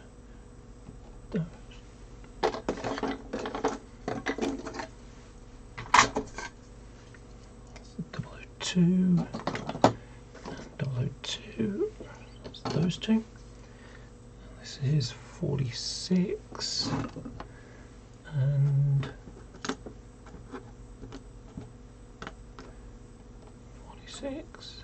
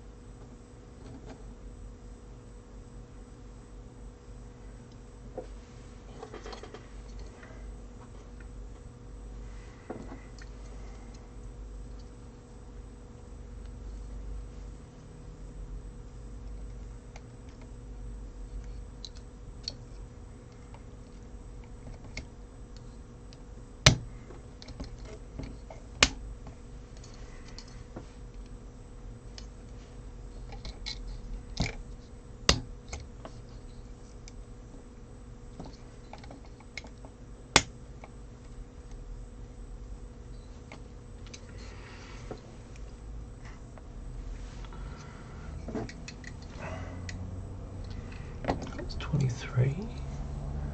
So this is 46. Tell you what, let's put the lids on as well, the bodies on as well. Before I do that, I need another drink. Getting very dry.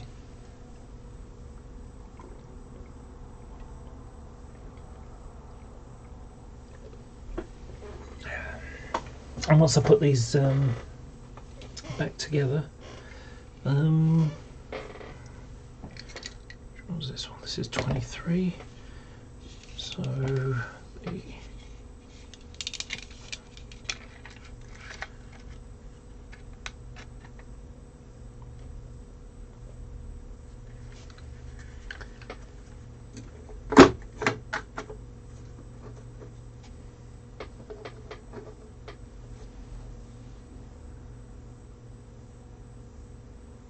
I think I made a mistake with that one, because I seem to remember 23 is a tall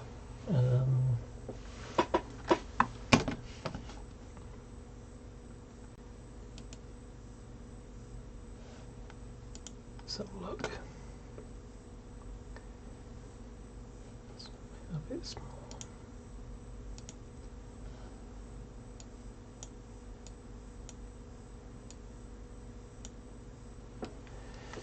Okay, 23 is a vented one, so that is the wrong chassis for the job. That one's box 1, 2.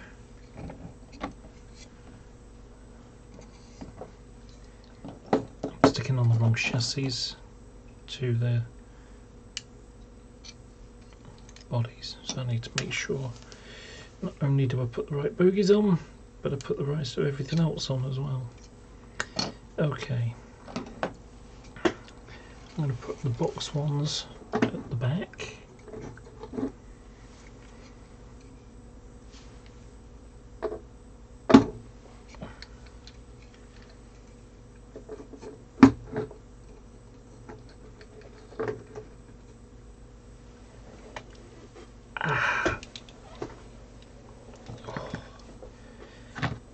Bottom is sore. Okay, 46 is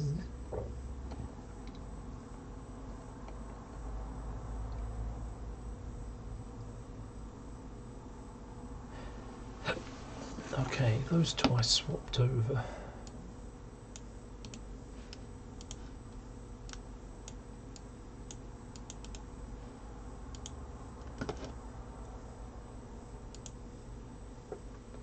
Okay, so 39. Which ones? That's 22s. 39s, I believe, are 14. So that needs to be ventilated one. And I've got another set of bogies running around here somewhere.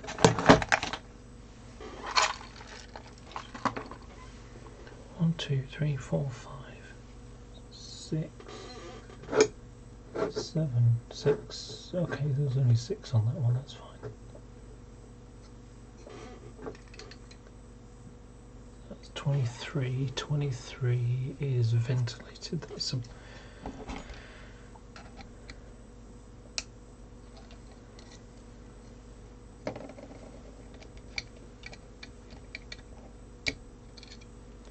Okay, so in case you don't know what I'm doing here, there are two types of box next to on the two fan side. These are the battery chargers. The one, the one on the Freightliner one has this small box version, and then the other version is a larger square box with a couple of vents on it. So I'm going to put these chassis in the order that they need to be in. So 1, 2, 3, 4, 5, 6, 7, 8. Right. Okay. So 46 is the last one. But that's vented, so this is not. Okay, so it's got a rowing plate and it's got a box.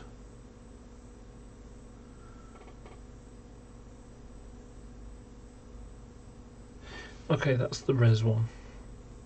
Yeah, that's the res one. So that's 19. Okay. This one has a box, that can be 39. That's a vented one, that can be 46. Mainline one has a box, so that can be that one actually. That can fit in just nicely. Excuse me, I got another. Oh no, I didn't do it. So that's 22 and 23. 23 is vented. 22 is box. 19 is the box one. And then these two should be vented ones. Vented and vented. Okay, so 2, 4, 6, 8 chassis. Right. Okay, so let's get them ordered properly. So I've got 46 as the last one. 39.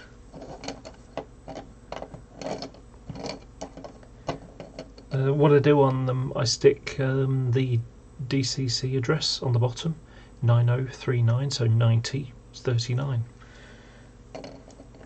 Okay, so then I've got 32.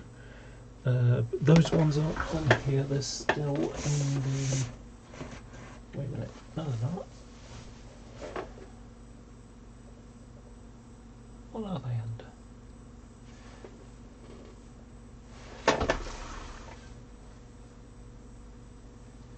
I've taken them off and put them somewhere. 1, 2, 3, 4, 5, 6. So what did I do with the other two sets? Where are the bogies for them? Leave them in the box? I don't think so. No.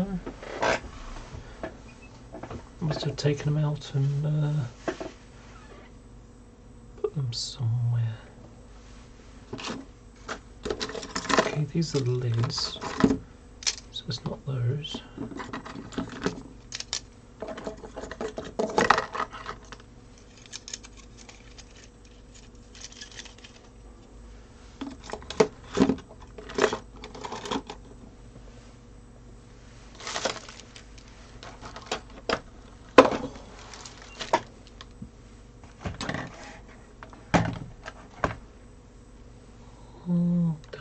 taking them off, to be honest. Let's just double check. 2, 4, 6. No bogies.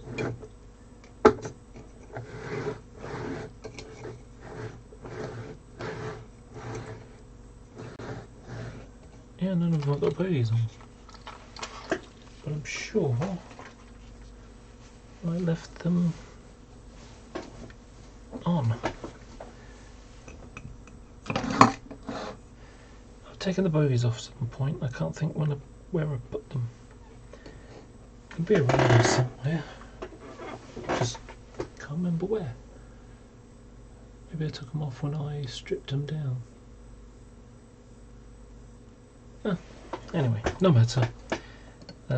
Right, I'll just deal with the ones I've got then. Okay, so let's put them in order. So 2, 14, 22, 23, 39, 46. Okay, so 46 has the rubbing plate. So 1, 2 rubbing plates.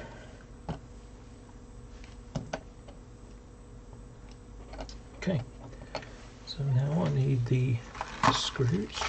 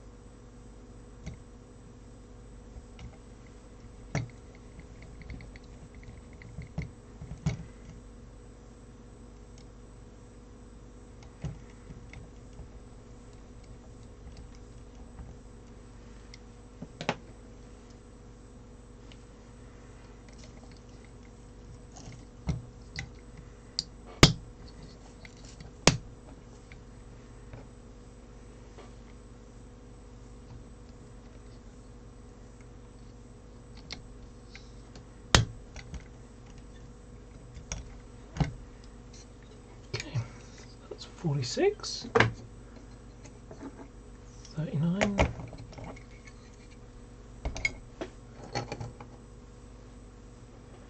Okay, that's got rubber plates removed.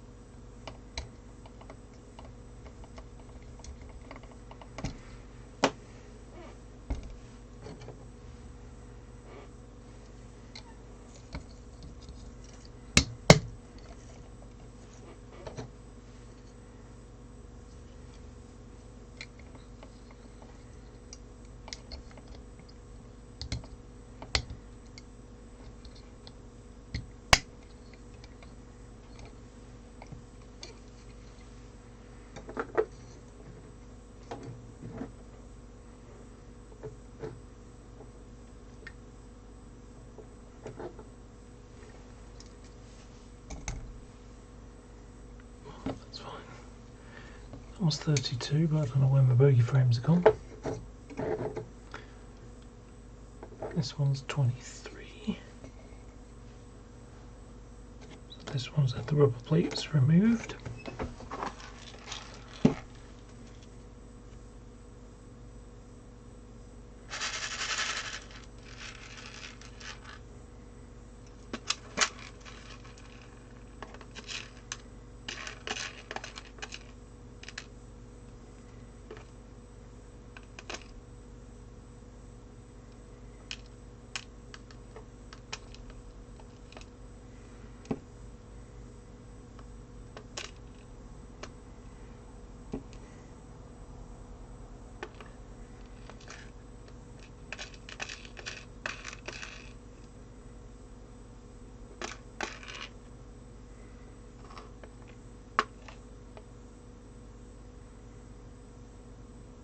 I feel like I've got screws missing now.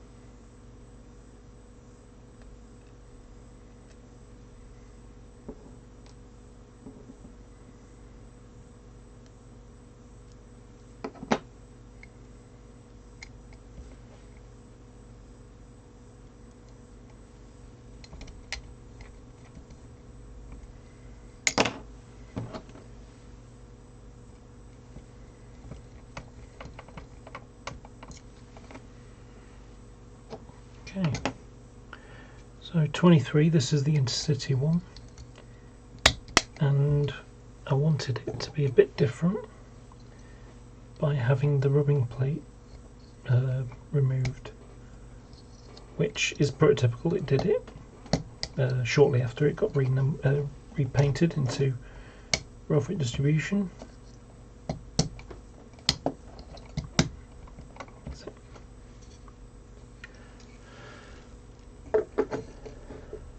Okay, 22,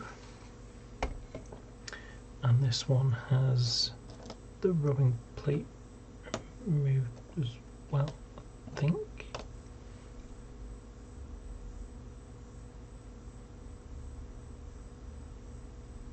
I know what's going on. Wait a minute. No, I don't. What have I gone and done with the skirting on those other two logos?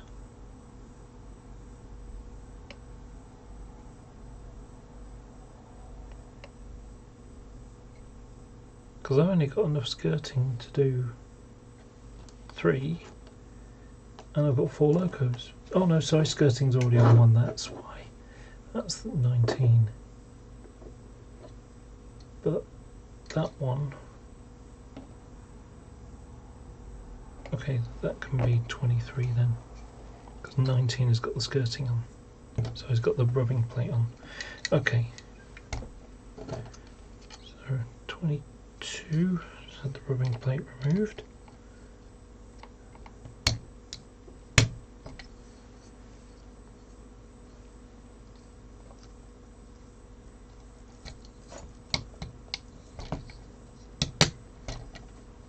Okay, that one's now right.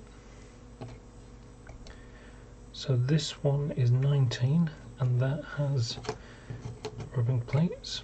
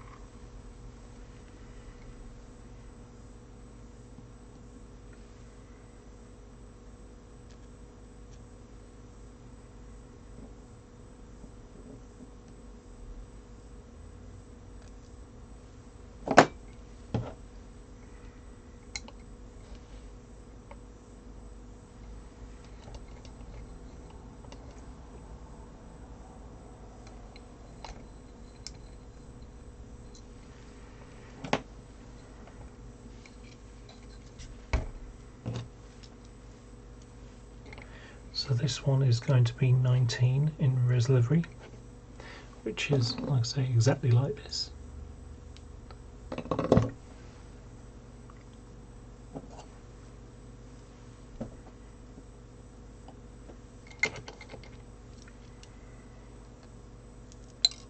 Oops.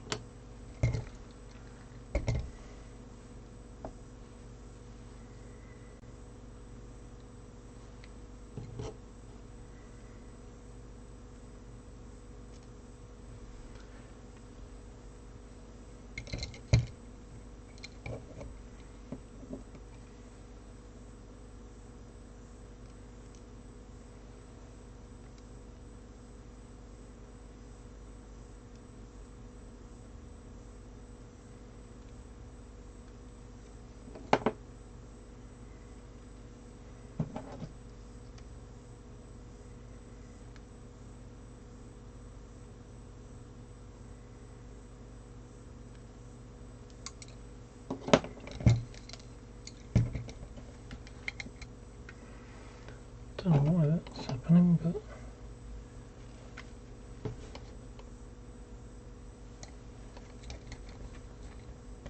for some reason the scroll's a bit big.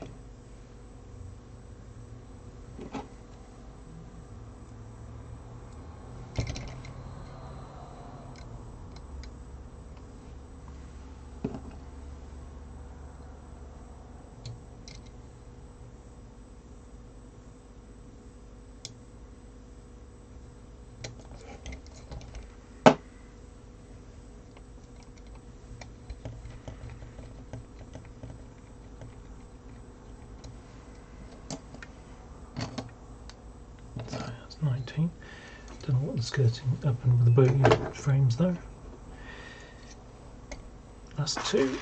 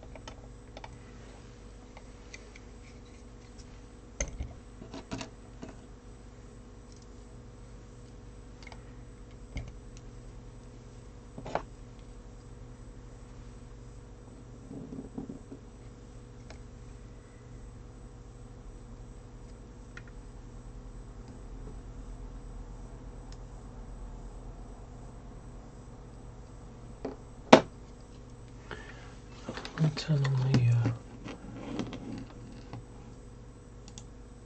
live chat.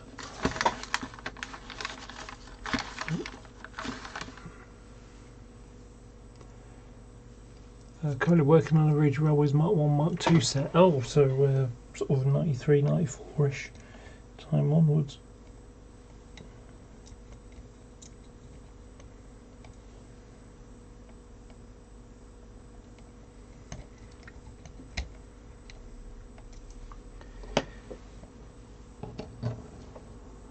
I was quite fortunate to be at a railway show. I think it was Macclesfield actually, and there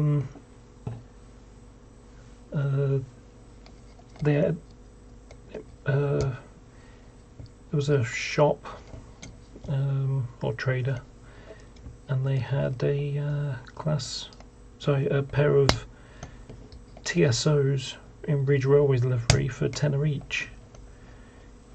And at that price, you don't let them, you don't sort of make any decisions. You just say, "I'll have those, thank you."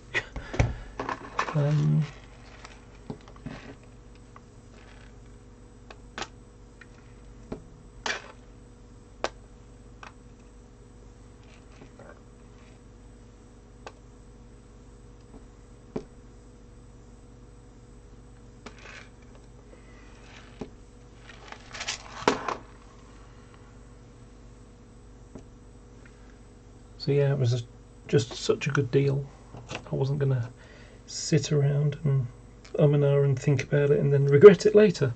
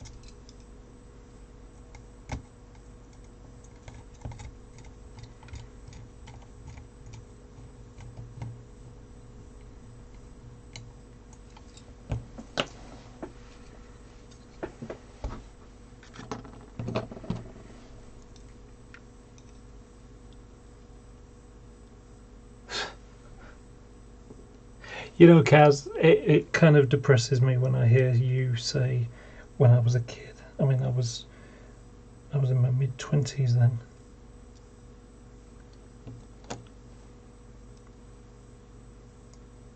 But then again, I suppose I was still a bit of a kid back then, so it's not a bad thing. But it does kind of remind me I'm old when I see younger people talk about what they thought was cool.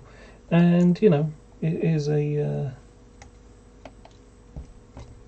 thing where people tend to model. From my experience, this is people tend to model what they thought was cool when they were about 18. They weren't old, and they were able to travel around, go wherever they wanted to, and they weren't holding the mum's hand, or being taken by someone else to see the railway stuff.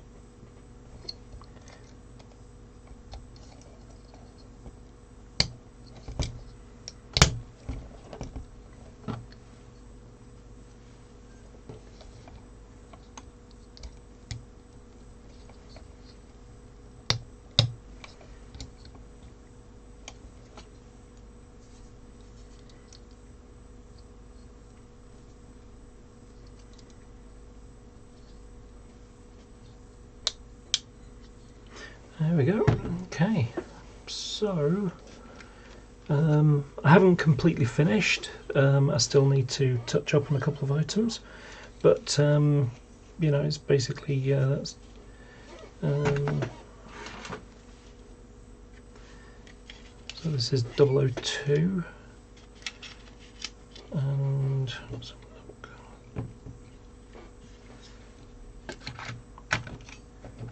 002 with its skirting on, and you know, the KD couplers just sitting nicely there. So that's 2 and 14.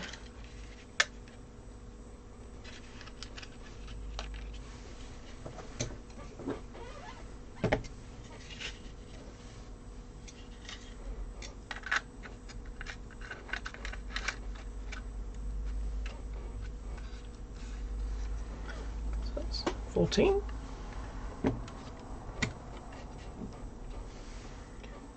That's 19, but I haven't got the body for that here.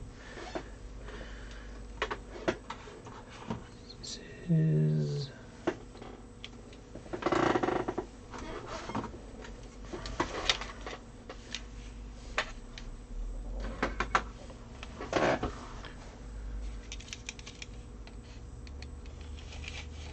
this one's 22, which will in time be accompanying or be accompanied by the European liveried 90s, because that were the British ones of the European 90s. Then we got 23, which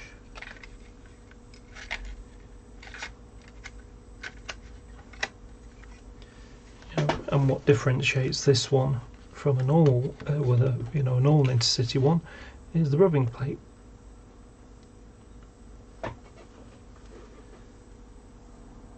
So just makes it a bit different.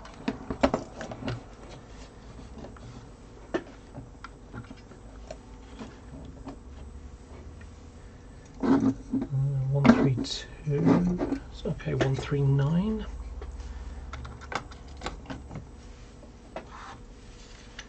With the pinked out Profit Distribution logos.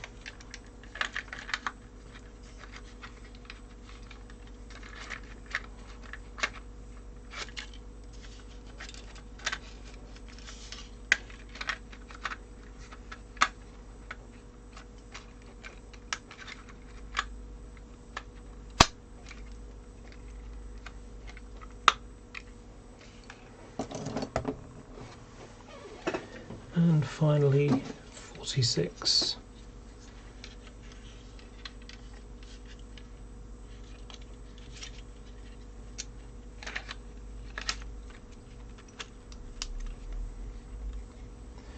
So in terms of the chassis, all I need to do now is spray the skirting. Oh, and some of them still will need to have the blocks here for where the electric train heating sockets are. Yeah, and then they all need their body size spraying with varnish. Satin first, then matte to seal it all in. Oh, sorry, try again. Oh, excuse me. So gloss varnish first to seal in the decals, and then go in with a satin or matte to tone them down so they're not so shiny. But yeah, so that's it for tonight. I am now going to stop and excuse me again, and I'm going to go to bed in a moment. And I know where the other parts are. They're in one of these trays over here, because I remember stripping them down for that. 23, 22, 19, and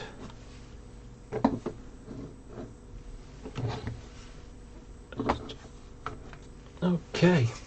So yes, that's it. I'm done for tonight, and I will probably come back tomorrow and do more then. So thank you very much for watching, everybody, and have a good night. Bye bye.